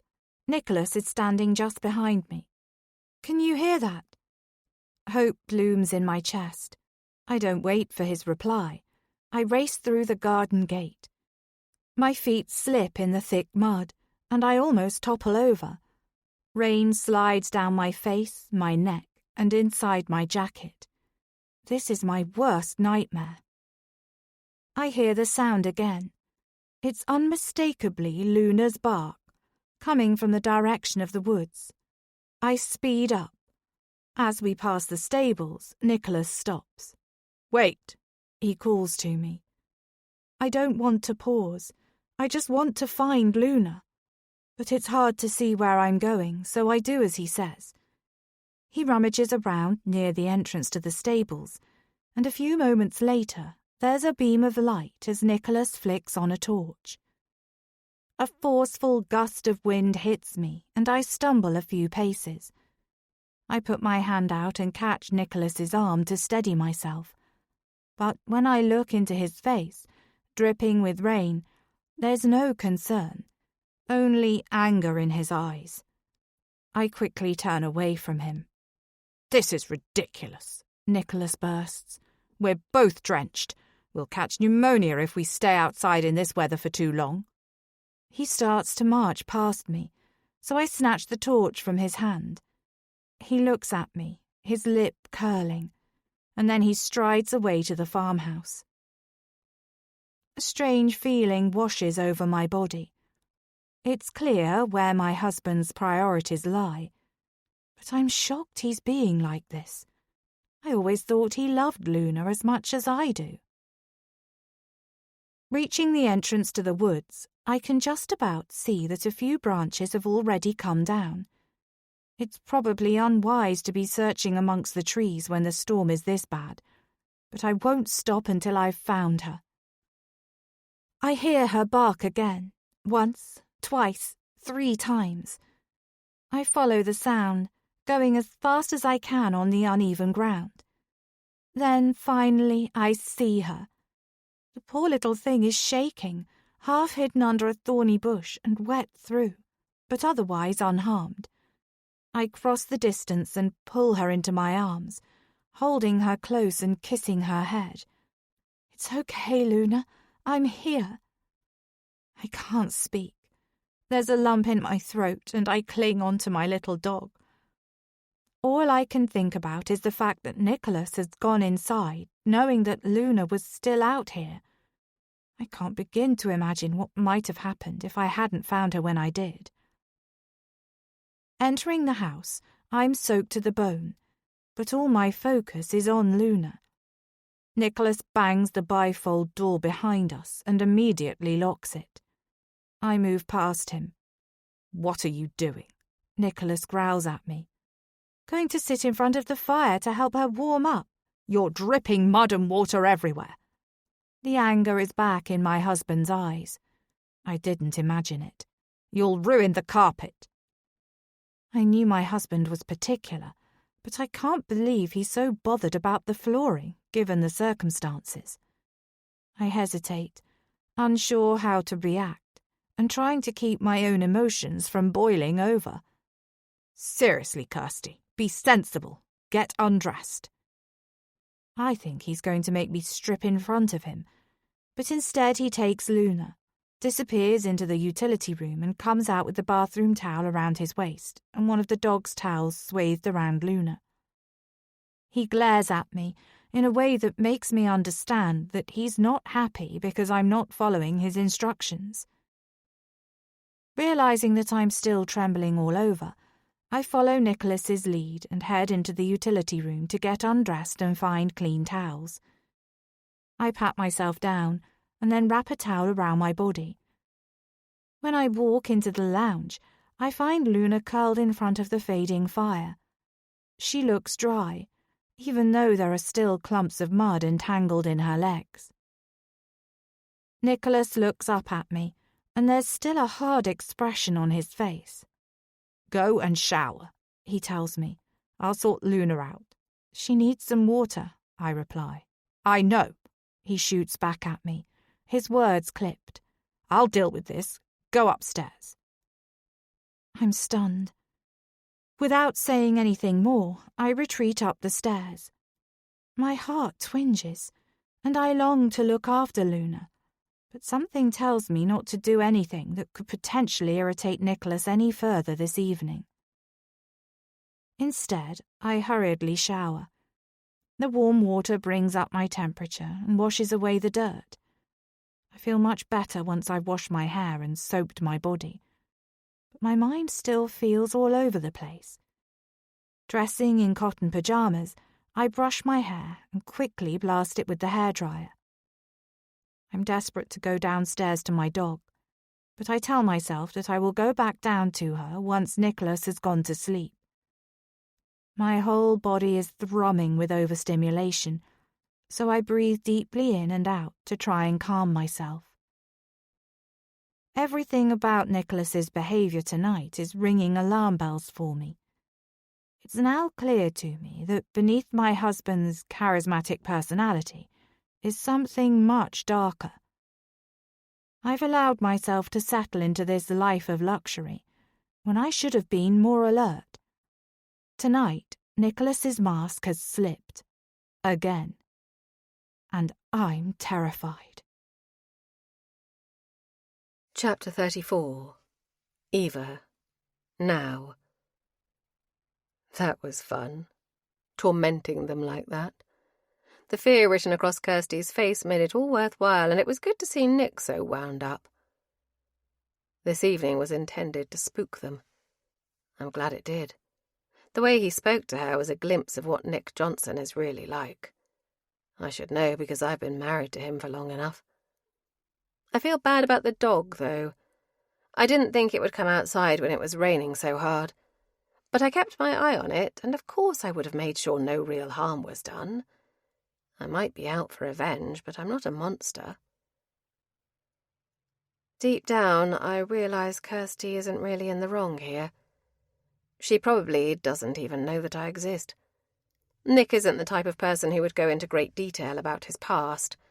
He's someone who is always focused on the present, and whatever opportunity he is chasing. Nick also keeps his cards close to his chest. He may come across as charismatic and sociable, but I noticed over the years a pattern in his interactions with other people. He has this knack of making other people feel good, like his full attention is on them, and he knows how to compliment others in the most natural way, without coming across forced. In doing so, he puts people at ease, and then they're quite happy to answer his questions. But he'd have an agenda to every conversation, and he'd more often than not come away with the answers that he was seeking. He only ever shared things about himself that he wanted other people to know. He'd feed his outward persona in a way that somehow wasn't boastful, but perfected his image. You learn a lot about a person when you live with them, especially when you're with someone for decades, like Nick and me. You learn all about their quirks and preferences. You discover a million little things that you love about them. You also find out their worst traits, things that no one else would ever guess. Then, of course, there are the secrets. Everybody has them. Everyone has something to hide. It might be something small and relatively harmless, or it could be something darker, something more explosive. It's just a matter of time before they come to the surface. You might discover them early on in a relationship and be able to accept them and navigate your way through them, or you'll have the luxury of stepping away before you get in too deep. But if you're unlucky, your other half's secrets might surface much, much later on. Sometimes too late. That's what happened with Nick. I'd spent half a lifetime with him. My love for him ran through my veins like my own blood. No matter what he'd done, no matter how bad, there was no way I could switch off my feelings for him. He's like a magnet, constantly drawing me to him. I'm in too deep. Right now, I hate him as much as I love him. I want him to hurt as much as I have. But once I've succeeded in splitting him apart from Kirsty, I know we will be together again. Because I'm never letting him go. Chapter 35. Kirsty. Now. I'm so sorry about yesterday, Nicholas says, his voice full of remorse. He's just walked into the kitchen, still wearing his pyjamas. On anyone else, the blue and grey plaid trousers might look dated, but he wears them hung low around his waist, and the white t-shirt clings to his torso. I can just see the outline of his abs, but instead of being attracted to him, I feel repelled. Luna is on my lap. When I was sure Nicholas was asleep, I crept downstairs to check on her. She seemed absolutely fine, her tail wagging as soon as she saw me. This morning I got up early to give her lots of cuddles. She's enjoyed the attention and the extra treats and seems her normal self. I'm still shocked that she got out of the house. As Nicholas said, it must have been my fault. I must have left the door open or unlocked. There's no other way it could have happened. There was no sign of a break-in, nothing taken, and, despite my fears, there was no sign of anyone else involved. At least she wasn't hurt, but I'm still racked by guilt. Putting Luna down, I turn away from him and press the button to start the coffee machine. Instantly, it begins to whir, the noise giving me a chance to gather myself. He terrified me yesterday, and part of me wants to walk out of this house right now. But what would I do if I left now? Where would I go? Besides, I came here in search of answers, so I can't leave just yet. I square my shoulders and steel myself to carry on. Come on, Nicholas says. Don't be like that. I can hear him crossing the kitchen. Pretending to be absorbed in the business of making a much-needed drink, I pull a spoon out of the drawer and let my silence speak for itself. I've been tiptoeing around Nicholas and his mood swings, but I'm an emotional wreck after last night, and I'm struggling to be in the same room as him. Hey. Nicholas is behind me now, his breath on my neck. Are you upset with me? Remaining with my back to him, I hook down my favourite mug from the overhead cupboard. It's handmade ceramic with a little heart in the middle, and I love its size and shape. It's just right. It's funny how you can take comfort in such little everyday things. I place the mug under the stream of coffee and inhale the scent that begins to fill the room. I'm sorry, Nicholas repeats. His arms are around me and he's nuzzling my neck. I was a jerk, he whispers in my ear. Forgive me. I shiver at the contact, but I don't want him to suspect that anything is wrong.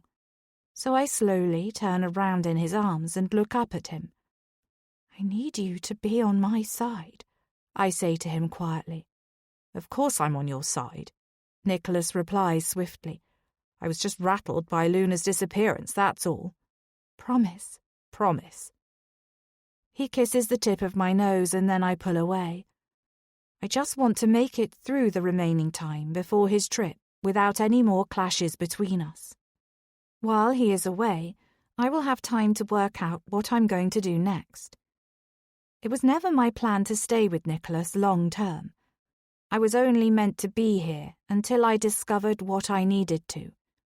It's more complicated now that we're married. And for the first time ever, I'm not just scraping by. I can see a future with the charming and kind version of Nicholas. But there's no way I can stay if the man I've seen over the last few days is the real Nicholas, or if it turns out that he's responsible for his late wife's death. "Do you want a latte?" I ask, knowing Nicholas prefers milky coffees, just like I do. My plan is to avoid angering him at all costs today. He nods, still standing very close to me. I create some distance by moving around the kitchen to organise his breakfast. I made pastries and croissants a few days ago. They are long game effort because it's important to give the dough time to chill, and there are various stages involved. But it's definitely worth it because they taste so much better if they're made properly. Now they just need warming. Concentrating on what I'm doing, I put a tray of breakfast goodies in the oven to heat up. And while they're in there, I set out the jam, honey and chocolate spread and lay the table. The morning light is flooding through the big windows, and there's no hint of last night's stormy weather. Nicholas sits down and browses through the morning paper. The timer on the oven pings, and I transfer the pastries to ceramic serving platters. "Here we are," I say, as I put the 2 platters down, one containing the buttery croissants, and the other an assortment of pain au chocolat, Danish pastries, and cinnamon rolls. "Wow," Nicholas comments. "This is quite the spread." "Well, I thought you could take a few of these on your journey. I can take any leftovers round to the Robinsons, to be neighbourly." Nicholas is savouring an almond croissant. "I don't think there will be any leftovers. I'm sure I can make room." He swallows another bite and then winks at me. "You're the perfect wife, you know that." Given how he spoke to me last night, I'm taken aback. I was preparing myself for an argument this morning. Instead, Nicholas has turned on his charm. Nicholas clears his throat. "I wasn't going to say anything yet." He's smiling at me now. Nicholas's mood is swinging from hot to cold, and I can't predict what he'll say and do next. My jaw clenches as I wait for him to continue. "This was going to be a surprise when I came home, but I want to give you something to look forward to. And you've served just the right food, so this seems like the time to tell you. I know I've been away a lot, so I'm booking for us to go to Paris." "Paris?" I cry, unable to stop myself. He nods. "We're going to do the whole works. The Eiffel Tower, the Louvre, everything. I can't wait to wine and dine you." I'm stunned. I wasn't expecting this. I should be so excited, but instead a feeling of dread swirls in my stomach. I rearrange the expression on my face, and then I throw myself into his lap and put my arms around his neck. "Thank you. I've always wanted to go to Paris." And it's true. When I was in my early 20s, I had the opportunity to go travelling. I was desperate to explore the world and discover a life beyond London. But my mum and younger siblings were relying on my wages. I couldn't let them down, so I stayed working 50-hour weeks in busy pubs and cafes, while my best friend went and had the time of her life. Since then, I vowed that I would go to Europe one day. But I didn't imagine it would be like this. "We can have some quality time together. It'll be so romantic." Nicholas kisses me on the cheek. "Romantic like a honeymoon?" I question. Nicholas told me he wanted to take me on a lavish trip somewhere for our honeymoon, but it hasn't happened yet due to his work commitments. Nicholas shakes his head. "Think of it as more of a mini-moon. I've got big plans to go further afield for our honeymoon, maybe Thailand. I really want to spoil you. I just need to catch a break with work, and then we can start planning it together. When are we going? I ask, the sense of dread increasing. Soon. We'll look at dates when I'm back. Removing myself from his lap, I reach for a pastry to try and distract myself, and Nicholas goes back to reading the newspaper as I'd hoped. Biting into the pastry, I think about all the times I've dreamt of going to Paris. Experiencing genuine French cuisine is at the top of my bucket list. I'd be in my element browsing menus and tasting dishes, getting inspiration for my own cooking. But I can't go with Nicholas. As I place our plates in the sink to soak, I feel as though my time at Orchard Farm is running out. I need to find the answers I came here for before my relationship with Nicholas gets too dangerous. Chapter 36. Eva. Then. There's a knock at the door. It's Nick. He's visited me twice in recent months.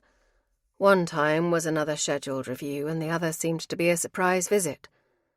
Kath and the other staff certainly had to scramble when he arrived. They hadn't cleared up the remnants of lunch, even though it was mid-afternoon. It was quite comical to see them dashing about while Kath kept Nick in the hallway for as long as she could.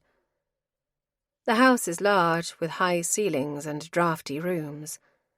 I'm in my bedroom, sitting in the chair and staring out over the fields again when Nick enters the room. Perhaps he wasn't as satisfied by my warden's work when he dropped in unannounced not so long ago and is checking up on them again. Or maybe he's starting to miss me. A little glow of hope blooms at the thought. "Hello, Eva," Nick says, just like he used to when he returned home from work. "Hello," I respond, keeping my voice neutral. He sits in the armchair across from me and begins to talk to me. Just like old times. I let myself pretend we're just on a weekend break, like any other husband and wife. His phone rings. I'm used to him being at the beck and call of his mobile. He checks the number and lets it ring out. Nick leans forward suddenly. "Do you like it here, Eva?" My eyes widen. "You always did like our trips to Loch Glass, didn't you?" I smile. Nick's just given away where I am. I suspected the location, but I didn't know for sure. I squirrel this piece of information away. The phone ringtone goes again. Nick looks annoyed. This time he cancels the call. I can't see the name of the person ringing. We sit in silence for a while, looking out over the view. I recall the times we used to sit companionably together. I'd usually have a romance novel in my hand while Nick scoured the stock market. His phone rings for a third time and Nick leaves the room. I hear his muffled voice on the other side of the door. He's speaking sharply. I catch a few words. "I've already told you. Don't keep ringing. Calm down." I'm done raging and screaming now. I've accepted Nick is going through some kind of extreme midlife crisis. Despite what he's done to me, I will always love Nick. It's the core belief that runs through me. I meant my wedding vows, and my love for him is endless. He's all I have. So, even now, I hold on to the belief that there is a future for us, and the conversation going on outside reignites that hope. I can hear him leaving. He hasn't said goodbye, but that's okay. I'm certain I will see him soon. Chapter 37. Kirsty. Now. I've been baking most of the day. It's what I do when I'm feeling stressed. Weighing out the measurements, mixing the ingredients, soothes me. The repetitive action of whisking the mixture and the satisfaction when the food comes out of the oven keeps my mind occupied and my hands busy. I make the final flourishes to the pink icing on the birthday cake I've made, before placing it carefully in the fridge. It's the only order I've had this week, but I've enjoyed making it. Nicholas has been in his office, but he will be leaving soon. I parcel up the remaining pastries, along with a few pieces of fruit. Nicholas left his rucksack in the downstairs hallway, so I unzipped the bag and put the food inside so it's ready for him.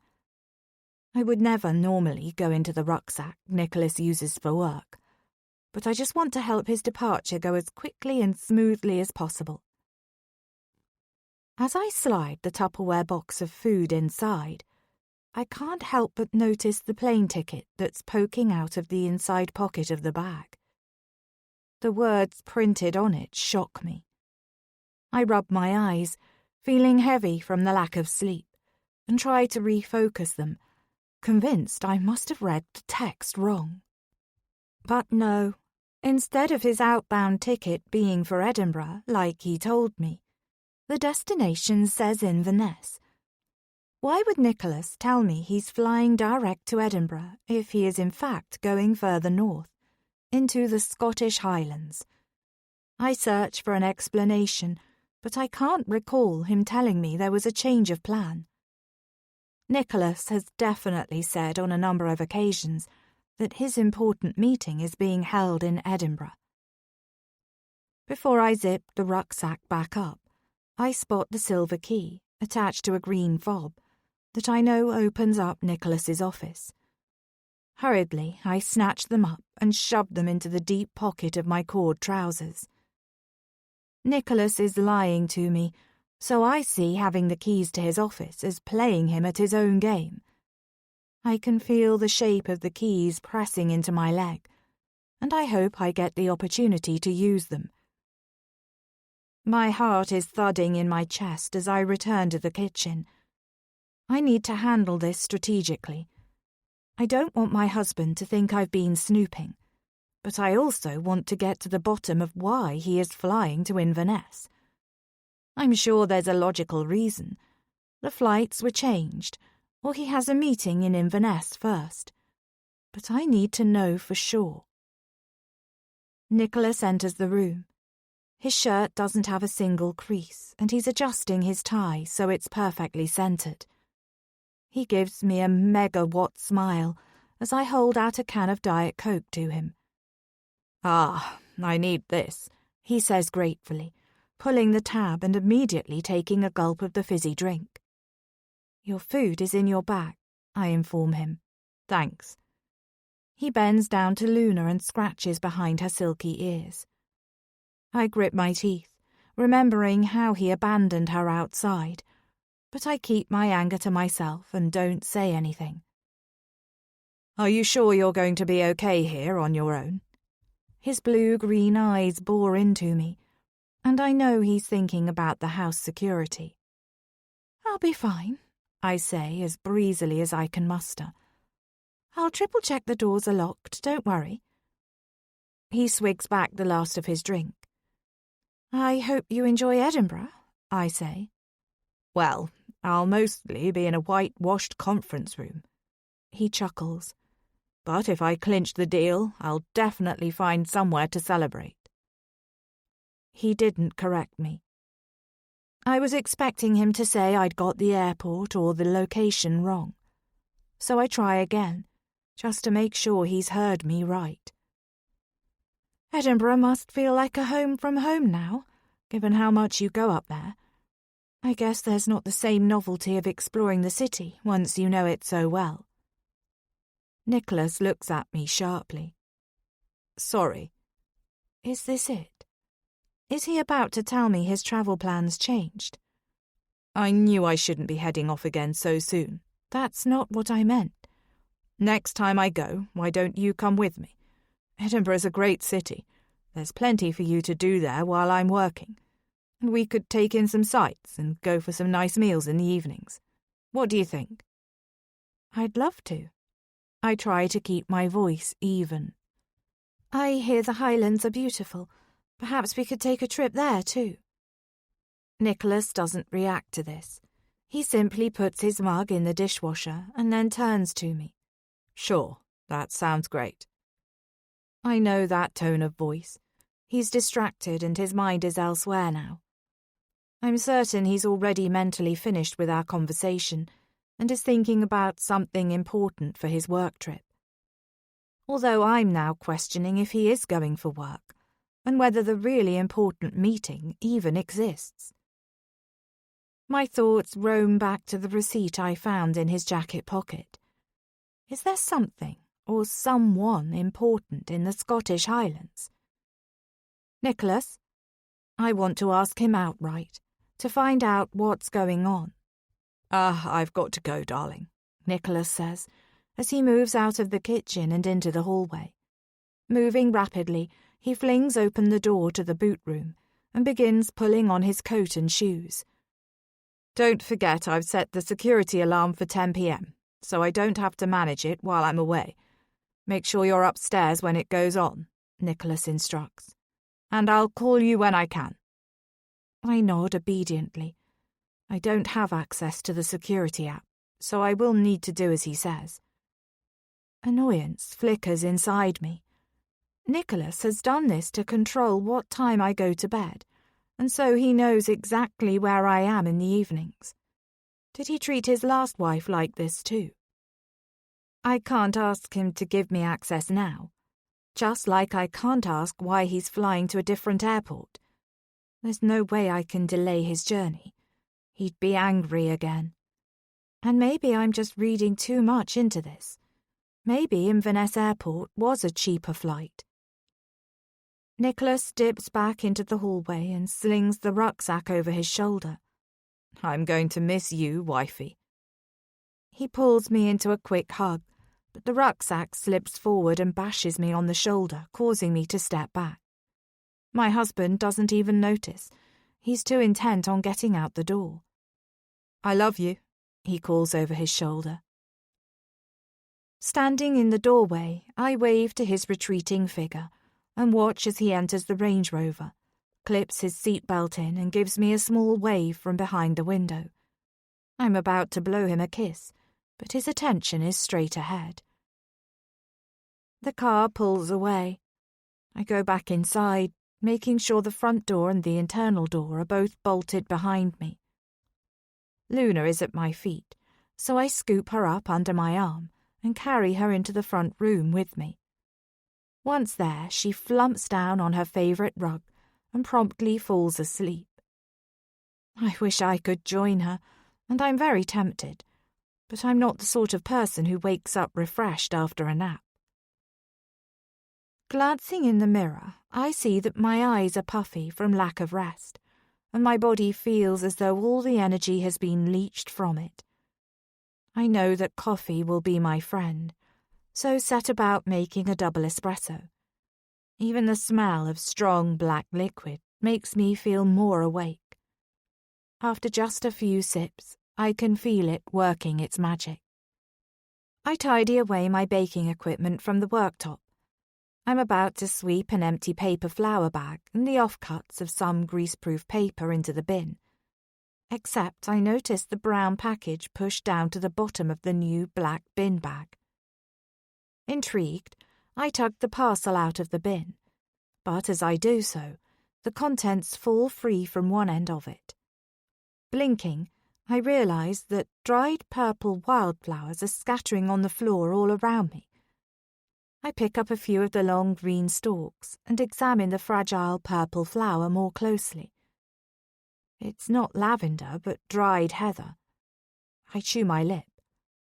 Who would be sending my husband a bouquet of dried flowers in the post? And why? Delving into the remnants of the parcel, I find more handfuls of the wild flowers, but no note or indication of who has sent these. I check the bin itself, but there's nothing. Frowning, I gather the parcel and flowers and put them back into the bin bag. The questions I have about my husband are growing every day. There are a number of people I want to talk to while Nicholas is away. I decide I'll go and see Jean tomorrow to have more of a chat with her. And while I'm in the village, it could be worthwhile to strike up a conversation with Francesca to see if she knows the truth about how close Nicholas was with her mother. There's plenty to be getting on with. I need to be proactive. After all, knowledge is power. After his turbulent emotions in the last few days, I felt less and less safe in my husband's house. One thing is for sure, Nicholas Johnson is a clever man. And what's more, a man who clearly won't appreciate me trying to unearth his buried secrets. I need to be careful. Very careful. Chapter 38. Eva. Then. My husband cheated on me, Kath tells our new cleaner. They whisper together about how awful men are. The cleaner, I think her name is Aileen, consoles Kath, who looks pale and drawn. Not a lot of cleaning is done today. I know this is my opportunity to get Kath on my side. I bide my time and wait until Kath takes me up to my room for my enforced bedtime. Like so many things about living in this house, this bedtime routine makes me feel like a child. But change is in the air. I can feel it. As Kath plumps my pillows, I reach for her hand. I take it in mine and say, "I'm sorry." She shakes her head, pulling her hand away. "What for?" "That your husband cheated. Mine did too." Kath looks surprised, and then her expression goes curious. "Is Nick your husband?" "Yes, he cheated on me after 15 years of marriage. He replaced me with a younger woman, and then locked me away here."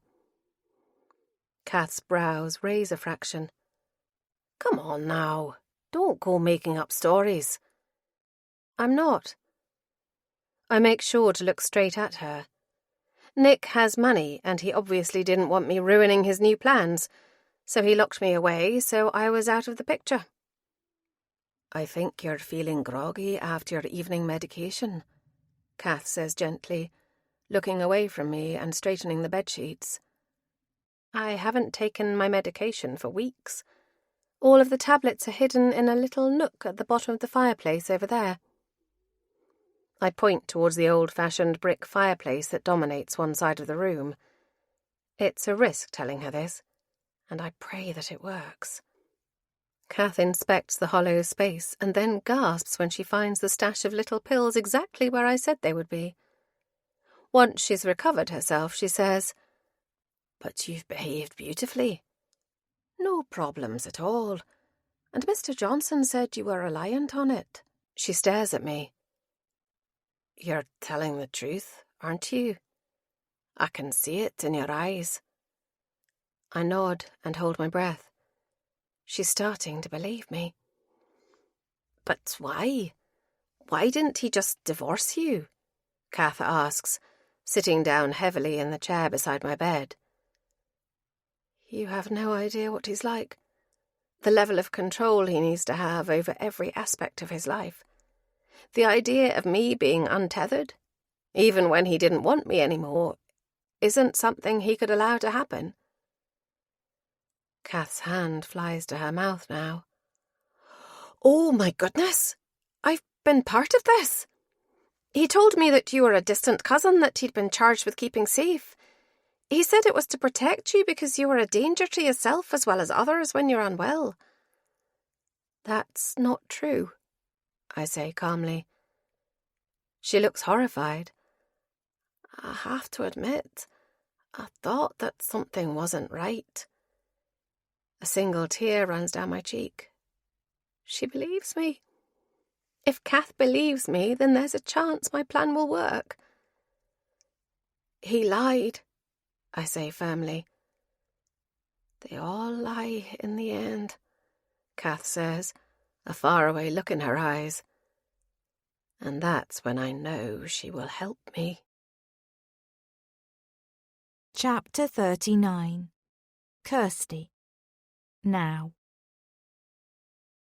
I can finally stop pretending that I'm the perfect wife. Nicholas has messaged to say he is about to board his flight, and I feel myself breathing a little more freely knowing this. All this deception is more exhausting than I thought it would be, but I've got this far, and I have to keep going. I cast my eye over the other phone notifications and see I've got 3 missed calls. All of them are from my mum. She's probably annoyed because I put the phone down on her. It's not something I'd normally do, but I didn't want to say something that I'd regret. I'm not in the right frame of mind to ring her back, so I swipe down to see my other notifications. There are a number of friend requests from social media. I click into my app and see one of the requests is a woman I made a birthday cake for, and the other is from Tiggy. I accept them both immediately, feeling a surprising little glow that I'm starting to create a network of women around me. At that moment, the home phone rings. Nicholas is the only one who ever gets calls on the house phone, so the caller must be for him. I pick it up, but I don't say anything immediately, debating whether I should answer the phone in a certain way, now I'm married to Nicholas. And if so, what should I say? Hi, it's Kirsty. Or, hello, it's Mrs. Kirsty Johnson speaking. This is a sort of thing that Tiggy would know. The voice on the other end of the line speaks before I get a chance to decide. It's Francesca. Thanks for popping into the florist's the other day. It was good to see you. Why is Francesca from the florist's calling my husband? Nicholas, are you there? She asks. Clearing my throat, I respond. Hi, Francesca. It's Kirsty Johnson speaking, Nicholas's wife. Can I help you with anything? For some reason, it felt important to reinforce my status as Nicholas's spouse. There was something about the tone in Francesca's voice when she thought she was addressing my husband that felt a little off to me. Kirsty, hi. Francesca seems a little flustered. I was just calling Nicholas back, about an order he'd placed. An order? What for? I asked directly. Oh. Francesca clearly didn't expect me to answer the phone. For some flowers. I probably shouldn't be telling you this. I'm on high alert now. Is there something Francesca knows that she's keeping from me? The bouquet is for you, she clarifies. Right, I see. I release the breath that I had been holding. In that case, we'll say no more about it. Thanks, Kirsty. Francesca's voice sounds distant now, as though she's moved away from the phone. Francesca, can I ask you something about your mother? About Jane? I'd better be going. Have a nice day, she says hurriedly. With that, the line goes dead. Francesca's call was probably completely innocent, and perhaps Nicholas really has ordered a bouquet of flowers for me. It sounds like the sort of thing he'd do, and arranging for a delivery while he's away is incredibly sweet. I just wished the informal way in which Francesca initially spoke, because she believed Nicholas had picked up the call, hadn't unsettled me in quite the way it has. Francesca is of course young enough to be Nicholas's daughter, but that's what I'm worried about. Not that he's having an affair with her, but that he once had an affair with her mother, and therefore could potentially be the florist's biological father. The thought has been niggling at me since Tiggy mentioned Nicholas's connection with Francesca's mother. And there are enough similarities between Nicholas and Francesca. They both have dark hair, almond-shaped eyes, and are taller than average. Enough, I say to myself aloud. This way madness lies. I've been on my own for less than 24 hours, and I'm already imagining that Nicholas has an illegitimate child in Waterbridge. I need to keep myself occupied, otherwise I'm going to go completely crazy over the next weeks. The rain is hammering down now, which means there's no chance of going into the village. I decide to tackle the housework because Nicholas expects me to keep on top of things while he's away. First, I go round with the duster. I used to do more than my fair share of housework at my mum's flat, but keeping a 5-bedroom house pristine, just the way Nicholas likes it, takes a lot of work. Nicholas did say he'd continue to employ his cleaner when I moved in, but it didn't feel necessary when I was going to be at home. As I'm dusting in one of the spare bedrooms, I find a camera on top of the wardrobe. I frown. I'm certain this wasn't here before. Nicholas told me that he only had a few security cameras downstairs, and I know where all of those are. So what's this doing here? As I continue cleaning upstairs, I find another new camera in the hallway, positioned just outside our bedroom, tucked away on the thick frame of an abstract painting. I know Nicholas is hot on security, but this feels like too much. Hooking a strand of hair behind my ear, I peer more closely at the camera and notice the brand name. Turning away, I type it into my phone. My mouth hangs open when I see the price tag attached to each of the cameras. My husband really is taking the security of the house seriously. But why? Flicking through the product details, I try to find out how the cameras operate. I'm not very technically minded, but I'm curious to know if there's a central system where the footage is saved. From the information online, I gleaned that the cameras are linked to the same app Nicholas uses for the security system. Whoever has the app can access the camera footage at the click of a button on their phone.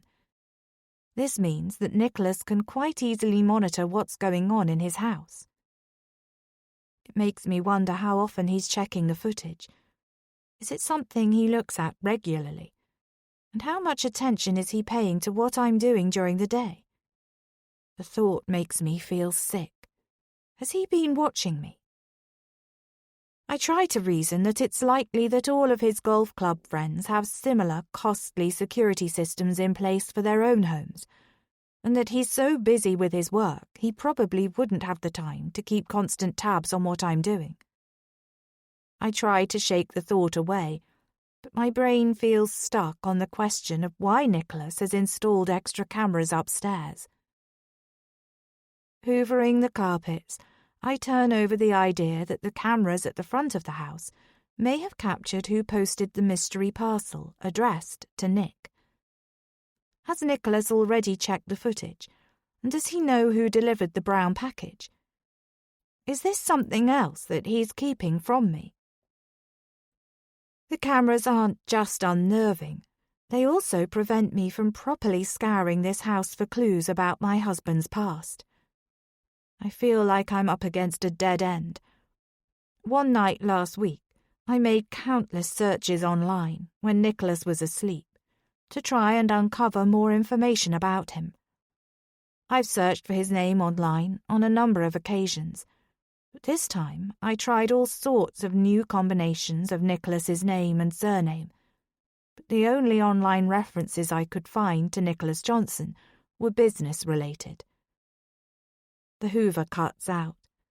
I'm only halfway through cleaning the carpets. I tut, expecting there to be an issue with the filter, but when I check it looks clear. I flick the switch on and off again, but there's nothing. Heading into the kitchen, I see the clock on the oven is blank, which means there's been a power cut. When this sort of thing happens, the power usually comes back on quite quickly, so I'm not too concerned. I leave the Hoover where it is and get on with mopping the kitchen floor, a task that I always find strangely satisfying. Once I'm done, I go back to the Hoover, but the power still seems to be out. If the power doesn't come back on soon, then I will need some temporary lighting, as it's starting to get dark outside. I remember that Nicholas had a torch outside when we were looking for Luna. But where did he put it? I cast my mind back and try to think. There's no point in trying to message Nicholas, as I know from previous trips that it takes him an age to reply. I take a look in the boot room, but I can't locate it in there. I'm straining my eyes now in the poor light, and I'm starting to panic about the possibility of not having any light at all when the evening wears on. I check my phone, and I still have 60% of battery, but I'm guessing as soon as I switch the torch function on, it will drain the battery faster than I'd like. The house phone is a modern, cordless one and won't work while the electricity is down. I have no idea who the electricity provider is, so I can't even try to call them to find out what the issue is and how long it might last. Not for the first time, I really wish Nicholas had followed through on the idea of getting a car for me. At least I could leave the house. Instead, I'm trapped inside this beautiful prison while the heavens pour outside. After flicking several switches on and off again, it becomes clear that the electricity might be out for the rest of the evening. And with another storm raging outside, it's not hard to see why. I decide to put the log burner on, as this will give me a few hours of dim light in this room, while I eat a cold meal and read a book. Hopefully things will have sorted themselves out by then, but if not, I'll just go to bed early tonight. I find that having a plan is always reassuring, and the panicky feeling in my stomach begins to calm down. The firelight is soothing, and I try to appreciate the moment. It's not often nowadays that we experience time disconnected from modern-day conveniences. Some people pay a lot of money to go on retreats, specifically to untether themselves from gadgets and modern devices. I try to convince myself this is a good thing, an opportunity to unwind, and perhaps going to bed earlier in the evening will help to reset my circadian rhythm. Just as I'm starting to appreciate being in the present with my little dog by my side, a full stomach and a cosy fireside seat, I hear something that makes my blood run cold. There's a noise outside. It sounds like something being dragged across the gravel driveway. Leaping up from the sofa, I run to the window and peer out into the darkness. Normally, the floodlights at the front of the property would give me a clear view, but all I have to aid me tonight is the light of the moon. My heart is thumping wildly, but I can't see anything unusual. The trees are blowing in the wind, and the rain is still coming down, although not as heavy as it was earlier on. Has my mind just conjured up the distinct sound of scraping across gravel in the silence? Or is there something or someone outside? Feeling jittery, I breathe deeply and try to regain control over my racing thoughts. I can't stop thinking about the figure that I thought I saw. I wish that Nicholas was home and that I wasn't here all by myself, or even that I had some neighbours that were nearby. If anything happened here while Nicholas was away, literally nobody could hear me scream. Panicking, I check my mobile phone. My battery is still okay, and I have a few bars of signal. If I needed to call someone, I could. It would be ridiculous to phone the police about something that could just turn out to be a figment of my imagination. I could ring my mum or one of my siblings, but they wouldn't be able to get here tonight, and Tiggy is away on holiday. Bex isn't far, and Trudy would be a good guard dog in a tricky situation. I call her number, but there's no answer. I stand frozen, straining my ears and expecting to hear the unnerving sound once more. Holding my breath, I wait and wait, but the sound doesn't come. Did I imagine it, or did it really happen? Everything is still and silent. As I'm staring out of the window and turning over my predicament, the realization hits me that the cameras won't be working while the electricity is down. I've got used to having a layer of security at times when Nicholas is away, so I feel even more unsafe knowing they're not on. I consider leaving the house. I could find a hotel to stay in overnight, somewhere where I'm surrounded by other people. But I don't know of any dog-friendly hotels nearby, and Nicholas would go mad if he found out I'd left the house while the security system was down. I give myself a little shake. I'm just being silly. It was probably just a fox knocking over the bin or something like that. I'm still not used to all of the nighttime noises in the countryside. It would be easy to let my imagination run away with itself while I'm here in the darkness, so I try to focus on something else, something more practical to distract myself from worrying about noises outside. It occurs to me that the security system not working gives me more freedom in the house. And then I realise that the camera outside Nicholas's office door won't be working right now. This is the ideal time for me to go and take a look in his office. It's now or potentially never. So I switch on the torch on my phone and head to Nicholas's sacred room. Hooking out the keys that I'd hidden in my pocket earlier, my heart hammers faster. Unlocking the door, I wonder what I'll find in here. Chapter 40. Eva. Now. She still has no idea. I can't wait to see the look on her face when she discovers who I am.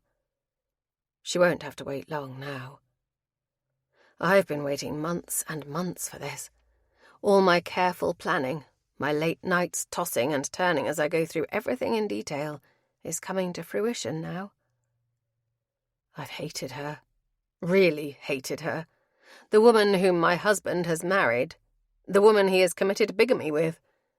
She probably doesn't realize any of this, but I hate her all the same. The thought of her living my life in that house has been torture. Yes, I admit part of this is because I want someone to feel the pain I've been through, and Kirsty serves that purpose. But really this is, of course, all about Nick. I want him to see how clever I've been. Above all, I want him to understand how much I love him and why he should never have played me like this. I've been devoted to him, his one true wife, and I deserved to be treated better. Nick is going to get his comeuppance. He needs to be taught this lesson once and for all. Then we'll be even, and we can start again with a clean slate. And then we will be together. For eternity. Chapter 41. Kirsty. Now. I feel a mix of euphoria that I've finally made it in here, and anxiety about what I might find. The light of the phone torch roams over the well-proportioned space. I can see there is a desk at the far end of the room, under the window, and a number of filing cabinets running along one wall. On another wall there's a huge whiteboard that is currently blank. As is typical of Nicholas, everything is organised. There's no sign of anything out of place, so I need to be careful about what I touch in here and make sure that I put everything back where it belongs. Otherwise he'll definitely notice. Pulling out his desk drawers, I find only office stationery and business documents. Turning my attention to the filing cabinets, I comb through the contents and again find various files relating to his business. A lot of the information seems to be many years old. Some of the paper is even yellowing. I guess these are files Nicholas has kept hold of, and his more recent business documentation must all be digital. Maybe the only reason Nicholas didn't want me in here was because of sensitive business files. Perhaps he really does just prefer to keep his work and home life separate. Moving the torch around the room again, my heart jolts when I see there's a door to the side of the filing cabinets. I hadn't noticed it previously, but it looks like some kind of inbuilt storage. I turn the handle only to find it's locked. The only thing between me and my husband's secrets might be this locked door. I'm so close to finding out more about Nicholas, and yet still so far. Feeling deflated, I cast around the room to see if there's any sign of a key that might fit the lock. I'm about to give up, when I notice the computer monitor isn't straight, but sitting at an angle on the desk. This strikes me as something that would bother Nicholas. Usually he likes everything to line up, so maybe the monitor has been moved. It's heavy, but I wiggle the base to one side, and it becomes clear there's something stuck underneath the monitor. I set my phone upright with the torchlight shining on the desk, and then raise the monitor up with one hand and reach under it with the other. Got it, I say aloud to myself, as I clasp the small silver key in my fist. Setting the monitor back down, I make sure to position it exactly how I found it. Then I insert the key in the silver lock and open the door. As soon as the door swings open, the smell inside the cupboard hits me. It's musty and stale, like this space has been shut tight for a long time. Suddenly, I feel nauseous. It's partly the dank smell, and partly because this is like opening Pandora's box. What am I going to find? Is it the truth I'm searching for? The inside of this cupboard is large. It's almost as big as the tiny bedroom I had in my mum's flat. 2 of the walls are lined with shelves that are brimming with books, and the noticeable difference is there isn't any kind of order going on in this space. Everything is topsy-turvy.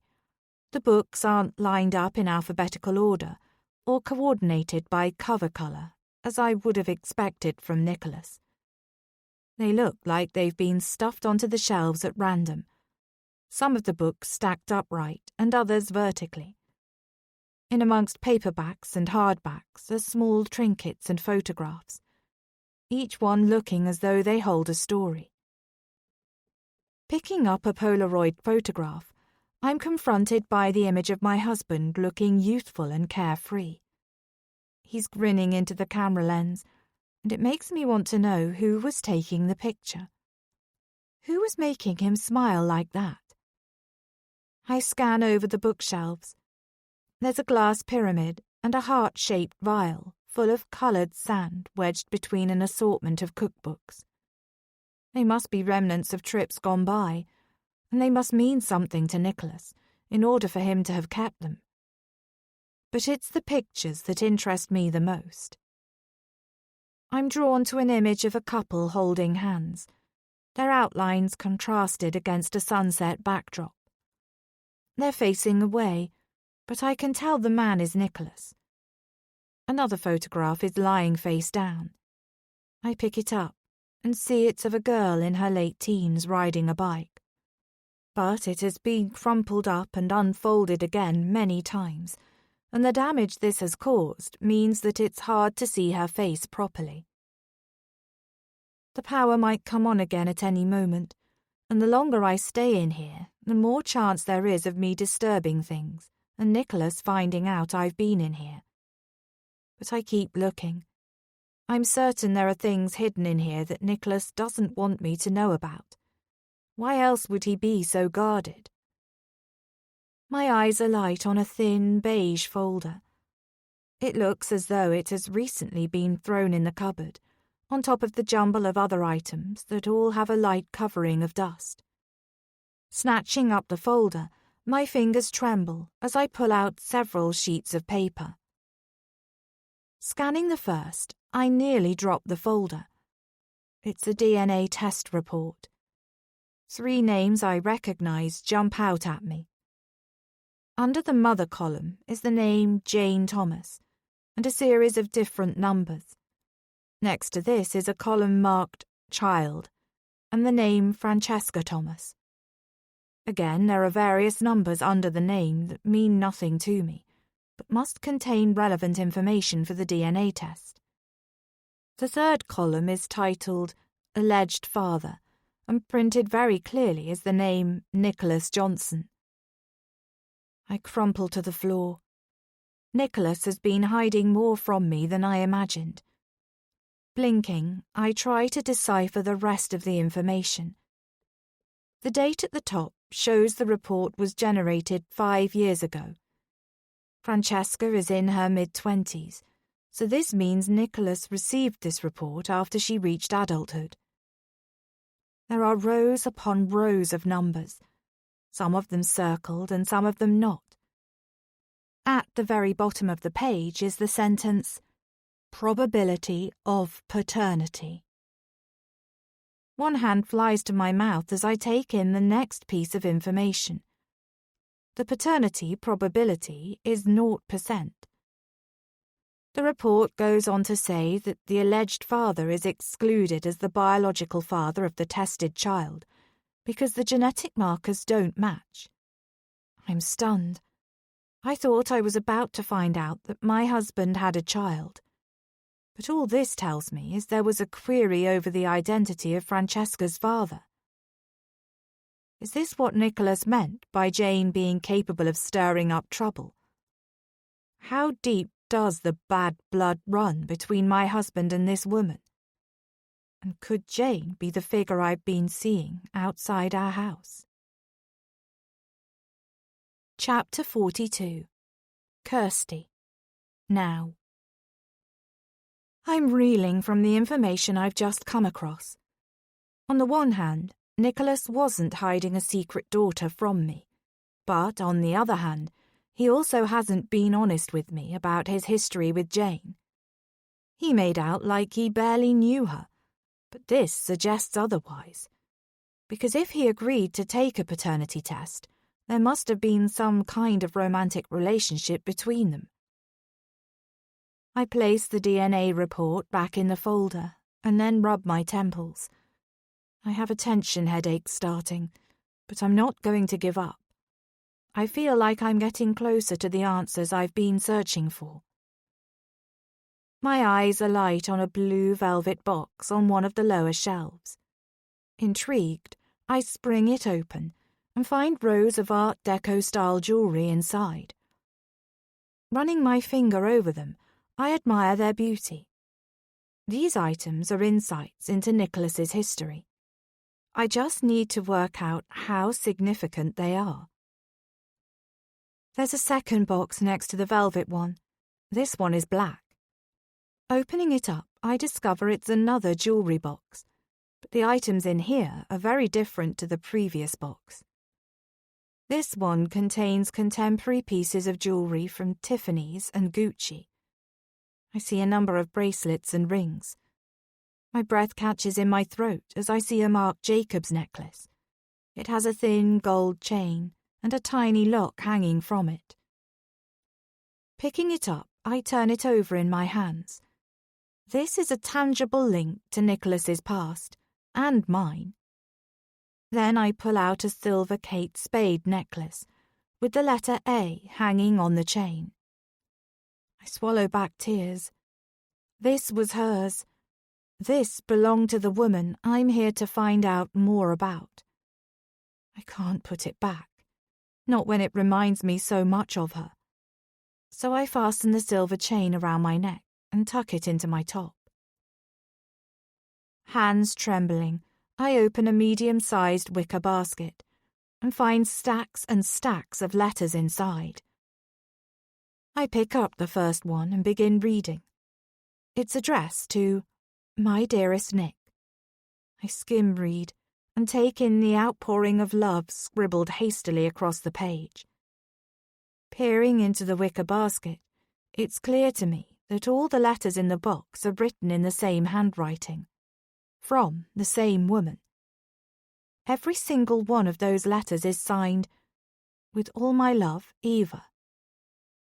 This was not the name I was expecting to see, because I thought the name of Nicholas's first wife was Amy. So who is Eva? Nicholas has never mentioned her name to me before. After spending another half an hour in the office, the only thing I gain is an understanding of how intense Eva's love was for Nick. Her words are declarations of her feelings, and show an attachment so strong that it's obsessive.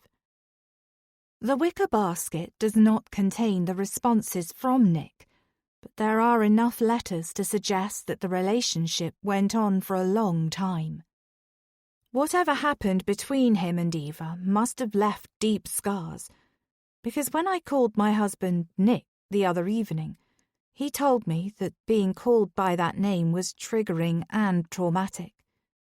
He put it down to something in his childhood, but he clearly lied to me. That's when I recall the parcel. It was addressed to Nick. A chill runs through my body. Does that mean that Eva sent it? Is she still in contact with my husband? I have so many questions that it's hard to know which answer to look for first. Scouring the shelves, I find a poetry book with the name Eva Johnson written inside in curly script that matches the handwriting in the letters. Turning the book over and over in my hands, I wish it could speak and tell me about its owner. But no such luck. I'm about to give up when my fingers alight on a small, silver heart-shaped box. I open the lid and see that nestled inside is a simple gold wedding band. Picking it up and shining the torchlight onto it, I see that the outside of the ring is fairly worn, certainly not new, and it looks like it would fit a man's finger. There's a name engraved on the underside of the ring. I know what it's going to say before the beam of light from the torch picks it up. Eva. Hastily, I make sure the cupboard door is locked and the tiny key is returned to its hiding place. I leave everything just as I found it. There should be no way that Nicholas will ever know that I've been into his private room or accessed the cupboard where he keeps his past locked away from the rest of the world. Taking the stairs two at a time, I run into my bedroom and fling open my husband's half of the wardrobe. Pushing aside his freshly pressed shirt and suits, I pat down every inch of the space. My fingers fly across the rows of his neat, polished shoes in the rack at the bottom of the wardrobe.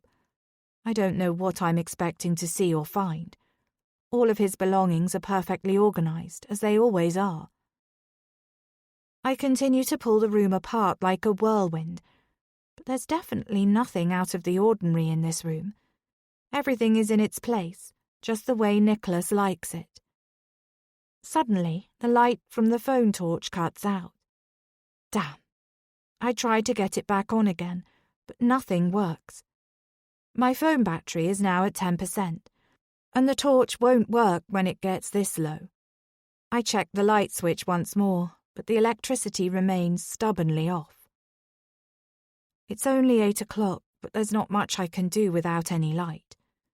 If I stay up, I'll likely just drive myself crazy with paranoia in the darkness, so I decide to try and get some sleep. I don't bother getting changed, and instead slide into bed fully clothed. Luna circles round a few times at the end of the bed, and then plops down to settle on the duvet. Nicholas doesn't allow Luna to sleep in the bedroom, but seeing as he isn't here, he can't complain, and I will feel more reassured if she stays up with me tonight. Closing my eyes, I try to remember if Nicholas has ever mentioned Eva to me, and it's somehow slipped my memory. But no, I'm certain that I've never heard her name before. I picture the moment Nicholas told me about his previous marriage. It was a month or so after we first met.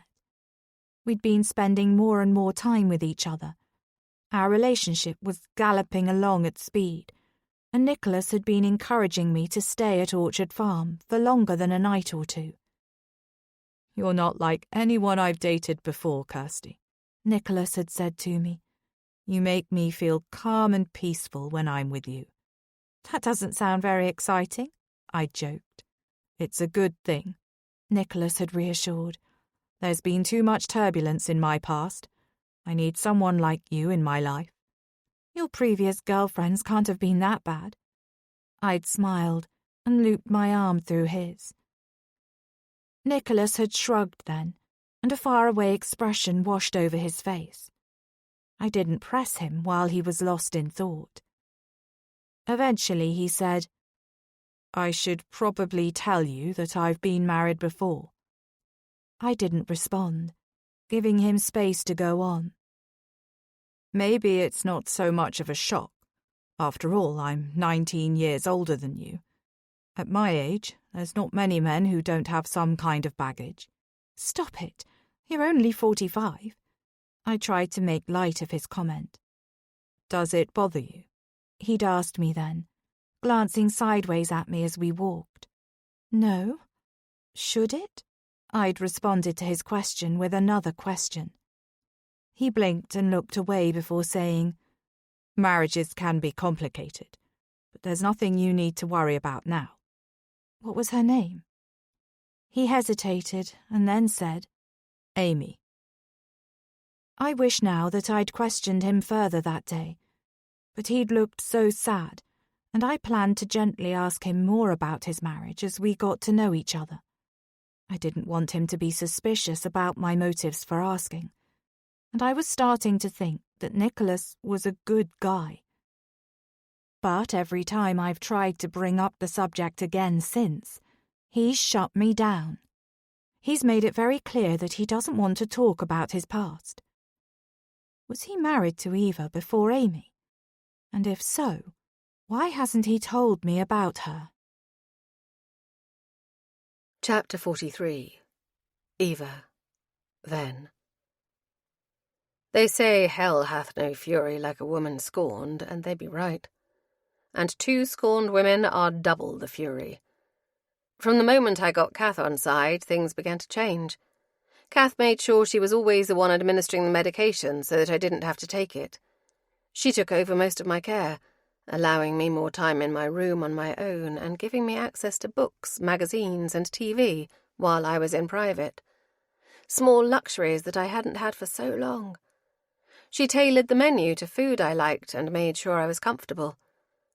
As the weeks went on, I felt as though I was slowly regaining my true self, the person who'd been locked away inside me for so long. We have to be careful because we can't allow any of Nick's other employees in the house to notice the shift in my treatment. There are 4 others in total, although they work on a rota basis, so there are only ever 2 people here with me at any one time. They haven't questioned any of the subtle adjustments so far. Kath has always been in charge of making the decisions on my care, so this hasn't been out of the ordinary. Kath taking on more of the time with me also means they are doing lighter duties, such as cooking and washing.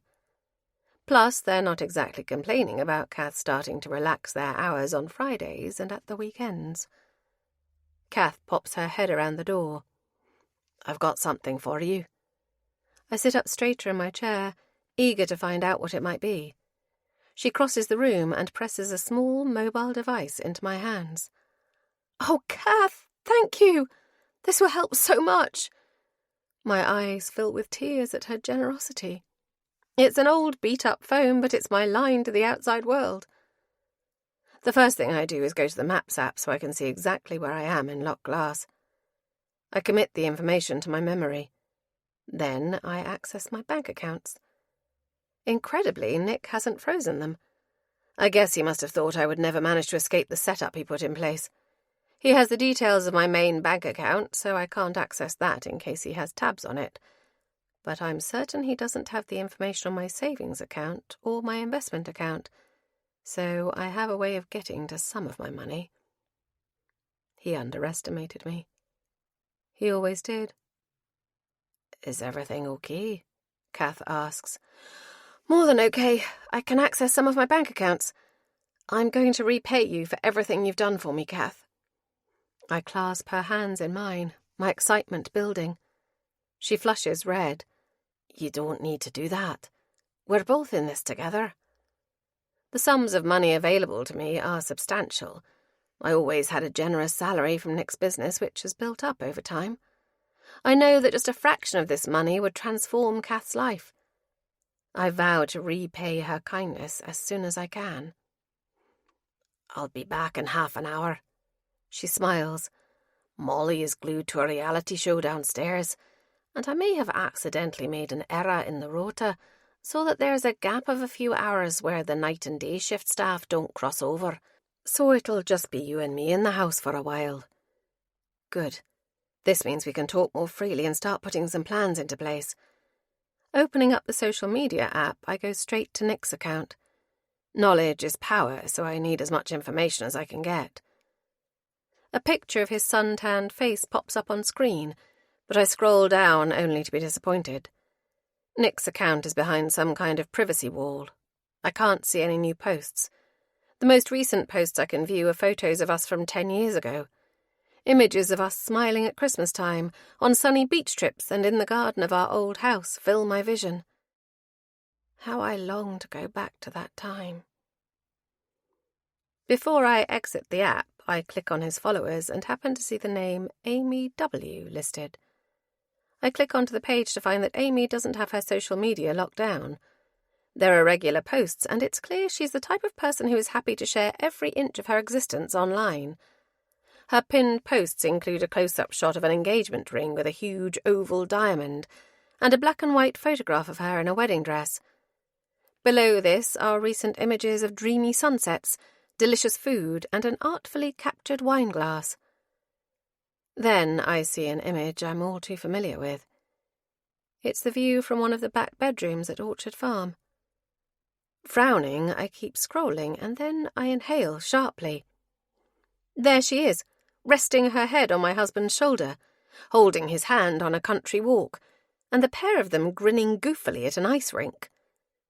Scrolling back up, I click on the photograph of her engagement ring, and then of the one of her in a breathtakingly beautiful wedding dress. The comments tell me all I need to know. This woman isn't only in a relationship with my husband. She's married to him too. Chapter 44. Kirsty. Now. I'm in a car. My foot is pressed down on the accelerator, and I'm going faster than I should along these winding country lanes. But I'm in a hurry. I crank up the music, exhilarated by the feeling of freedom as I hurtle along the maze of roads. But then a bright beam blinds my vision. The fog lights of the car coming towards me are on full beam. I swerve and press down hard on the brake, but nothing happens. And then my whole body jerks forwards. I feel the impact of the other car. A pain shoots along my temple. And I gasp. I'm jolted awake, sweat dripping down my back. I realise that I'm sat up and my mouth is open in a silent scream. It's a dream. A nightmare. It's always the same one, and it always ends in the same way. It's like my brain is caught in a loop, unable to stop imagining that terrible night. The night Amy died. I wasn't there, but I can picture what her final moments were like. I grope for my bedside lamp and shakily flip the switch. There's still no electricity. Grabbing the empty glass on my bedside table, I fumble my way to the bathroom and fill the glass to the brim with cool water, before greedily gulping it down. My body temperature feels too hot, like I'm running a fever, and my chest is tight. This has happened many times before. Back in the bedroom, my eyes snag on the empty side of my marital bed. I don't usually get spooked, being here on my own, but tonight I feel scared. Luna looks up sleepily from the bottom of the bed. I pick her up and cradle her in my arms, stroking her soft fur, which immediately has a calming effect. I've had a nightmare, that's all. It's normal to feel off-kilter when your sleep has been disturbed. I just need to get back into bed and go to sleep, because things will feel better in the morning. Except my mind is racing at 100 miles an hour. I can't stop thinking about everything that's happened. The parcel, the figure in the trees, the letters from Eva, and Nicholas. I feel like I'm playing a game of dot to dot, but I can't find the connecting thread. Am I just being paranoid, or am I right to feel anxious? There's so much that I don't know about my husband and his life before we got together. When I sought out Nicholas, I had one objective: to find out what happened to his last wife, Amy. My best friend. We were by each other's side since the age of 5, going from our first day of school all the way to our very last day. I couldn't have imagined my life without Amy. But when she went to university and I didn't, everything started to change. Despite what happened between us before she died, she still meant the world to me. We'd promised to be there for each other no matter what, and at the end of her life, I hadn't been. I overheard someone talking about her death in the restaurant I was working in at the time. I was stunned. I couldn't believe Amy was gone. Her parents abruptly moved away from their family home, where they'd raised their only child. They didn't even speak to me about Amy's passing, even though we'd grown up as close as sisters. And there was no funeral.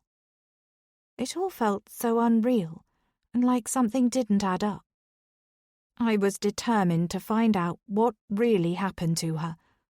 I just didn't realize how far I'd have to go in my search for answers. Now, I'm starting to feel like I've got myself into a situation that is way out of my depth. I resolved to call my mum in the morning and to arrange to go and stay with her for a few days. A change of scenery will do me good, and if I'm at my childhood home over the weekend, there's a chance I might cross paths with 1 or 2 of my siblings. It's about time I visited. When I think of the crowded, noisy flat, it makes me feel nostalgic for the years gone by when my family were all together. It was tough at times, particularly as I shouldered the responsibilities of stepping up to be the second parent when my father left. But I love all of my little brothers and sisters fiercely. I've been so consumed with Nicholas in these last few months that I've not seen any of them. Stepping away from the 4 walls of Orchard Farm for a little while might be just what I need. Knowing I have a plan in place makes me feel better. I'm about to climb back under the bed covers, but before I do, something stops me. I feel a strange, inexplicable pull towards the bedroom window. Setting Luna back down on the bed, I walk towards the window and then fling the curtains open. The storm is still blowing, but it's less violent than it was earlier on. A movement catches my eye. It's in the same place again, over by the trees near the entrance gate. I blink rapidly. It's dark out, and yet there's a flash of yellow, like a torchlight. But when I focus my gaze, I can't see it. Was it really there, or is my mind playing tricks on me again? Fixing my eyes on the spot where I thought I saw the light, I concentrate and try not to blink or look away. I'm near to giving up when I see it again. Flash, flash, flash. The light flickers on 3 times. I don't move, frozen in fear. I glimpse something in the trees, the shape of a person. I'm definitely not seeing things. The light was really there. Still rooted, I know that I can't step away from the window now. If anyone is out there, I have to stay here and keep watching until I know who it is. Gripping the windowsill for support, I remain at my post. I expect to see the light again, but it doesn't appear. And it's too dark outside to see anything without it. But whoever it is, I have a feeling that they wanted me to know they were there. Bang, bang, bang. The sound ricochets through me. I know instantly what it is. Someone hammering on the door. A shadow in the trees couldn't possibly make a sound like that. The threat outside is real, and now it wants to get into the house. It wants to get to me. Luna jumps up and begins barking. I remember that the security system is down, so the only thing standing between me and whoever is outside is the front door. A wave of fear washes over me. I curse the storm, wondering why this is all happening while Nicholas is away. Bang, bang, bang. The sound is loud and clear, and it's not going away. Luna is barking in a frenzy now. I scramble for my mobile phone, my fingers shaking so much it's difficult to enter the passcode. I'm going to call the police.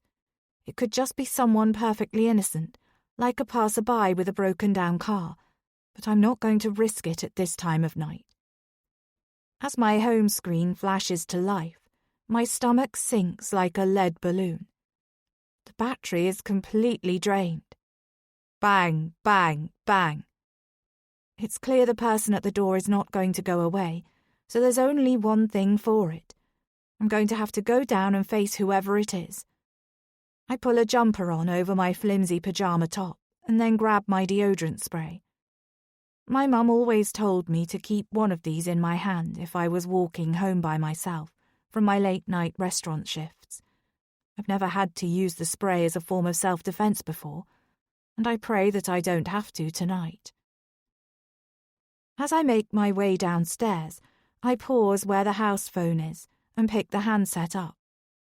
If this is working, then perhaps I might be able to call the police after all. But the line is dead and my hopes are dashed. Bang, bang, bang. Luna runs ahead of me and barks incessantly at the front door. I really don't want to have to go through it and find out who is outside. But the alternative is to remain inside, not knowing who is trying to get into the house. I decide to confront whoever is out there. My fingers touch the cold, metal door handle, and I take a deep breath. I press the handle down, but instead of the door swinging open, I meet resistance. I frown and press the handle down again, this time with a bit more force, but it doesn't budge. I try pushing my shoulder against the solid wood, but it stays resolutely shut. The door is locked. Usually the key to this door is left hanging in the lock. It must have fallen out. The banging outside has now stopped. I strain my ears, listening intently to see if I can make out any unusual sounds at all. But everything is completely silent. I wait and wait and wait. After 10 minutes have gone by, I exhale and almost laugh with relief. The locked door was a blessing in disguise. Whatever happened to the key, it stalled me and meant that I avoided a potential nasty encounter with the person outside. And yet my nerves feel frayed, and I'm not convinced the events of the night are fully over. What if the person is still outside, prowling round the grounds of the farm? And where is the front door key? The thought sends shivers through my body, so I go through to the kitchen. What I really want is a large mug of black coffee to keep me awake until dawn arrives, and with it the feeling of safety. But as there's no power, I'll have to seek out the next best alternative, a can of sugary drink. Fizzy drinks aren't something I have very often, but Nicholas is partial to a Jack Daniels and Coke, so there's always some in the house. I root through the cupboard until I find what I want. I take a big swig, feeling the bubbles dance on my tongue before they fizz in my stomach. I drink a can in one go and then crack open another, all the while listening out for any unusual sounds. But there's nothing. I check my phone. There's still no signal, and the battery is getting dangerously low. This makes me feel even more agitated than I was before. And that's when I notice it. The key to the bifold patio door isn't in the lock either. It's gone. I try to slide the door open in case I've accidentally left it unlocked again, but it doesn't budge. I'm certain that I locked the door last night. I've been so paranoid about it because of recent events that I checked it over and over. My head spins as I grapple with what this might mean. I locked both the back door and the front door and left the keys in the locks. Neither of them are there now. So if I haven't moved them, then someone else must have. My stomach is gripped with fear. Someone is playing a game of cat and mouse with me. But who? I run around the house and try every single window. They are all locked. Not one of them is open. All the keys are gone. And then the realization hits. I'm trapped. Chapter 45. Eva. Then. Kath is my angel in disguise. She successfully engineered a trip to London for the two of us. She's booked a medical appointment for me and has fabricated a reason why I need to see this particular consultant at this particular hospital. The rest of the staff have been given leave. She fudged the details with Nick. All he knows is that I need this appointment urgently. We're on the train and about to pull into St Pancras station. I can't quite believe it. We did it. The whole journey has been stimulating, watching the sea and the cities fly by the train window, listening to the conversations of normal people with normal lives all around me. I can almost pretend that I'm one of them. All these things that I used to take for granted and never will again. If only our plan works. We go for lunch in Covent Garden and lose ourselves amongst the tourists. I need to attend the appointment for appearance's sake, but it shouldn't take long.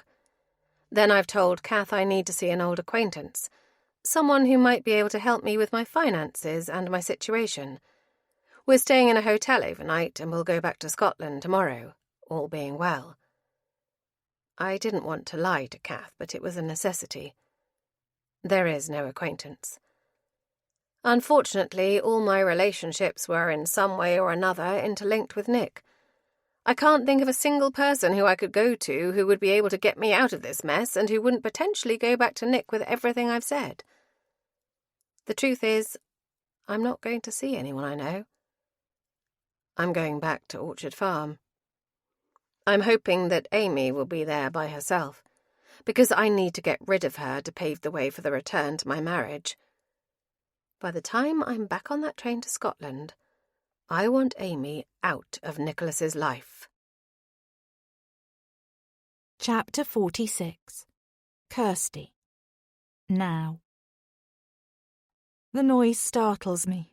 I sit up in bed, still half asleep, trying to work out where it's coming from. I stretch out and find the other side of the bed empty. Where is he? Where's Nicholas? It's still dark outside, so he should be beside me. Fragments of my latest dark dreams seep into my waking moments. Someone outside in the trees. Nicholas absent. A woman walking towards me, but I can't see her face, and the overwhelming feeling that something bad is going to happen. The shrill sound has stopped. Is it an alarm? Was it part of my dream, or did it really happen? I wait, straining my ears to see if I can detect it. But there's nothing. I lay back down, pulling the bed covers around me like a cocoon, snuggling back into the warmth and closing my eyes. And then I remember the events of the night before. The banging at the door. I couldn't get out of the house. I tried every door, every window, but they were all locked.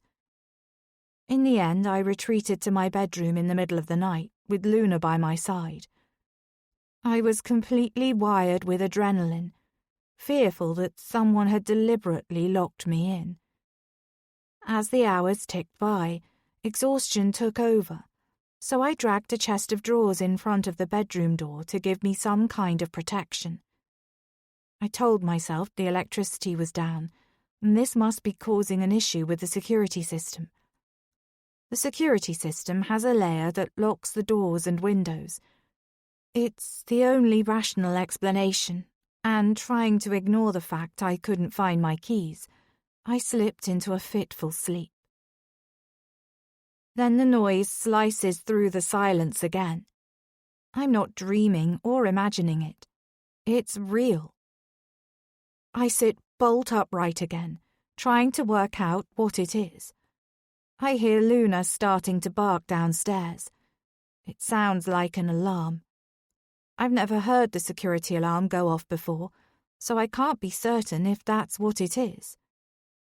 Last night, all the electrics were out, but they could be working again now. If the alarm is going, does that mean that the person who was lurking outside the house is now trying to get in? Leaping out of bed, I creep along the hallway and downstairs. The noise is getting louder here, and then I wake up properly and realise it's not the alarm. It's just our house phone. We barely ever use it, and the first time I'd ever picked it up was when Francesca rang the other day, so I'm still not familiar with the ringtone. My shoulders untense. It's just the phone. It's fine, and at least it means the electricity must be working again. I pick it up, and the shrill ringing stops. Before I can say hello, a voice I don't recognise says, "Do you know where your husband is?" The voice at the other end of the line is barely a whisper, so I'm not sure I've heard right. What did you just say? I'm caught completely off guard, still feeling disorientated. I wasn't expecting a phone call, and especially not at this hour. I glance at the hallway clock. It's just before 7 a.m. There's no response, just silence. Hello? Did you hear me? I'm starting to wonder if I'm imagining things. The line crackles with static, and then the call goes dead. I stare at the device in my hand. It must have been a wrong number. Or perhaps I'm just so tired I really am imagining things. The call has made me feel weirdly unsettled. I wish that I wasn't here by myself. Scraping my long hair back into a ponytail, my eyes alight on the photo frame on the centre of the mantelpiece. Picking it up, I gaze at the image of my husband. It's a recent picture of us, looking windswept on a beach walk. Nicholas had spontaneously snapped a selfie with the endless sea in the backdrop. He's smiling broadly, an arm thrown around my shoulders. I'm turned towards him, my cheeks flush pink with exertion, and my golden brown hair streaming out behind me. We look like two people utterly in love. But photographs don't always show the truth. I draw back the curtains. It's still dark outside at this hour. The sky is a gunmetal grey, heavy with thick clouds. A thought occurs to me. What if something is wrong? Maybe he's had an accident, or he's unwell. Pulling my mobile hastily out of my pocket, I see I have one bar of signal, so I scroll down to Nicholas's name and tap on it.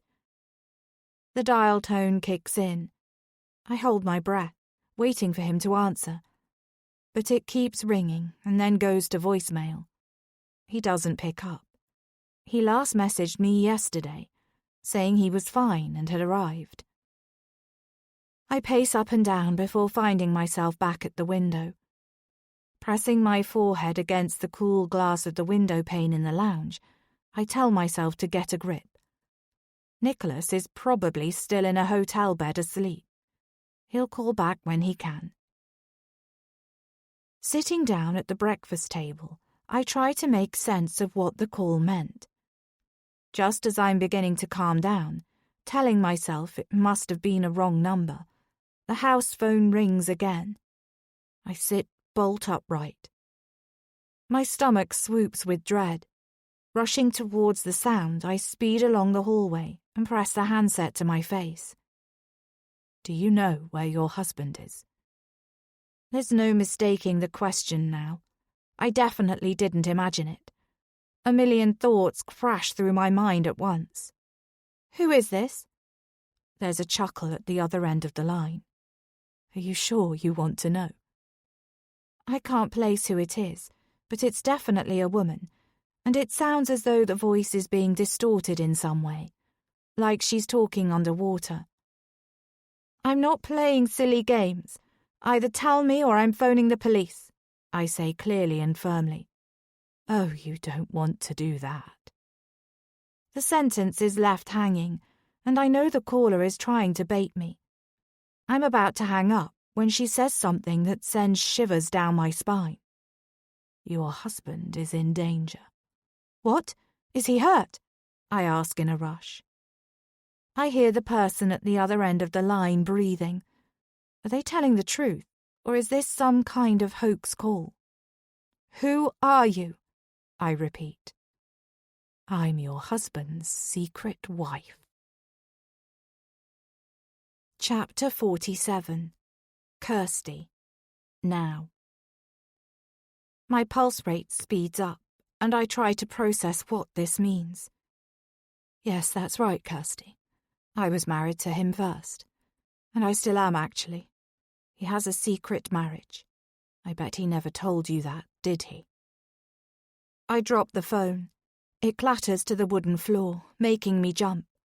This can't be happening. What I've just been told can't be true.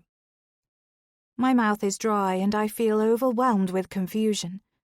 I need to find out more. Grabbing the phone, I say, "You're lying. What do you really want?" But there's no one there. The woman claiming to be married to my husband has gone. Damn, I shouldn't have dropped the phone. Fumbling with the buttons, I try to find out the number of the caller, but again I'm met with an unknown number. My heart thuds hard against my ribcage.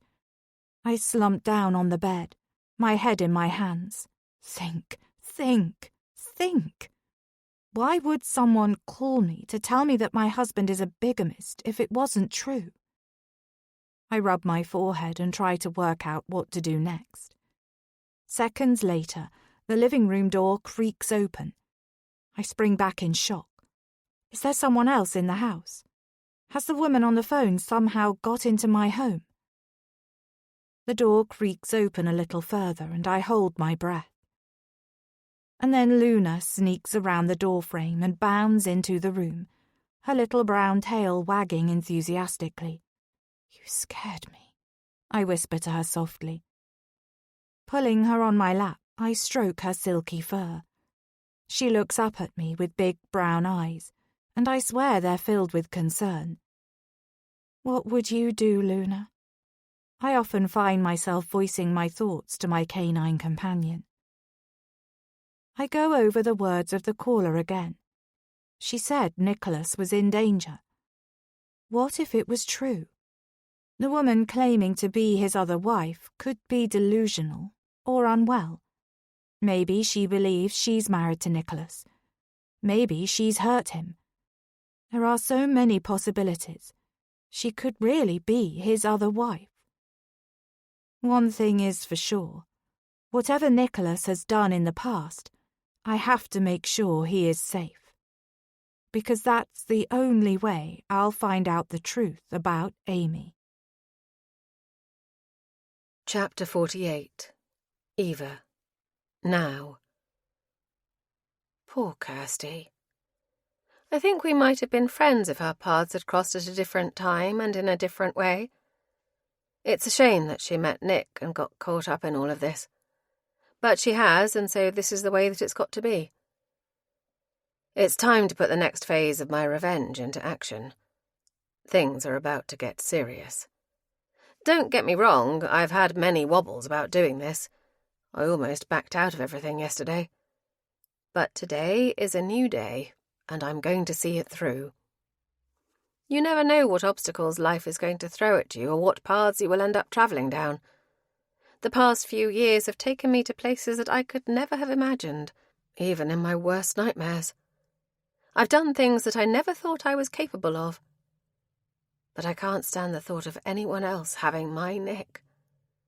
So this is the only way forward. Chapter 49. Kirsty. Now. Shaking, I open the door and exhale with relief as I see a familiar face. Come in, come in. I smile broadly, but my smile is not returned. In the shadowy light, the expression on my guest's face makes me freeze. She laughs. Really? Haven't you worked it out yet? Or do you finally get it now? There's a whooshing sound in my ears as understanding washes over me. I'm Eva, she confesses. You're Eva? My jaw nearly hits the floor. You? But how? Why did you? My voice trails off because I don't need to finish my question or wait for the answer. It's clear the woman standing in front of me has deceived me in every single interaction that we've ever had. Why didn't you tell me you were married to Nicholas? And how is that even possible? I thought you'd work it out eventually. She smirks at me. My head is spinning. Looking at her again, I take in how pleased she seems with herself. The expression transforms her face, and suddenly she looks so different to the woman I thought was my friend. Bex, just tell me what the hell is going on? She looks at me with amusement. Then her eyes fix on mine as she says, Not Bex, Eva. And don't worry, I intend to tell you exactly what's going on. Just have a little patience. Crossing my arms protectively across my chest, I observe her now through a new lens. Bex, the only person I've felt a real connection with since moving here, turns out to be someone else entirely. How much of the Bex whom I was getting to know is real? Or was everything about her fake, designed to trick me in some way? Why don't we go and sit down, she says, trying to step through the door as though this was an ordinary social call. Shaking my head, I stand firm and reply, No, tell me why you're here first. Eva raises an eyebrow. I'm here because Nicholas Johnson is a bigamist, and it's about time that he stopped playing both of us for fools. Tucking a strand of hair behind my ear, I think for a minute. How do I even know that what this woman is saying is the truth? She's already lied to me about who she is, so she could be lying to me again. She could just be a crazy, deluded person with no connection to Nicholas at all, who is targeting our marriage because she wants money, or something else. Then I remember the letters. If I hadn't discovered them yesterday and seen the name Eva signed off on every single one, then I would just pick up the phone and call Nicholas or the police right away.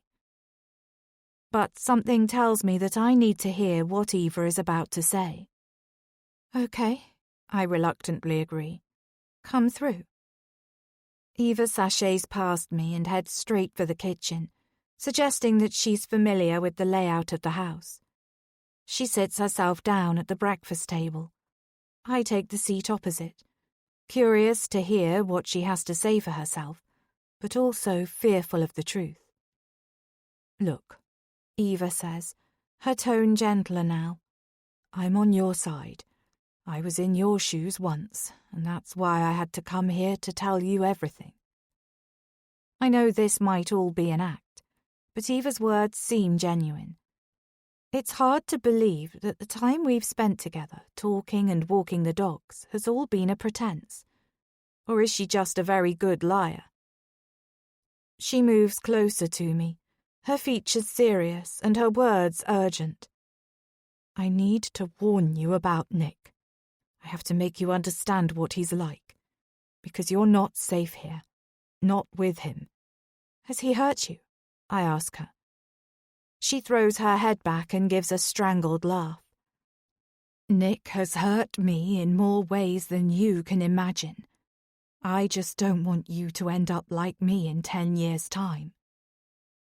And you said you're still married to him, I press, trying to put the pieces of the puzzle together.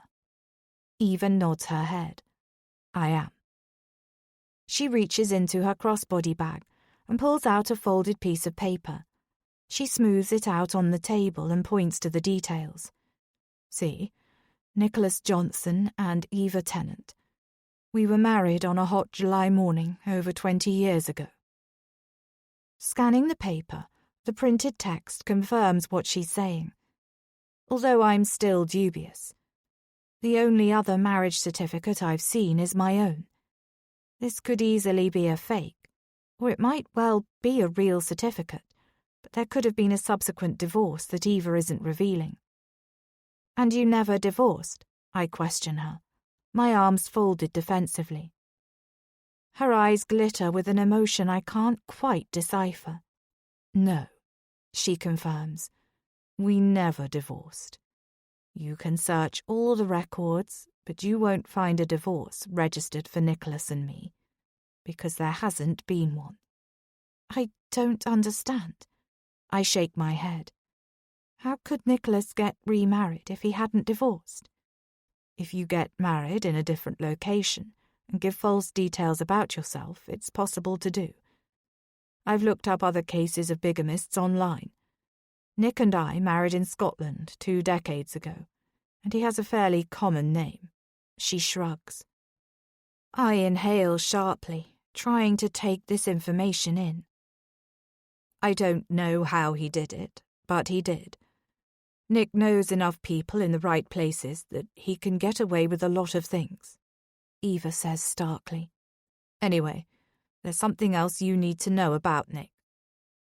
I'm not sure I'm ready for whatever Eva is about to tell me, but there's no doubt I'm about to find out. It's best if you hear it from him. Eva stands up then, and before I can stop her, she snatches my phone from me.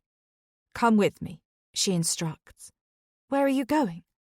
I have a bad feeling about this, and despite Eva showing me the marriage certificate, I still don't quite believe everything she's saying. I'm taking you to Nick. My husband Nicholas is on a business trip, I explain. She shakes her head, a slow smile spreading across her face that stretches until it becomes a grimace. He's not on a business trip. He's been with me. My heart flips. Has Nicholas not really been on a business trip? Has he been with another woman instead? With Eva? She goes out the patio door and begins striding across the garden towards the gate that leads to the rest of the land surrounding the farmhouse. Where is Nicholas? I shout towards her retreating back. Oh, he's not very far at all. My brain is screaming at me to get away from her and to extract myself from whatever game she is playing. I don't trust her. But I've come this far, and now I have to follow her, because I can feel myself getting closer to the truth. Chapter 50. Kirsty. Now. I can't believe what I'm seeing. In the darkened outbuilding, my husband Nicholas is tied to a chair.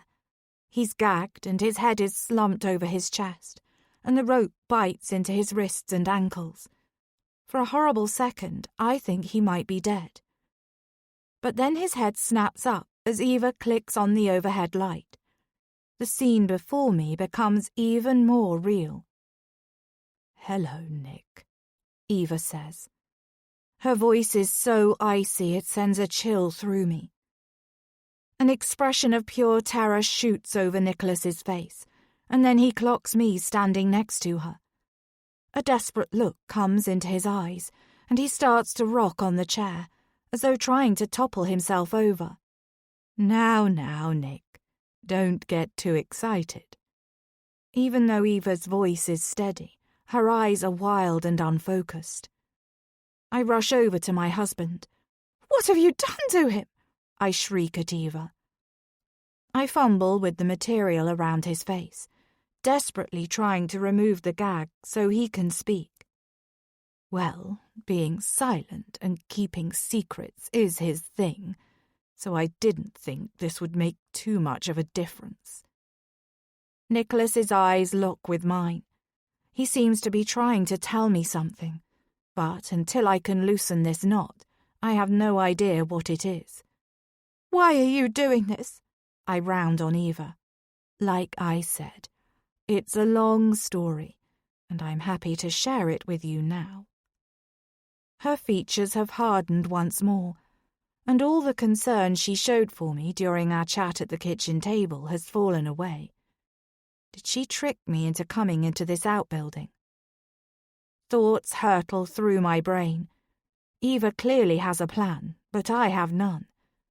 I need to make sure I can extract myself from this situation. I can't end up bound to a chair like Nicholas. "How long has he been here?" I cry. Well, let's just say he didn't make it very far along the lane when he left for the airport. "But he messaged me to say he'd arrived." You received a message from Nick's phone, Eva corrects, as she pulls his mobile phone from her pocket and holds it up for me to see. She then tosses it onto the top of the pile of boxes next to her. Eva has planned all of this. The realization sinks in that she's the person who has been watching the house too. Then something else occurs to me. What about the open doors and the security system trapping me inside last night? Has all of that been you as well? All me, she confirms. I knew where the gaps in the hedge were to access the farm through the back fields, and I'd hidden a spare set of keys in one of the large plant pots in the garden when I was renovating the farmhouse, just in case I ever needed them. I wasn't sure they'd still be there, but Nick hadn't discovered them. So yes, it was me who kept opening the patio door. But how did the cameras not pick you up? I still had the login details for the security system. Kath got a phone for me, so I was able to download the app and view the camera footage. I was also able to use the security controls, so that any time I was on the property I could close off any cameras that I needed to. Last night I shut down everything. The phone line, the lights, the locks. Clamping my jaw tight, I grind my teeth. I can't believe that the woman I believe to be my friend has been behind all this. But I keep my shock to myself, because I don't want to give her the satisfaction of knowing how much she's got to me. Instead, I study Nicholas more closely. His face is ashen, and he has a nasty bruise on his cheekbone. He gulps in a lungful of air as soon as I remove the gag. "Nicholas, are you okay?" I drop to one knee and assess him further. His lips are cracked and dry. He's obviously dehydrated, and there's a purple bruise on his temple. A small part of me feels sorry for him, but the rest of me wishes I'd never set eyes on this man. "Water," he pleads. I look up at Eva, but she shakes her head. Not just yet. He can wait. She inspects her nails and then fixes me with a stare. "You've asked a lot of questions, and now I'm going to answer them." Eva pauses dramatically, her words hanging in the air between us. I wait with bated breath. "The truth is that Nick and I have been married for a long time," she says. "He was my first love, my only love, and he promised that we'd be together forever." He opens his mouth, but she doesn't give him the opportunity to speak. She just plows on. "We met during our first week of university, and we were inseparable from then on. We were the couple that everyone was certain would get married, and they were right. Nick proposed to me the year after we graduated. Then we had a blissful summer traveling around Europe together. It was the happiest time of my life." Eva talks with such emotion in her voice that I believe what she's saying. Looking down at Nicholas, I notice that a deep crease has appeared between his brows. After that, Nicholas wanted to pursue his dreams. He'd studied business and wanted to be an entrepreneur. He wanted to take a risk and build his own empire. I took a job as a legal secretary to keep us going. My dream was to become a barrister, but I put that aside to support the man I loved. Eva looks sad as she recounts this. I'm fascinated by the history between Nicholas and Eva. Their connection runs deep, and I can't help but wonder what went wrong between them. We had a good life, a strong marriage, or so I thought. The tone of Eva's voice goes from emotional to bitter. Eva is raking her hands through her hair, and she looks completely unhinged. Her movements are jerky, erratic, nothing like the smiling, kind woman I thought she was when she introduced herself to me as Bex. She paces up and down, muttering under her breath. This is it. This might be the only opportunity I get. I swiftly take this brief pause to let your mind settle. The journey ahead awaits with new emotions and new discoveries.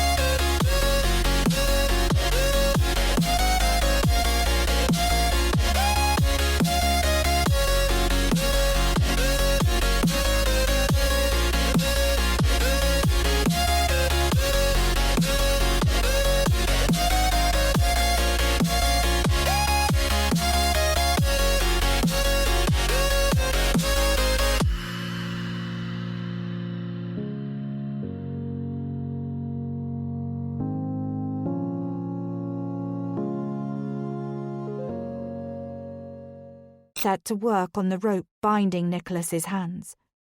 I'm not sure if I'm doing the right thing by untying him. Maybe I've got too caught up in the pretense of being married to Nicholas, and I should wait to hear more. Although, if I free him, then surely he'll become an ally to me because I've helped him. My hands struggle at the knot.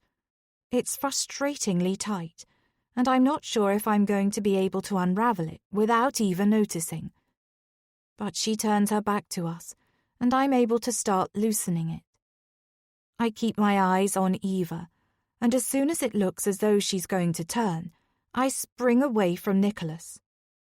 "He betrayed me," Eva says, now facing us both once more. "It was the classic midlife crisis. Nick cheated on me with a much younger woman." "Eva," Nicholas tries, but his voice gives out before he can go on. "I should have seen the signs. The late nights at work, the changes in his behaviour. Maybe I did recognize what was happening, but I didn't want it to be true." Eva pulls at her hair then in anguish. "How could you, Nick? How could you do it to me?" she screeches. "After everything we'd been through, after the life we'd built together, and all the sacrifices I made for you."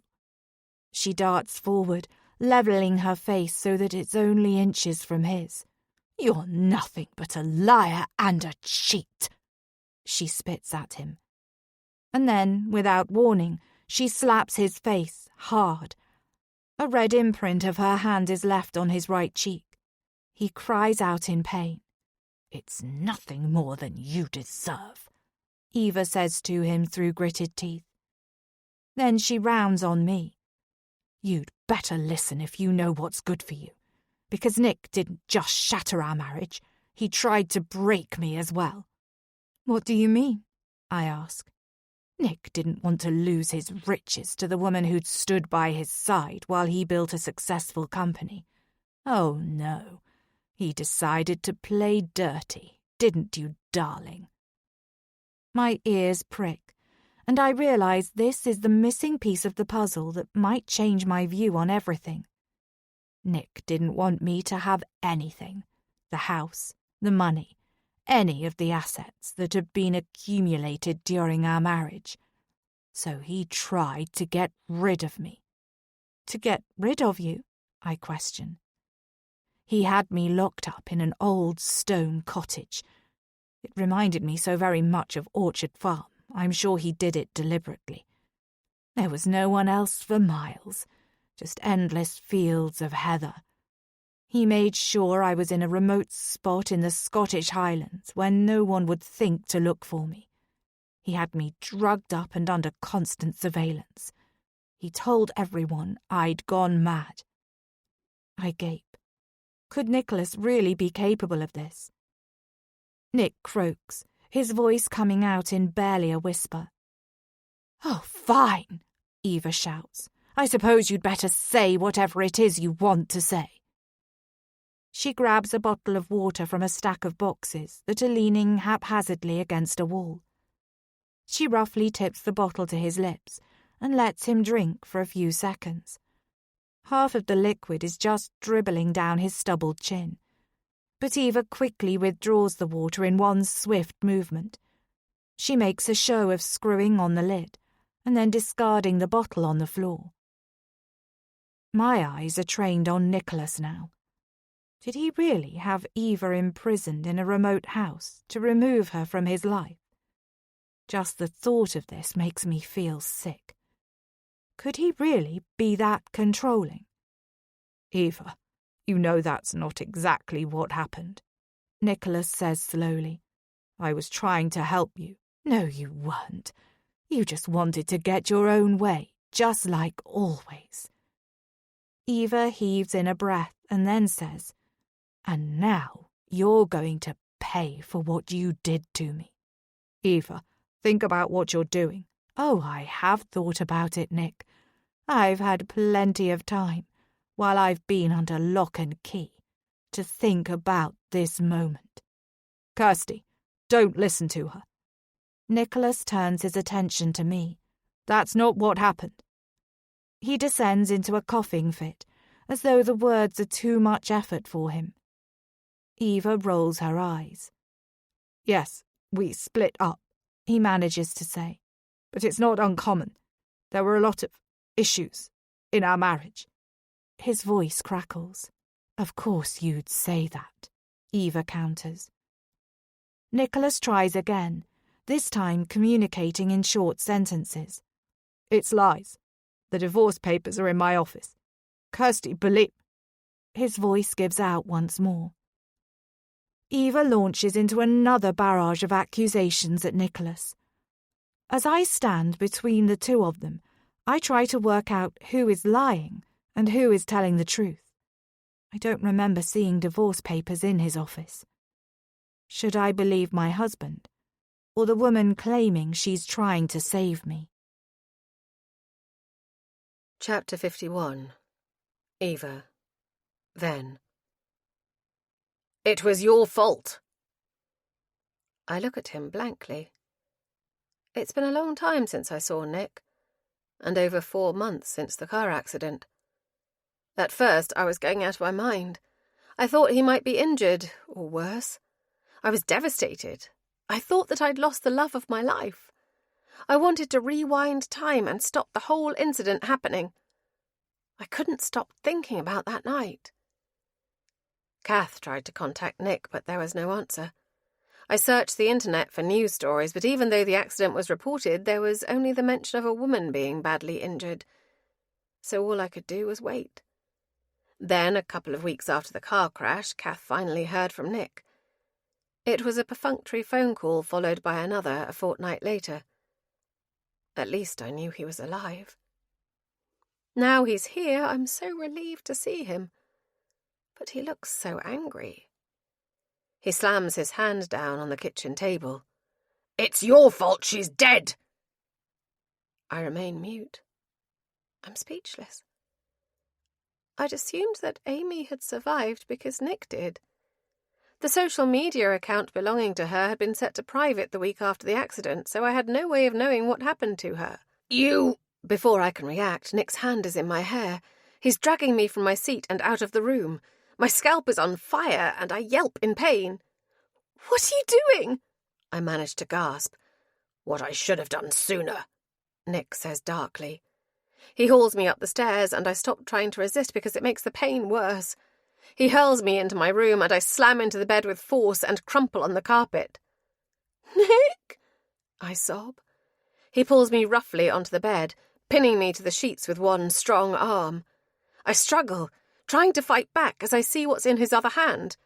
"No, don't do this!" The pillow comes down over my face. He's pressing it down over my nose and my mouth with both hands. I can't speak. I can't breathe. My body begins to thrash in response. I'm aware there's only a short amount of time I can hold on for. Black spots appear in my vision and I fling my arm wide. Something on the bedside table knocks over. The pressure on my face is unbearable. I'm not sure I can hold on for much longer. I think this might be the end. And then the door bursts open. Whatever fell to the floor may have just saved my life. "Get off her!" The pain stops and the pillow slips away from my face. I suck air into my lungs. All I can focus on is breathing in and out, trying to get my body working again. "She murdered Amy. I know she did." His voice cracks. "What? That's impossible." It's Kath, coming straight to my defence. Kath's cool hand sweeps my forehead. "What have you done to her?" "Nothing that she doesn't deserve," Nick curses. "I can assure you that I've been by Eva's side constantly, just as you've instructed." Kath sounds prim and professional, and convincing. Opening my eyes, I see Nick looming above me. "I don't know what I'm going to do with you, Eva. But you mark my words. I'm going to do something." The door slams, practically bouncing off its hinges. I wince. "Are you okay?" Kath eases me into an upright position. "Kath, you saved me." "It was the lamp that saved you." We both look at the upturned light on the floor. If I hadn't moved my arm and the lamp hadn't fallen, then I could be stone cold dead by now. "I can't believe..." My words fall away. Nick just tried to kill me. He almost succeeded.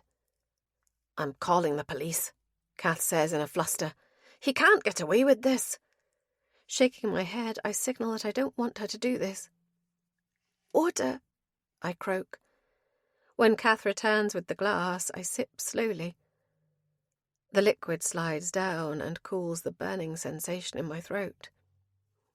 "We can't involve the police," I insist. Kath raises her eyebrows and then asks, "Did you kill Amy?" "No," I shake my head. "It was an accident." "Tell me the truth, Eva." Kath's voice is firm. "I didn't plan it. Yes, there's been times when I've wished Amy dead, but this wasn't some cold-blooded murder. It was a car crash. An accident." I can tell that Kath isn't sure whether to trust my word or not. "If it was anything more, then I would tell you." I can feel my eyes watering as I speak. My emotions are getting the better of me. "You've been such a good friend to me. I should have told you about this before, but believe me, I'm not lying." She stares down at me, looking as though she's trying to work out the answer to a puzzle. "It's been eating me up that I hurt someone, but I didn't know she was dead until Nick said just now. But I'm also not sorry she died. The universe has its own ways of working, and she deserved it." Kath stays silent for a little while longer, and then finally she says, "He was going to kill you in your bed. He will try to do it again." My tongue feels too thick in my mouth, and I can't respond. "I can only protect you for so long. What if he tries to move you elsewhere? You need to run while you still can." Tears pool in my eyes. With Amy gone, I had this fantasy that Nick would come to Scotland and take me home. I believed her death would end the spell Nick has been under, but I was wrong. "No," I managed to say faintly. "I want to stay here with you." "But I mean it." "I thought you might say that," Kath sighs. "Okay, well, there might be another way to keep you safe." Chapter 52. Eva. Now. Everything is going to plan.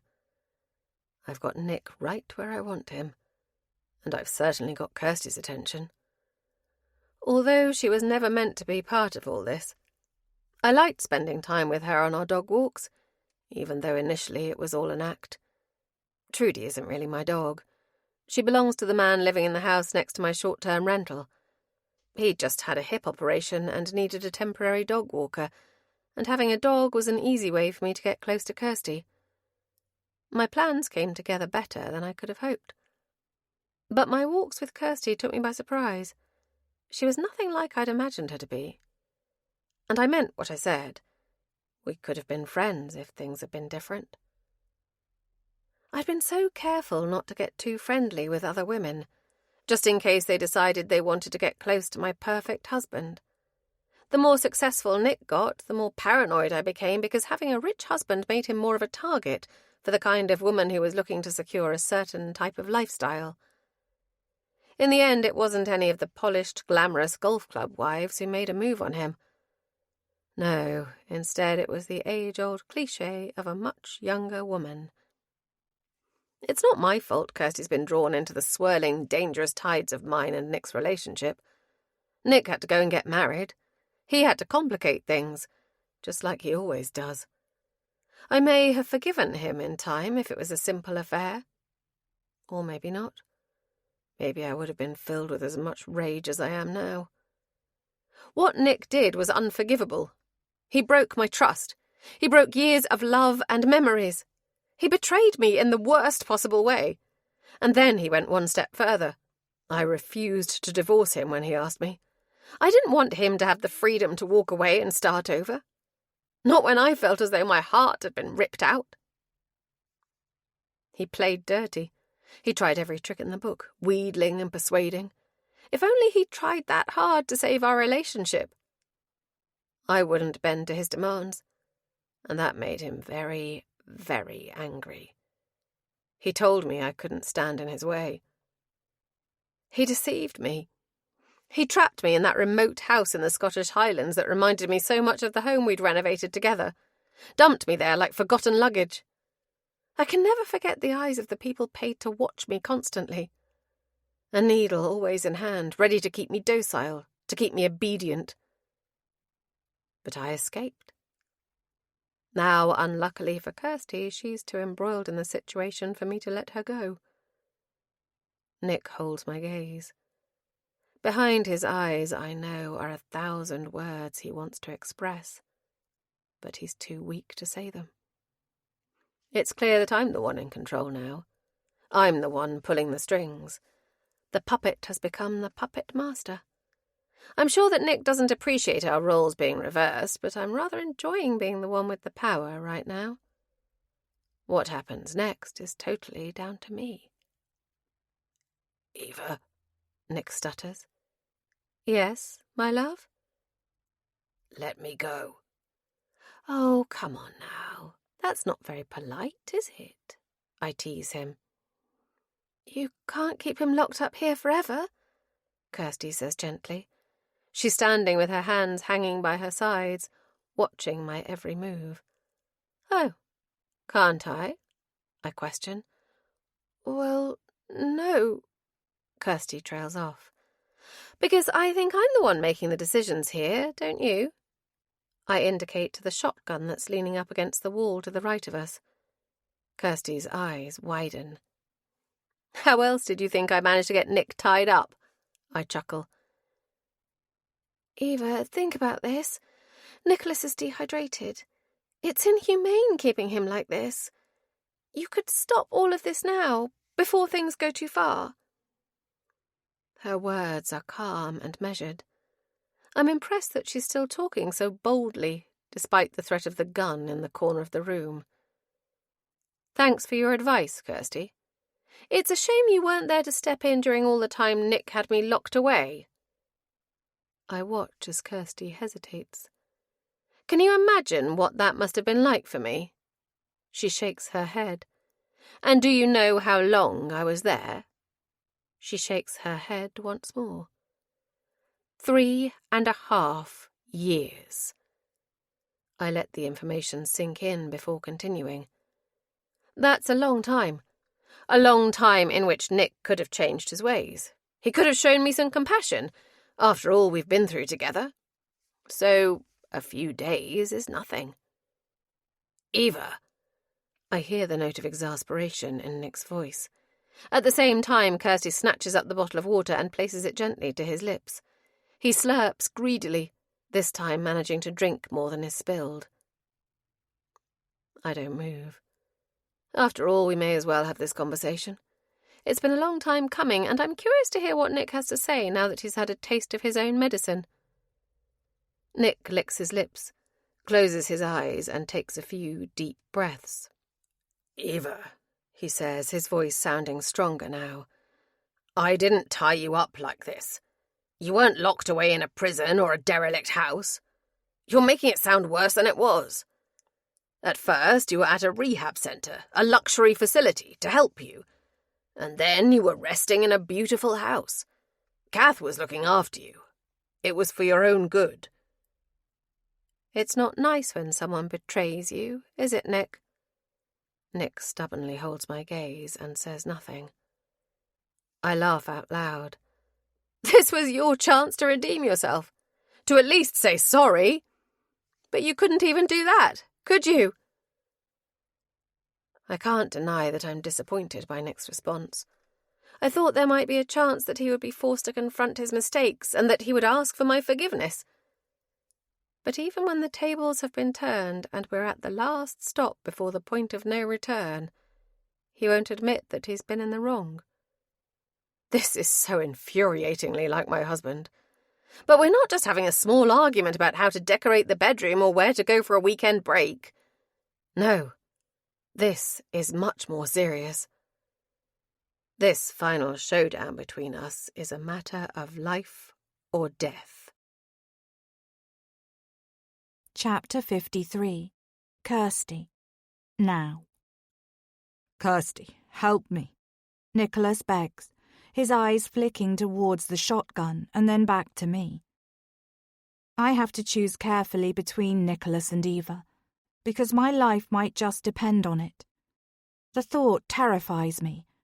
But how can I decide between two liars?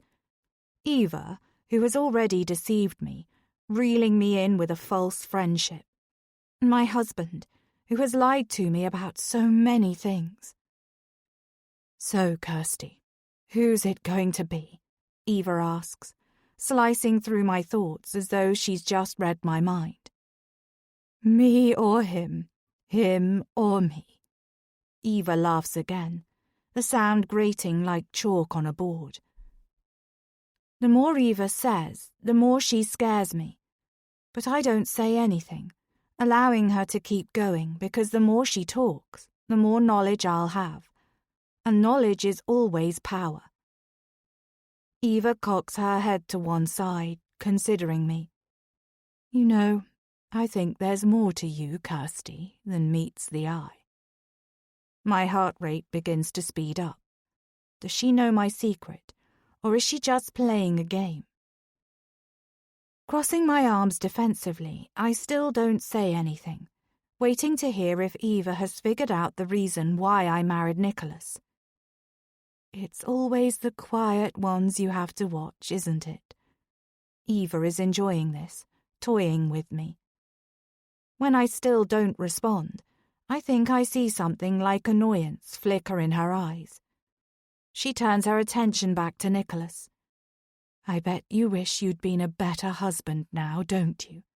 Eva spits towards him. Eva, Nicholas begins. But Eva launches into a tirade of all the hurts she's endured from Nicholas over the years. His head bows, not looking at either of us, as her words fly like arrows towards him. It's clear she's been waiting a long time to say all of this. Nicholas looks up at me again, pleading in his eyes, his handsome face suddenly appearing aged. He doesn't need to speak this time. I know he is begging me to help him. Eva's rant will come to a stop eventually, and then what will she do? Nicholas looks up at me with real fear etched across his face. He knows I'm his only hope of escape now. But should I help him? He's potentially a bigamist who locked up his first wife when she became inconvenient to him. And Eva is unhinged. Her obsession with the man who betrayed her is clear. Not to mention the fact she has deliberately placed a gun in the room. I need to make my mind up fast. Whose side am I on? One of the two people in this room has killed before. One of them is already a murderer. A murderer who killed the one person I loved most in the world. But which one of them is it? Chapter 54. Eva. Now. I'm still waiting for my apology, I say, moving closer to Nick and crouching down so that our faces are merely inches apart. Nick parts his lips before clamping them shut again. So, no apology then? I wait, holding my breath. I reach out a hand and brush a lock of hair off his forehead, but he turns his face away from me. I stand up and pace the room. I count in my head. 1. I just have to be patient. I have to give him a chance to reply. 2. All he has to say is sorry. Just one small word and we can figure everything out. 3. There's still time for him to say it. 4. Why won't he just say it? I thought he would finally give in. 5. His time is up. I turn, narrow my eyes and regard my husband, the love of my life. No, more than that. The centre of my world. Now I have to make a choice. Pick left or right. Live or die. I don't love you, he says. What? My eyes widen in shock. I don't love you, Nick repeats. I haven't loved you for a long time. You've got nothing to gain from this. My world tilts on its axis. This feels like the final crack splintering through my soul. Not long now, and it will shatter completely. I loved you once, but I don't love you now, he says more gently. We have to move on from this. You've got to let go of the past, Eva. And so do I. He continues on. Something about honouring our relationship and finding the future happiness we deserve. But I can't hear his words properly. How could I? His voice is drowned out by the pounding of blood in my ears as my heart slams against my ribcage. Nick has hurt me in so many ways, but those 4 little words have broken me. I don't love you. I don't love you. I don't love you. Chapter 55. Eva. Now. Eva? Someone is calling my name, but the sound is small, muffled, as though it's coming from a long way away. Eva? Blinking several times, my eyes swimming with tears, I manage to swivel my head in the direction of where the sound is coming from. The voice is louder now, and the face of the person speaking comes back into focus. Eva, I know this is hard, but let's go back to the farmhouse and talk about things properly. We can't stay out here like this. Kirsty's expression is full of concern as she speaks slowly and calmly. She might genuinely want to help me. Or she might just be trying her best to get Nick untied and to exit the situation she's found herself in. But she's gone totally the wrong way about doing it. Orchard Farm was my house. It was my renovation project. I poured blood, sweat and tears into making it my home. And now Kirsty is inviting me back there for peace talks like I'm a guest, a stranger instead of the person who lovingly restored every single room. What does she think I'm going to do? Accept her offer of a cup of tea and a chat? Does she think I'll back down now that Nick has made his feelings crystal clear? Eva, you can put a stop to this before things go too far. I know you're hurting. I can see that. But don't make things worse for yourself. You can still find happiness. My blood begins to boil. Does she think she can stop me with kind words and a reassuring hug? And does she really think that Nick would let me just walk away after what I've done? I tried to fake a smile, but it ends up being more of a sneer. I try again. I need to keep her on side to stop her from doing anything rash. Kirsty, it's so cozy out here that I think we should stay a while longer, especially now that we're sharing our truths. There's something else I want to share with you. Eva, Nick says in a warning voice, like he knows what's coming. But he no longer has the upper hand. I do. Kirsty's eyes dart from me to Nick and back again. She really is stuck completely in the middle of all of this. But I can't stop. I plough on, down the only path that I can see for myself. There's something else about Nick's past you don't know about. Or should I say, someone else. Kirsty's attention is back on me, a curious look in her eyes. There's a reason why I've been looking out for you, Kirsty, trying to keep you safe. Because Nick has quite the track record when it comes to his wives. He didn't quite go through with getting rid of me, though he's kept me locked away and controlled for long enough. But his second wife had things even worse. His second wife? Kirsty questions. The wife after me, the younger model that he dumped me for. She was beautiful, but she had no idea what she was getting herself into. By all accounts, she wasn't happy to just submit to Nick's rules and orders. Don't listen to her, Nick urges. And because of that, she ended up dead. Didn't she, darling? I snap. Eva, what are you doing? You know full well that you caused Amy's death. Nick's voice is still hoarse and rough as he speaks. Kirsty?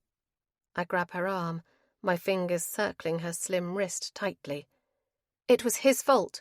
It was all his fault. Then I snatch up a thin length of wire, and in a flash I'm behind Nick and I have the wire pressed to his neck. Eva, no! Kirsty springs forward, her arms outstretched. Our husband here is a dangerous man. He will break your heart, like he broke mine. He will dispose of you once he's done with you, like he did to me and to Amy. Amy died because of him. There's a pattern of behaviour here, and you're not too precious to escape it. I press the wire more firmly into Nick's flesh. He will try to kill you. It's him or us. This is the only way to end things. Chapter 56. Kirsty. Now. Wait! I yell. Taking Eva by surprise, I manage to spring forward and whip the wire from her hand and away from Nick's neck. There's a nasty indentation running across his skin, but it didn't go deep enough to do any proper damage. Amy. My head spins. Her name is out in the open now. This is what I've been waiting for. It wasn't just an unfortunate car accident, Eva snarls. It was his fault. She jabs a finger at Nicholas. Believe me, Kirsty, it wasn't me. I didn't do it. Nicholas is clearly struggling to speak, but he goes on. Eva was jealous. His voice breaks with emotion, like a man genuinely saddened. But is he for real, or is this all an act? I should have known she'd do something like that. I should have protected Amy better. An unexpected tear runs down Nicholas's cheek. He gulps a few times before then saying, I honestly thought Eva was secure with Kath watching over her and that she wouldn't be able to escape. So that's who Kath is. She was the person looking after Eva. It all makes sense now. Nicholas looks at me. I'm sorry, Kirsty. I've failed you as well as Amy. Oh, come on. You're not going to fall for that, are you? Eva spits. I look from her face to his. There's no way for me to tell who the liar is. Tell me what really happened to Amy, I say very clearly, directing my question to Nicholas.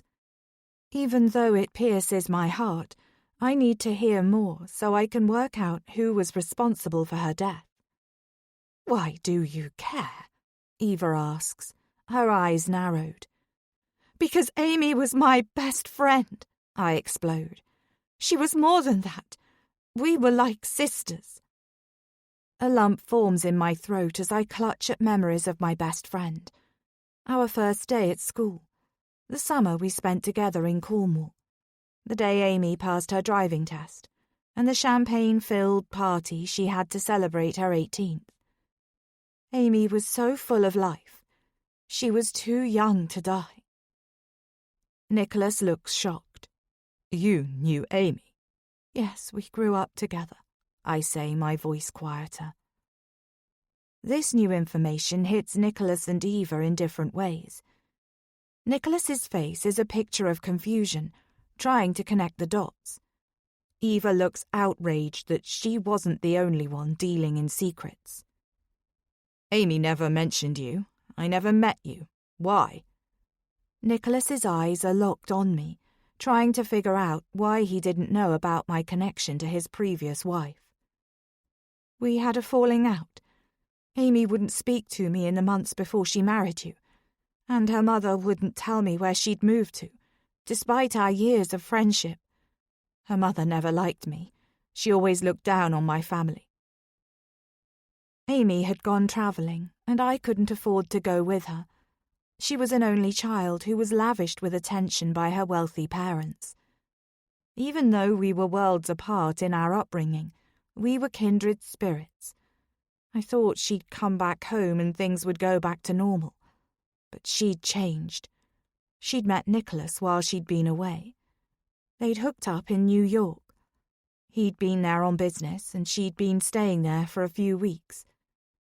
It was meant to be a pit stop before she went to Costa Rica, but fate had other plans. They had a whirlwind romance, and Amy cut her travels short. She had been completely loved up. I should have been more understanding, but the truth is, I was afraid I was losing her, and a little bit jealous that her life was going on to a new phase. We'd always been inseparable. I wish I could go back and change things. If I'd still been in her life, maybe I could have prevented her death. That's why I've needed to try and find out the truth and get some kind of justice for her. So, when we met, Nicholas begins to ask. I knew you'd been married to Amy, I tell him. Eva starts to laugh then. Are you saying the only reason you got together with old Nick is because you were trying to find out what happened to Amy? I stick my chin in the air and defend myself. Yes, I thought Nicholas might be responsible. Nicholas looks even more aghast now. I was prepared to do whatever it took to find out what happened to her, although when I got to know you, I thought you couldn't be behind it, and, well, despite myself, I started falling for you. I hold his gaze. For some reason, it's important he knows that I didn't fake our entire relationship. I could see why Amy loved you, and being at Orchard Farm made me feel closer to her. My feelings have been so mixed up. I didn't mean to get so close to Nicholas. For a few months I got caught up in the idea of being Mrs. Johnson, although I kept telling myself that being at Orchard Farm was the best way to uncover what happened to Amy. Then, when Nicholas's behaviour started to change, I knew I'd been too complacent, and that I had to refocus on finding out what really happened to my best friend. Enough, Eva roars. If you think he cared for you, then you're deluded. He didn't love Amy, and he certainly didn't love you.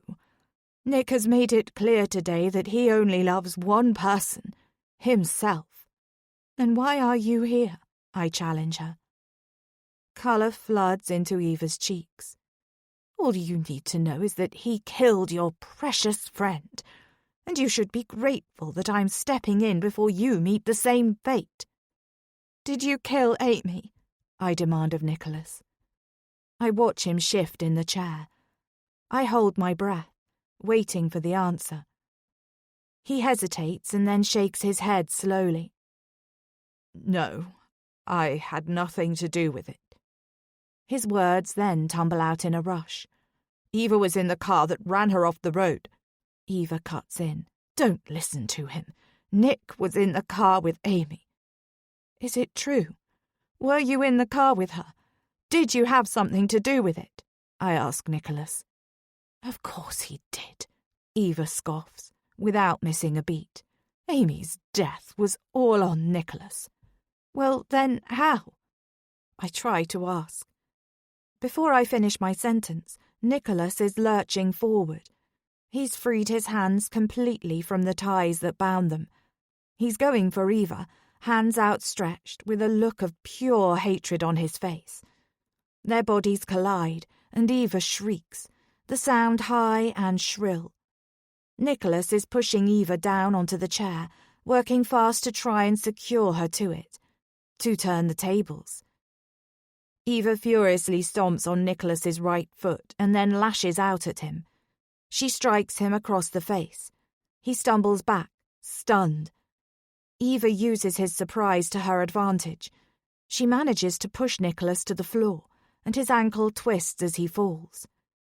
I'm about to spring forward and help my husband up, when Eva gives him a hard kick in the ribs and he yelps. Everything I've seen from Eva suggests that she is the more violent one of the pair. "Kirsty, run! Run while you've got the chance! And call the police!" Nicholas urges me. I'm beginning to believe that Nicholas might be innocent in all of this. Eva is clearly deranged, and she has a murderous look written all over her face. She reaches for a shovel, and her intentions are clear. I can't leave and allow Nicholas to be bludgeoned to death with a blunt instrument. I barrel into Eva, knocking her off balance before she can strike. Nicholas shouts at Eva, "You're crazy!" He manages to haul himself to standing. "If I'm crazy, it's because of you!" Eva yells back at him. "Listen to yourself, Eva. Nothing is ever you, is it? There's always someone to blame." Suddenly he turns to the side, pushing a stack of boxes with all his might. They topple down, creating a barricade between him and us, blocking the way out. Eva grabs the shotgun, but she reacted too late. We hear the sound of the door being thrown open. Turning to Eva, my blood runs cold. I'm now alone with her. She's got a gun in her hand. Nicholas has left me, after I helped free him. Was he lying after all? And will I survive this? Chapter 57. Eva. Then. I've just seen Nick with his new wife. I'm a mess. I can barely breathe. I need to get back to the station. I have to make my train because Kath is waiting for me in London. I can't be late, but I also can't think straight. Coming back here was a mistake. As I go down a narrow road, the sat-nav beeps at me. I've taken a wrong turn. It's the last thing I need. I swing the car round. It's been such a long time since I've driven, and the hire car Kath has organised is alien and unfamiliar. The gear stick feels too stiff, and it's hard to see along these unlit country lanes. I switch my full beam lights on and press down hard on the accelerator. I need to get out of here. Turning the corner, I see the car too late. I brace myself for the impact, but the other driver swerves at the final minute. In that split second, I realise the vehicle sliding past is a green Range Rover. The man in the passenger seat is my husband, and the woman driving is his other wife. Slowing my speed, I look in my rearview mirror. The other car spins and then skids across the road. It hits the barrier, but the force is too much and the barrier buckles.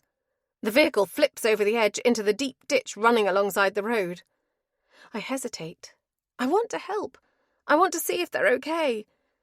Except if I get out, they'll know it was me. They won't believe this wasn't deliberate. My pulse races. I wanted revenge, although not like this.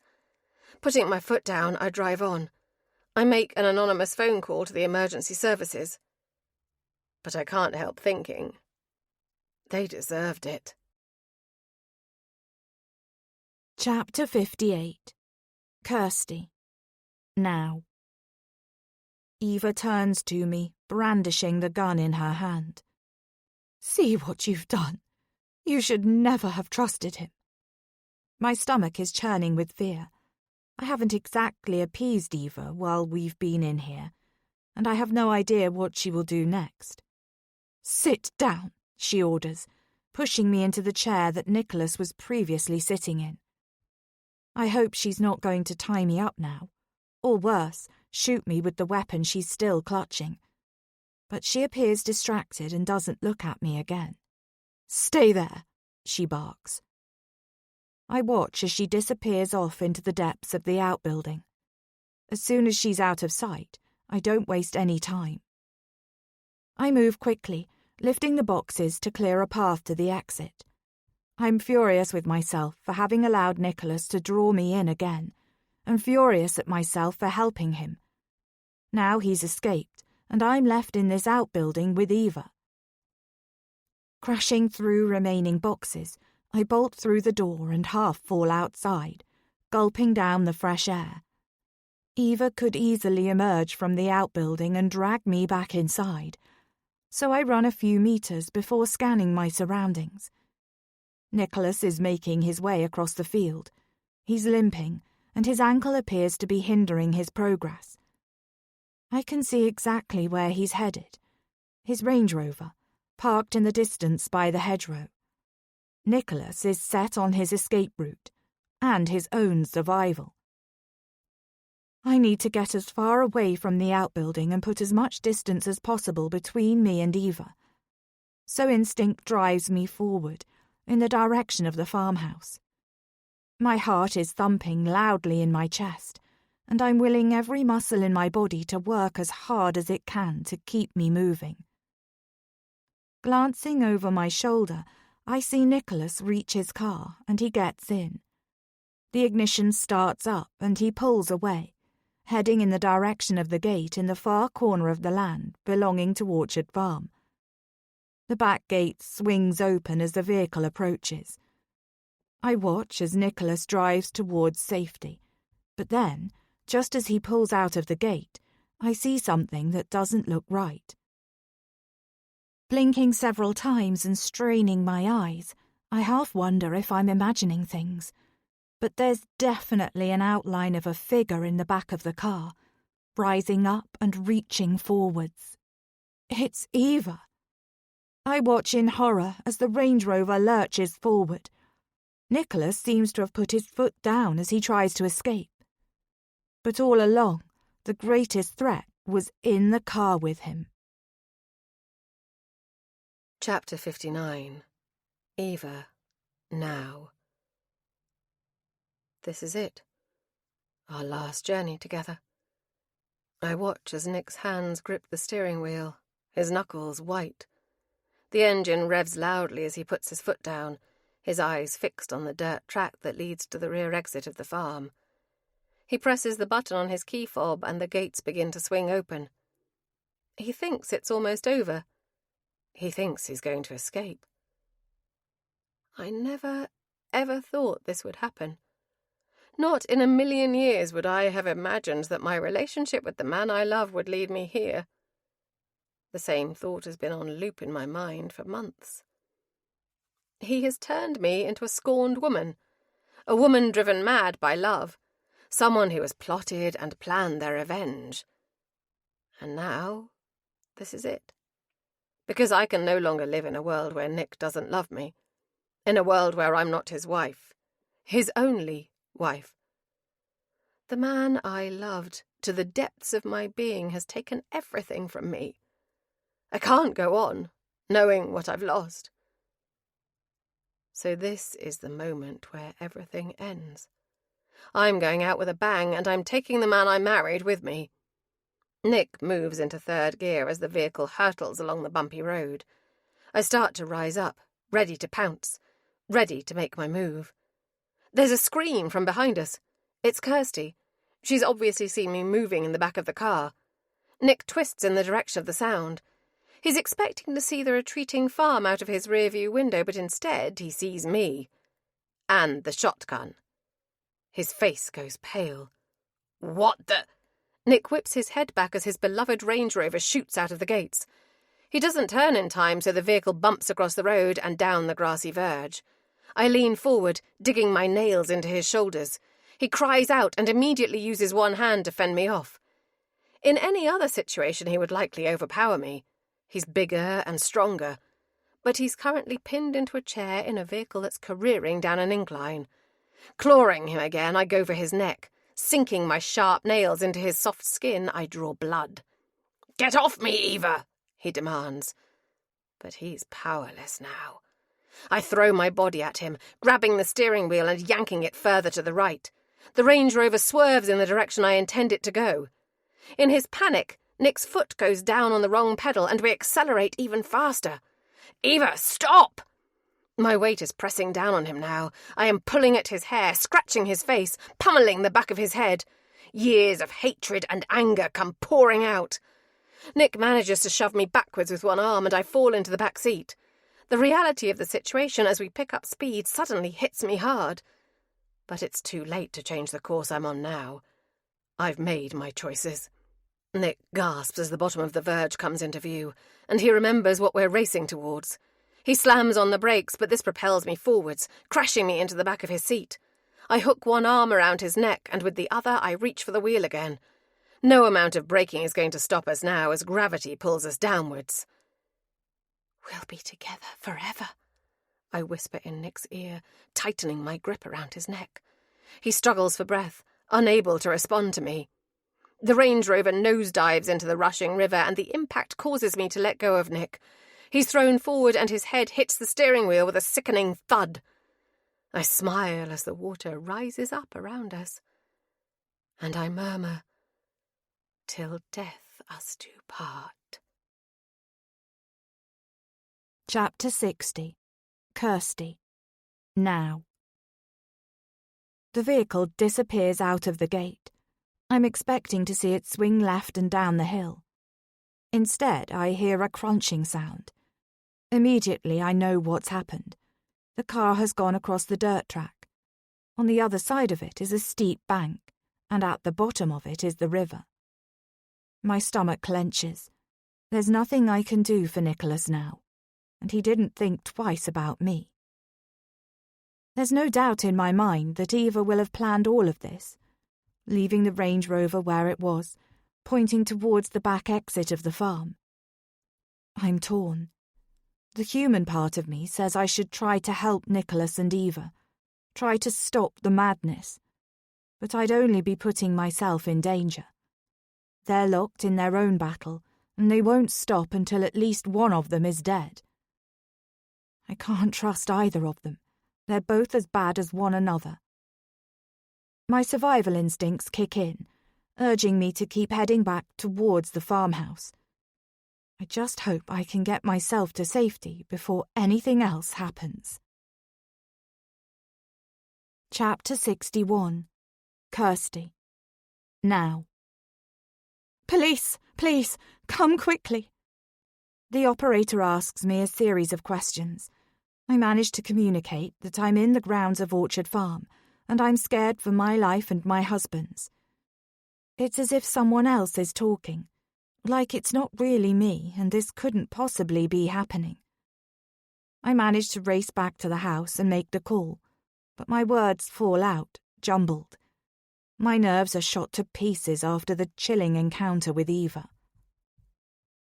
The soothing tones of the man at the other end of the line reassure me that help is on its way, and he promises to keep talking to me until the emergency services arrive. As the operator continues to update me on the progress of those coming to my aid, my mind races over all the possible scenarios that might happen. Have they crashed into the river? Will Nick die in that car? And Eva, too. I came here to find out the truth about what happened to Amy and to get my revenge, but I would never have gone as far as killing someone. Taking a life to avenge Amy would have made me as bad as her killer. I just wanted justice for her, to discover who was responsible for her death, and to make sure they were locked away for a very long time. At first, I believed Nicholas had to be to blame, but the more I got to know him, the less convinced I was. But was he just a brilliant liar? Did he fool me the same way he fooled Eva and Amy? Or is he really innocent? And is Eva the victim she makes herself out to be? Or did her love for Nicholas push her to the very edge? Is she the reason my best friend died? I have so many questions, but they can only be answered by the two people who I last saw disappearing down the hillside. Will I ever uncover the truth? Minutes later, I hear the sirens screaming in the distance, growing louder as they approach Orchard Farm. Dropping the phone, I rush to the front of the house. I watch as a police vehicle and an ambulance swing onto the gravel driveway, their lights still flashing. "Are you Mrs. Kirsty Johnson?" a young police officer asks me as he strides towards me and reaches the door. I nod in response. "You have to be quick," I tell him, my words coming out in a rush. "I think she's going to kill him." My voice rises an octave as I speak. "We're here now and we will do all we can." Two other officers and a number of paramedics follow me into the house, and I take them through to the kitchen. My heart is pounding as I tell them where I last saw Nick and Eva in the Range Rover. There's a flurry of activity. Radios crackle with static. Voices fill the room, and they ask me question after question. This all feels like it's taking too long. I just want them to leave and find out what's happened to Nick and Eva. Not knowing is making me feel frantic. Everyone speaks kindly and patiently to me, as though they're dealing with a small child. The police officers and two of the paramedics leave, following my directions. One remaining paramedic drapes the throw from the sofa around my shoulder and makes me a cup of too sweet tea. It's clear she is well versed in her role, and she remains calm and professional. But I can detect the undercurrent of tension. It's like she can tell this isn't a false call, and that she's preparing herself for a body, or two.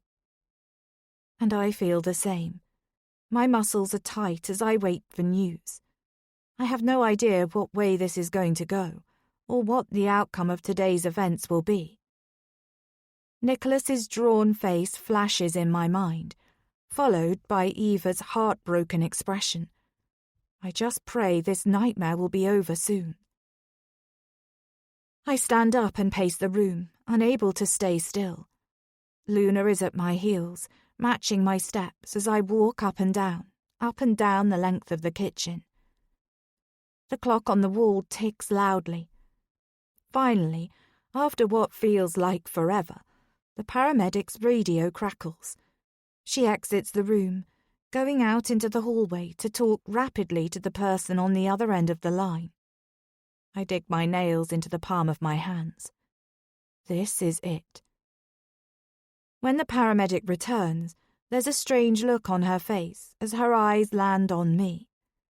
She quickly rearranges her expression so that it's more neutral. "You'd better sit down," she says gently. I can feel the energy draining out of me as I take a seat at the kitchen table again. "How many people did you say were in the vehicle?" "2, I reply instantly. "Nicholas and Eva." She nods. "Are they okay? Have you found them?" She says nothing, walking back out to the hallway where she speaks into her radio in hushed and urgent tones. She's out there longer this time. I strain to hear what she is saying, but I can't make out her words. When she returns to the kitchen, there's a male police officer with her. He sits down heavily in the seat opposite me. "Have you found Nicholas and Eva?" I repeat. The policeman looks at me, as though he's assessing my character. I just need to ask you a few questions. Glancing between him and the paramedic, I try to work out what's going on. How long have you been married? I'm slightly thrown by the question, but I answer it anyway. Almost 7 months, I say, although we dated for around 6 months before we got married. I swear the police officer's eyebrow raises a fraction as he jots the information down on his notepad. And can you tell me about your marriage? About my marriage? Yes. What has your relationship with your husband been like? I stutter and stumble over my words. Fine. I mean, more than fine. Amazing, actually. We're planning our honeymoon. We're still very much in the newlywed phase. Everything's been wonderful. Until Eva showed up today. It wouldn't be wise for me to mention that I only married Nicholas to uncover what really happened to my best friend Amy. The truth about Nicholas and his marriages is just too complicated to explain, and I don't want to be accused of being responsible for anything that's happened today. And can you repeat the information you told us on the phone earlier about Eva? Eva was my husband's first wife. I knew Nicholas had been married before, but I didn't know much about her. When she arrived on my doorstep this afternoon, it turned out she was a woman who had befriended me over the last few months and given me the false name of Bex. She told me this afternoon that she was still married to Nicholas. And you're certain Eva was here today, and she got in the car with the man you believed to be your husband? Yes. My reply betrays my exasperation. Why are you asking me all of this? I just need to make a record. Why? Kirsty. His voice softens, and I know what's coming. I'm very sorry to inform you that Nicholas Johnson has died. I inhale sharply, and the paramedic inches closer to me. He's dead, I murmur. Yes. His Range Rover crashed into the river running outside of your property. It seems he's sustained a head injury and drowned. Oh no! My hand covers my mouth as I try to take this in. There was no sign of anyone else in the vehicle. I frown. Eva was in the back. I saw her. We're searching the immediate area in case she has somehow got out of the submerged vehicle. He pauses. Are you certain that Eva was in there? I nod. We will continue to search for Eva and keep you updated. A sense of panic washes over me as I understand why he's asking me this. Eva isn't at the scene of the crime, and if she's not found, there might not be anything to link her to Nicholas's death other than my word. But I am here. The police know that I have interacted with my husband today, so they will want to establish whether I'm lying or not. My husband is dead. Eva is missing, and the eyes of the law are on me. I saw for myself that Eva caused the car crash that resulted in Nicholas's death. She could be anywhere now, and she could be coming for me next. Chapter 62. Kirsty. Now. It's quiet. So very quiet. They've all gone now. The police officers, the ambulance crew, forensics. Every single one of the emergency workers that swarmed over the grounds of the farm have left. 3 days later, I'm sitting in the kitchen where I was questioned by one police detective and then another, surrounded by coffee-stained mugs and half-drunk glasses of water that I just haven't had the energy to deal with since. The simple task of collecting all the dirty cups and plates and stacking them into the dishwasher has felt like too much. Instead, I'm staring into space again, while my brain tries to process the new reality of my life. My husband is dead. His body was found in the river, cold and lifeless. He was pronounced dead by the paramedics, and then his body was whisked away for investigation. It all happened so quickly, I can't believe it's real. Eva still hasn't been found, dead or alive, and this meant the police at first didn't know whether to believe my story or not. They asked me to repeat what had happened over and over again in my home, and then later on at the police station. I knew I needed to be clear and to be consistent, but every question they asked seemed designed to trip me up and trick me. For a few fearful hours, I felt as though I was being treated as a criminal. I was afraid they'd blame me for Nicholas's untimely death. After all, Nicholas had done a good job of covering up his first marriage. Not many people in the area knew about Eva, as she hadn't got to know the locals while she was renovating the farmhouse. She kept herself to herself. Nicholas hadn't introduced her to his old school friends. Thankfully, the police found the shotgun in the car and Eva's mobile phone. And then technology came to my rescue. The police were able to trace the call Eva made to me, and our security cameras showed her prowling around Orchard Farm just before she deactivated the security system. The evidence of her trespassing has resulted in the police backing off from their questioning of me. The police liaison officer asked me if there was anyone she could call to come and be with me at this difficult time. I desperately wanted to speak to my family, but I didn't want my mum or any of my younger siblings getting caught up in this. Not while Eva's whereabouts remains unsolved.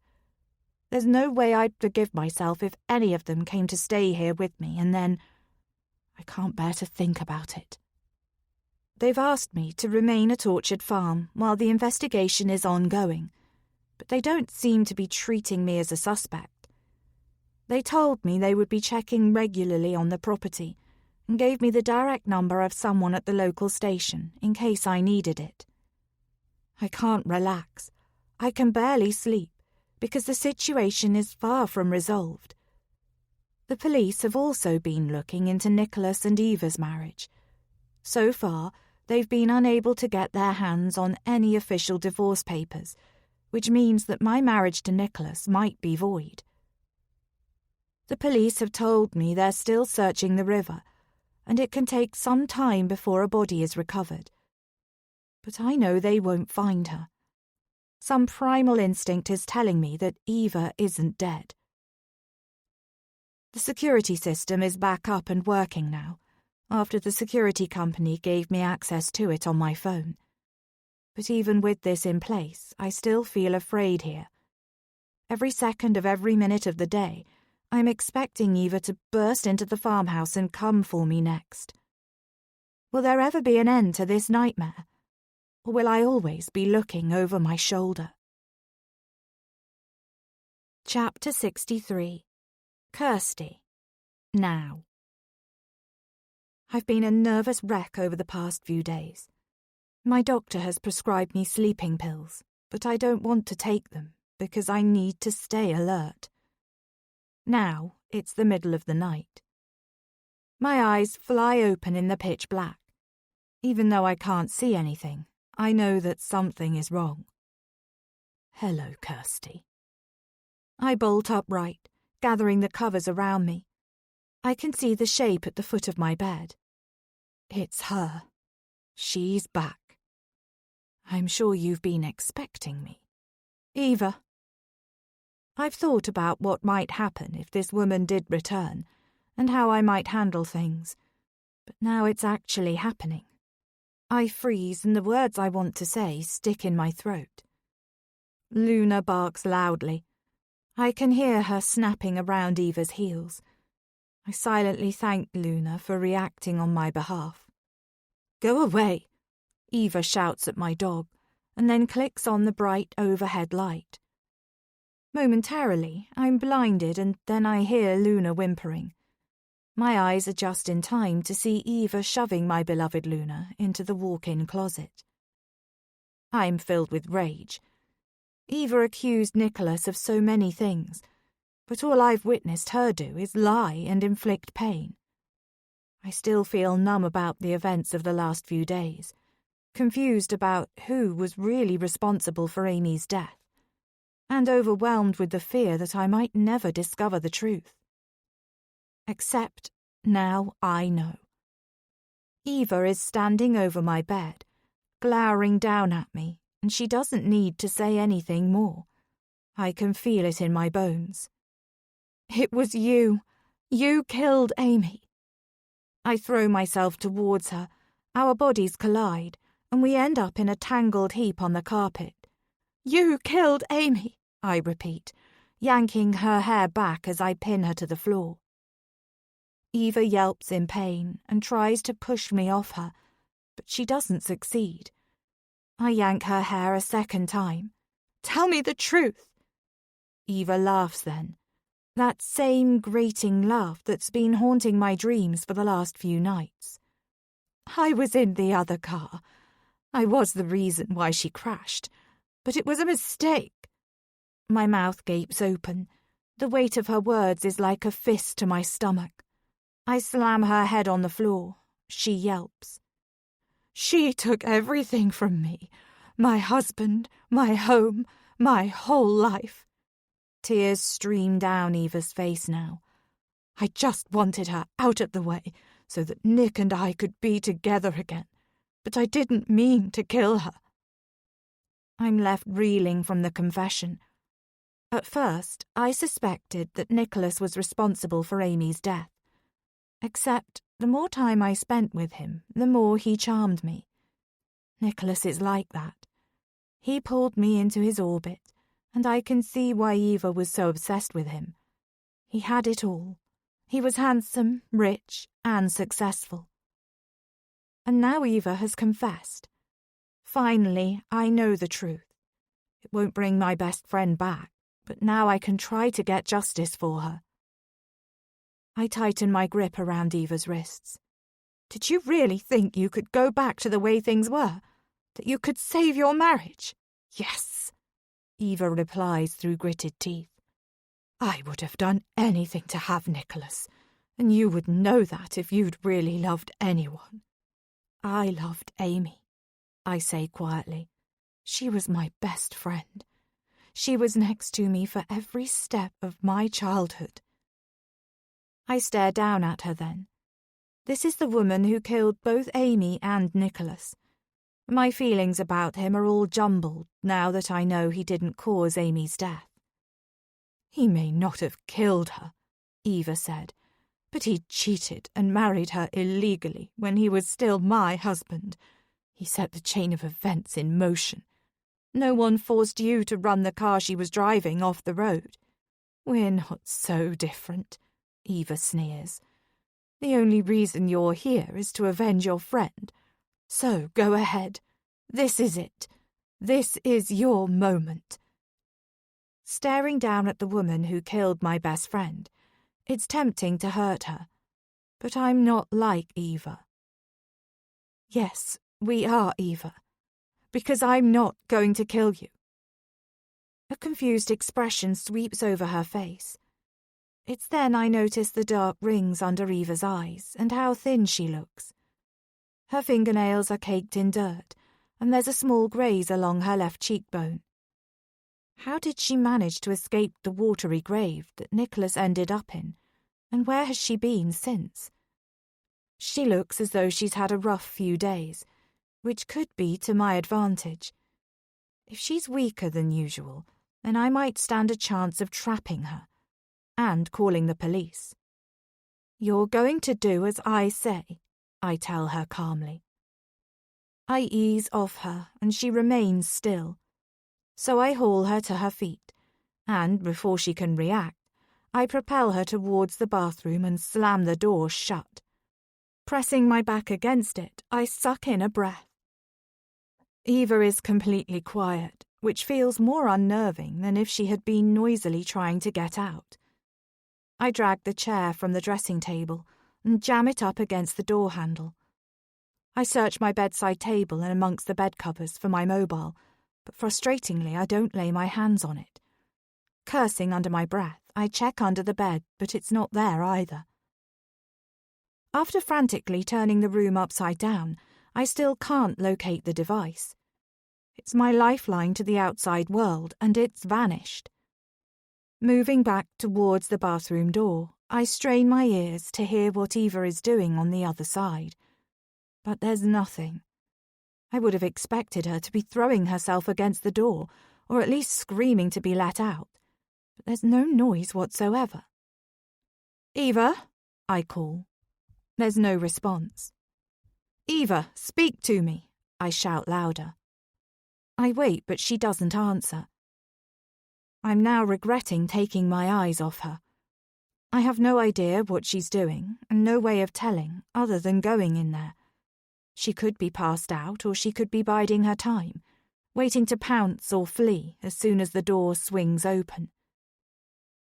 Time ticks by, and my heart pounds louder in my chest with every passing second. What is she doing in there? I can't stand it any longer. I decide to go in. I need her somewhere where I can see her. Casting around the room, I grab my clothes steamer and clutch it in one hand.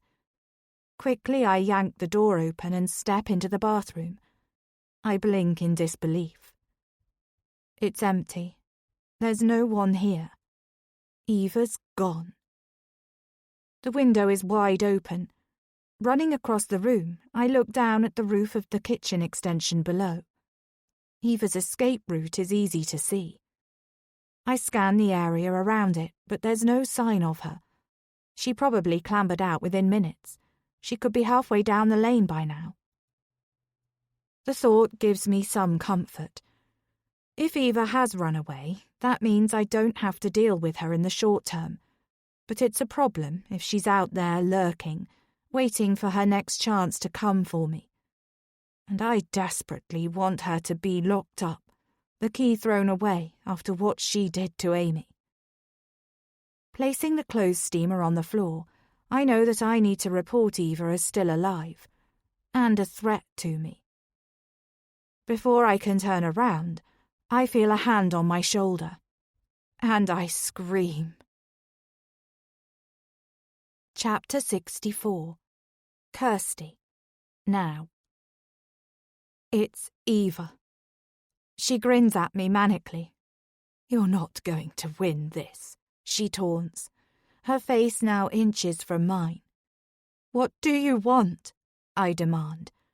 Adrenaline is coursing through my veins. "You." A shiver runs down my spine. Eva wants me dead, and she isn't going to stop until she's achieved it. "Why?" I push her. "You said you didn't mean to kill Amy, so why are you coming after me? You said you wanted to be with Nicholas. You had him. You were with him in the car. So why leave him?" I take a few steps back to create some space between us. I also want to get closer to the window, which is my fastest escape route. The idea of trying to scramble out onto the roof below fills me with fear, but it's my only hope of getting away from her. "I haven't left him," Eva cries. "We're going to be together soon. I was holding him. We were in the water together. But then I realized I couldn't allow you to just take everything. I didn't really care about what happened to you before then. Live or die, it made no difference. Except you lied to me, Kirsty." Laughter bursts out of me. I can't help it. After all this woman has done and lied about. Her hand shoots out and grabs my arm. "You lied. You wormed your way into this house, and all because of that bitch Amy. You did it for her, and she was nothing but a selfish, man-stealing—" I slap Eva hard with my free hand. It stuns her. So I jerk my arm from her and make a run for it. As I hurtle through the bedroom, I can hear Luna whimpering in the walk-in wardrobe. My heart twinges as I want to go to her, but I make the split-second decision that she's better off away from what's going on between Eva and me. And I don't want to draw any attention to Luna in case Eva decides to hurt her. My legs propel me along the hallway and down the stairs. Instinctively, I run towards the front door. I need to get away from this house, and I might have a better chance of hiding along the lane in the hedgerow and trees that run along it. Or I might even be able to make it to Waterbridge. If I stay at Orchard Farm, Eva will find a way to trap me. She knows the farm inside out. I hear Eva gaining on me. She's down the stairs and then only steps away as I wrench open the door. Forcing myself to move faster than I've ever moved before, I run. My lungs are burning, and I'm gasping for breath, but I know I have to keep going. The alternative is much, much worse. I glance back and see that Eva has tripped. This gives me a burst of hope and energy, and I surge forwards. I focus on putting one foot in front of the other. It's all I can do. Then, without warning, a force shoves into my shoulders. I land face first on the rough ground, pain searing through my head and my torso. Eva presses a foot into the small of my back, pinning me where I am. "Got you," she crows. I try to fight back, but I smack the ground hard and my head is throbbing with pain, making me feel off balance and dizzy. She drags me back, and I'm half waking, half falling, as she pushes and prods, kicks and spits, digging her nails into my flesh and doing everything she can to force me to go where she wants. Blood pounds in my ears. My body feels bruised and battered. Eva marches me past the house, through the garden and out onto the field. She's herding me towards the far corner of the grounds. My brain catches up and I know she's trying to get me to go towards the river. That's where she's planning to end my life. Struggling, I try with every ounce of strength I have left to break free of Eva's clutches. But it's no good. She claws at me and whacks me around the head, zoning in on my new weak spot. The pain intensifies. The bank at the top of the river comes into view, and I feel like I'm out of options. The end is near. "There, right where I want you," Eva says with a satisfied smile. "You don't deserve that house. It's mine, and it will always be mine." "What's the plan?" My words slur together. "You kill me and then go back to living in the house of your dreams like nothing happened?" "No," Eva snorts. "Of course not." "You won't get away with it," I press. "I'm not intending to. This is where it ends for me, too. I'm going to join Nick. I just wanted to make sure you were dealt with first." "You're insane," I cry. "Are those your final words?" Eva gloats. I can feel myself swaying on my feet. My vision blurs, but there's no mistaking what Eva pulls out of her pocket. It's a knife. "Well, it's been a pleasure knowing you," Eva says, her voice suddenly turning serious. "This needs to be over now. You've been an inconvenience, a blip in my plans. I should have died with Nick the other day, but I'm going to be with him very soon." "No, Eva, don't do this, But I don't get to finish my sentence because she thrusts the knife forward. Miraculously, I manage to dodge to the side, the tip of the knife stabbing the air next to me. I see a flash of movement, a snapping sound. Suddenly, she's disappeared. I blink. My vision comes back into focus, and I peer over the bank that Eva has just fallen down. I hear her shriek as the knife she was trying to murder me with embeds in her stomach. And then she disappears from view as she tumbles down the steep slope, gravity pulling her down to the spot where she ended Nicholas's life a few days ago. I think I hear her body hit the water and her screams stop. Sinking onto my knees, I'm in no fit state to move. My whole body is trembling with shock. I think I might pass out, but then I feel a warm, familiar shape lean into me. It's Luna. I fit the pieces together. It was Luna who raced towards Eva, snapping around her heels. Eva must have been startled by her. That's what sent her over the edge of the bank. Luna saved me. She must have nudged open the closet door in order to get out here. I gather my pup into my arms, whispering my thanks. If she hadn't appeared, then Eva would have killed me. I have no doubt about that. I hug her to me, relief flooding my body. I want to move away from this place, but my head swims again, my eyesight flickering. And I pass out. Chapter 65. Kirsty. 2 weeks later. I push open the door and the tiny bell tinkles overhead. By now it's a familiar and comforting sound. Kirsty. Jean beams at me with a wide smile and greets me with open arms. I step gratefully into them, appreciating Jean's warmth. Now let's have a look at you, Jean says, holding me at arm's length and assessing me. You're still looking a little too pale for my liking. A cup of tea and some chocolate cake is in order, she announces. I bite back a smile. Jean's answer to every problem is tea and cake. She has kept me in good supply of both in the last few difficult weeks. And she's right. Tea and cake do make things feel a little better. Go and sit down, Jean instructs, and I'll bring it over.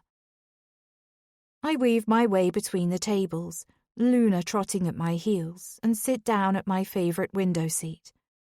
I lean back in the wooden chair and close my eyes, breathing in the delicious smells of coffee and baked goods that hang in the air. This place feels safe. Here I can forget about the events of the past few weeks. After I passed out, Luna stayed by my side. The postman arrived at Orchard Farm not long after and found the door to the house still wide open. He'd heard enough through the village grapevine to suspect something might be wrong and raised the alarm. Luna heard the police searching for me and barked until the officers found me. She truly was my saviour. The security cameras picked up enough of what happened. Eva entering the house, taking a knife from the kitchen and chasing me out the front of the house and then dragging me back to the property, to understand her murderous intentions. They found her body and the kitchen knife, and they believed my version of events. Since then, I've been concentrating on healing myself. I had a nasty concussion and a broken rib, but I'm lucky the damage wasn't any worse. I'm lucky to still be here. Luna nudges my leg, so I bend down to stroke her silky ears. Glancing around, I notice a few of the locals sitting in the cafe. Of course, as soon as I survey the room, the people who have just been staring at me with undisguised curiosity quickly avert their eyes. I know my life is the subject of gossip. It's hard to avoid tongues wagging in a small place like this, even when just a minor scandal occurs. So I'm certain the events that have taken place at Orchard Farm are likely to keep the neighbours talking for years to come. There we go, Jean says, setting down a daisy-patterned mug and a very generous slice of chocolate cake. Thank you so much. You've been so kind to me, I say in a low voice. Oh, nonsense, Jean proclaims. Providing some liquid and sustenance is the least I can do for you. I know Jean has been behind the home-cooked meals that keep appearing on my doorstep, and I've been touched by her thoughtfulness. She always makes me feel welcome every time I come into her quaint little tea shop, and I've been stopping in more often than usual. Jean has been one of the friendliest faces that I've seen in the aftermath of Nicholas's death, and, in truth, most days she's been one of the only people I've spoken to. I take a bite of my cake and enjoy the rich taste of the chocolate. The locals initially eyed me with suspicion. I'm the younger woman who married a rich man, a pillar of their community. So, of course, when my husband was killed, the finger of blame was pointed at me. I can just imagine Tiggy and Jed discussing Nicholas's untimely demise with their close circle at the golf club. I'm sure the words Gold digger and murderess would have been paired with my name. Mercifully, the security footage proved my innocence, but adjusting to the aftermath hasn't been easy. Every time I close my eyes, I see Eva falling backwards, and I hear her scream. Ultimately, she was going to kill me, and if Luna hadn't been there, it's likely I'd be dead now. I try to tell myself that Eva was on borrowed time anyway. She should have perished in the water when Nicholas did, and given the extent of her obsession with him, it's somehow fitting that they both took their last breaths in the same way. She wanted to die, that much was clear. But being entangled in the whole messy business is going to take a long time for me to process. I hear footsteps behind me, and they make me jump. I exhale when I see it's another customer walking past my table. I still don't feel completely safe. I'm constantly looking over my shoulder, fearful that Eva has somehow bounced back from the dead a second time, despite the fact I went to view her broken body. I know she's gone for good, but it's going to take a long time for that fact to sink in. The customer pauses at my table, hovering at my elbow. I squint, the pale morning sunshine briefly blinding my eyesight as I try to work out who it is. "How are you?" She sits down in the seat opposite me. It's Tiggy. I scramble for something else to say. There's no way I could put how I feel into a few short sentences. "I've been so worried about you. I wanted to call in and check on you, but I wasn't even sure if you'd still be in Waterbridge."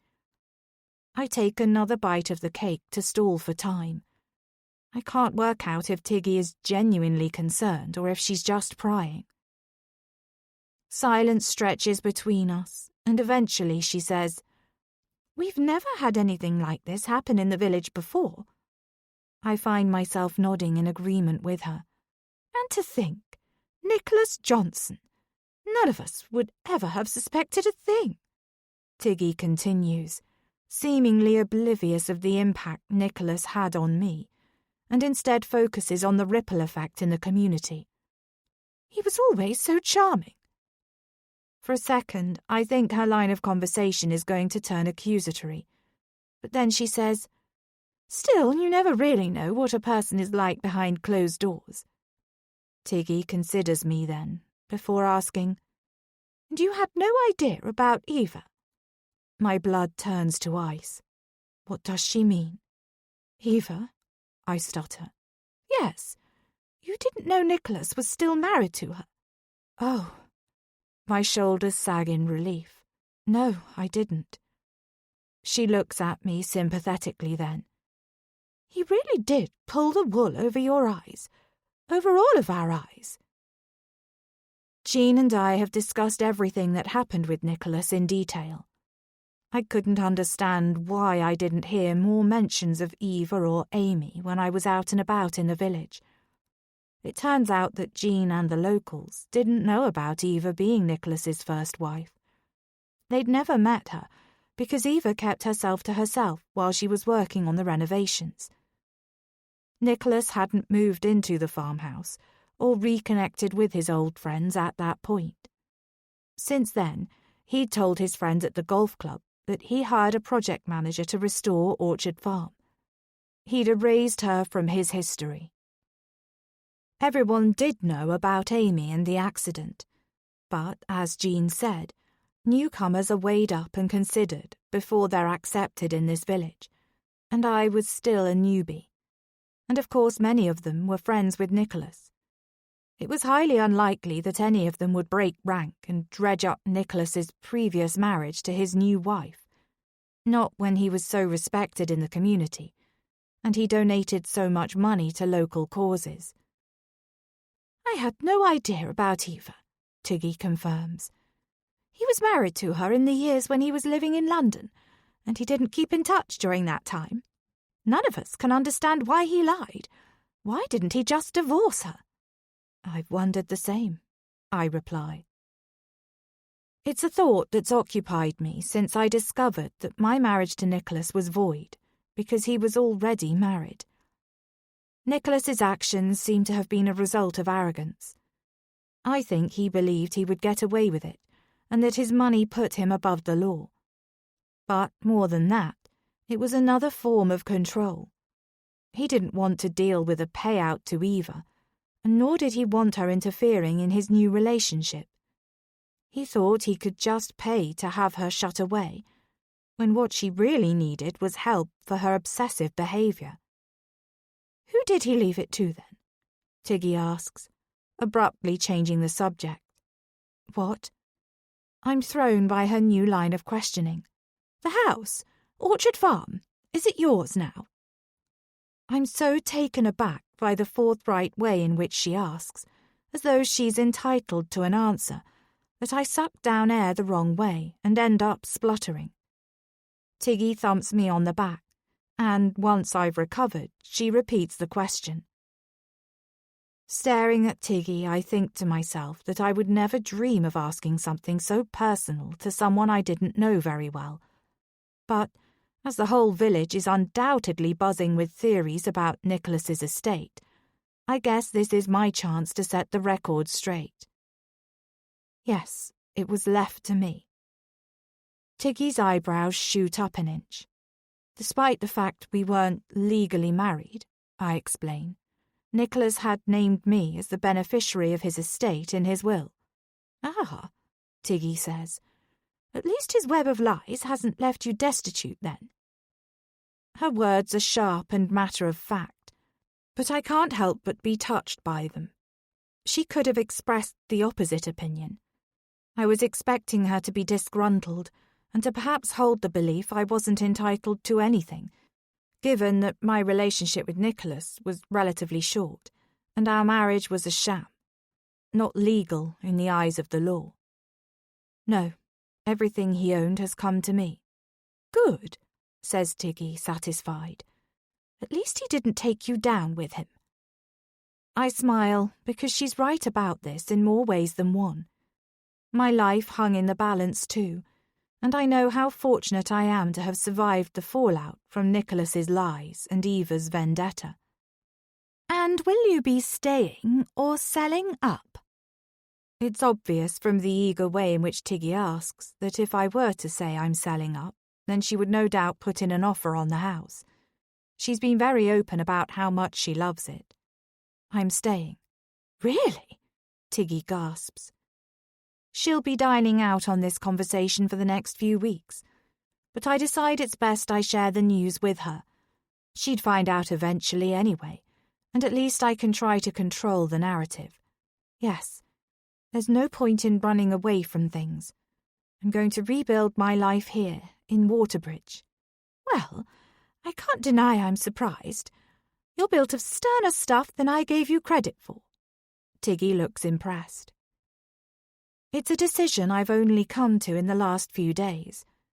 I could just sell up and start again somewhere else in the country, or even abroad, but I have no idea where I'd go. Orchard Farm is a beautiful home, so I've decided to wipe the past clean and start anew, right where I am. Besides, I also figured it's unlikely that lightning will strike twice in the same place. "Good luck to you, Kirsty. Call me and we'll arrange drinks soon." With that, Tiggy nods her head and sweeps out of the tea shop. "Was she bothering you?" Jean inquires after Tiggy has left. "No, it's okay," I say. "She just wanted to know if I was staying or not." "And are you?" Jean asks softly. "Yes." "Oh, good." She claps her hands together delightedly. "We'll show you that this place isn't all bad."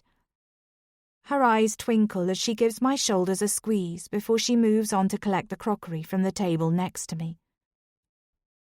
I can feel a small glimmer of hope building up inside me. I just pray I'm making the right decision to stay. I'm picking up 2 kittens next week.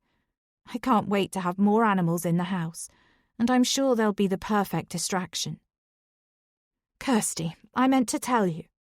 Jean comes back to my table with the teapot, filling my mug back up to the brim again. Someone's rented Acorn Cottage. Oh, really? I feign interest, only half listening, as I'm not sure why Jean is telling me this. I met the woman who is moving yesterday. Sweet lass she is.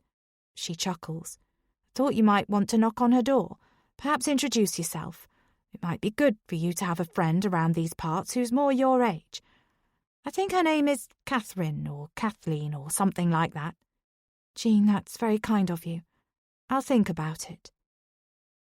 She bustles off then, no doubt pleased with herself that her good deed for the day is done. As I gaze out of the window to the village green beyond, I decide not to follow up on Jean's suggestion. I still crave the idea of finding someone to share my life with. The other half of me, whether that's a platonic or romantic relationship. I guess it's human nature to want that closeness with someone. But then a montage of moments with Amy, Nicholas and Eva dance through my mind. Every second of heartache that I've experienced has been caused by trusting and loving a little too much. Especially in the case of Amy. Since Nicholas's death, I have been seeing a therapist. It's something that I could never have afforded before. She has helped me to see that the lengths I went to, because of our friendship, and the loyalty I felt to her, even when it wasn't always reciprocated, were too extreme. I can acknowledge that, now that the madness has come to an end, and I've had a lot of time to reflect. When I love, it's deeply and wholeheartedly. I guess I had that in common with Eva. Jean's grandmotherly attentions are appreciated, and I still have my gaggle of siblings to keep tabs on and live vicariously through. I'm also talking to Robert about doing a few evenings cooking at the Rose and Crown. That's enough for me. I don't think I'm ready to open myself up to any other friendships right now. Clipping Luna's lead onto her collar, I pull her close and nuzzle into her neck. From now on, I think I'll avoid toxic relationships and stick to spending time with my animals instead. Bye, Jean, I call as I exit the tea shop. I walk the familiar route back to Orchard Farm with Luna by my side. Standing at the gate, I drink in the whitewashed building. I can't believe that it's all mine. I know I need to properly let go and get on with my life, so I carry on walking past the farmhouse, past the outbuildings and down to the stream where Nicholas and then Eva died. The delicate necklace with the letter A hanging from it has been permanently around my neck in the last few weeks. But now I unfasten it and then hold the chain out in front of me. I take one last look and then throw the necklace into the stream. It immediately disappears into the water. I whisper my goodbyes to Amy, to the best friend who meant everything to me, and I finally walk away. Back to my home and to my future. Epilogue. Kath. I can't believe that Eva is dead. After everything we went through together. My only comfort is that, according to what I've heard, she succeeded in killing Nick first. But my heart feels sore with missing her already. She came into my life and turned it completely upside down. But in a strange turn of events, we ended up supporting one another. Walking along the cobbled street, I think back on how Nicholas Johnson fooled me when I first met him. But Eva confided in me, told me all about how controlling he'd been as a husband and what her life had been like, and then how he locked her up so that he could get on with his new life. Eva trusted me. It was a crazy situation to be thrown into, but I did everything in my power to help her, because I know what it's like to be cheated on and pushed away. Like all the years of loving someone meant nothing. Like I meant nothing. Opening the small wooden gate, I stepped through the graveyard. There was a light frost this morning, and very soon autumn will give way to winter. I stand by the small wooden cross bearing Eva's name in the crematory garden. I arranged for a small plaque to be placed here for her. Dropping to my knees, I whisper a small prayer for Eva. She didn't deserve Nick, and everything that happened to her. What he did to her was enough to send anyone mad. I told her to run far away and start a new life elsewhere. I told her to forget about her husband. If only Eva had listened to me, she might still be alive now. Standing back up again, my knees creak a little as I walk away, and back down the path towards the cobbled main street. After Amy's death, I couldn't get Eva to leave the house in Scotland, so I did the only thing I could do, and I blackmailed Nick to try to protect Eva. I told him that I'd filmed him trying to suffocate Eva with the pillow, and I used what he did as leverage for more money, as well as to stop him visiting Eva. Eva was safe with me, and I wanted to protect her from him. But then Eva insisted that she wanted to have a conversation with Nick. She came up with the idea of me calling Nick to ask him to come to Scotland, with the fabrication that Eva's behaviour had taken a turn for the worse. Eva then plotted how she would get Nick on his own, to properly listen to what she had to say. I had a bad feeling about it, but Eva wasn't going to give up, so I thought it was better to help than not. We agreed that I'd call Nick and harass him to come up to Scotland. He was reluctant at first, but I told him that I was finding it difficult to handle Eva and that I needed his help. So he booked his ticket to Inverness Airport to come and assess the situation. Except Eva hadn't been in Scotland for almost 8 weeks. She'd been in Waterbridge. The plan was for Eva to get into the back of Nick's car and for her to reveal that she was there on the way to the airport. She told me that if she could make Nick sit with her and engage in a meaningful conversation, then she might be able to make him see how wrong his actions were towards her. She wanted him to see sense and give her back her freedom. Except she took it too far, way too far, and now both Eva and Nick are gone. Before she left Scotland, Eva transferred the remaining money in her bank accounts to mine. She said it was for safekeeping, but maybe she didn't tell me everything. Maybe she was planning her death. There's only one person who will know the answer, and that's Kirsty. So now that I'm in Waterbridge, I've decided to stay for a while. I've already made friends with a woman called Jane Thomas, who seems to have loved and hated Nick almost as much as Eva did. Apparently, Nick fathered Jane's child Francesca, but he denied it. And then when Jane tried to get him to do a DNA test to prove his paternity, it came back that there was 0 chance of him being Francesca's father. But Jane swears that there has been no one else, and he must have faked the document. One thing I do know is that Eva desperately wanted to reclaim Orchard Farm, the house she'd renovated. From what I understand, Kirsty wasn't even properly married to Nick, and the short time she'd been with him was nothing in comparison to all the years Eva had endured. It's not right that Kirsty inherits the farm and all of Nick's money. I've decided I'm going to make Eva's last wish my own, and I'm going to do whatever it takes to make Orchard Farm mine. This recording of The Secret Marriage, a totally addictive and absolutely unput-downable psychological thriller, was presented by Dreamscape Media LLC. Narrated by Esther Wayne and Rachel Beresford. Recorded by arrangement with Mikayla Davids. Copyright 2025 by Mikayla Davids. Recording copyright 2025 by Dreamscape Media LLC. Thank you for listening. Please check dreamscapepublishing.com for Dreamscape's latest releases.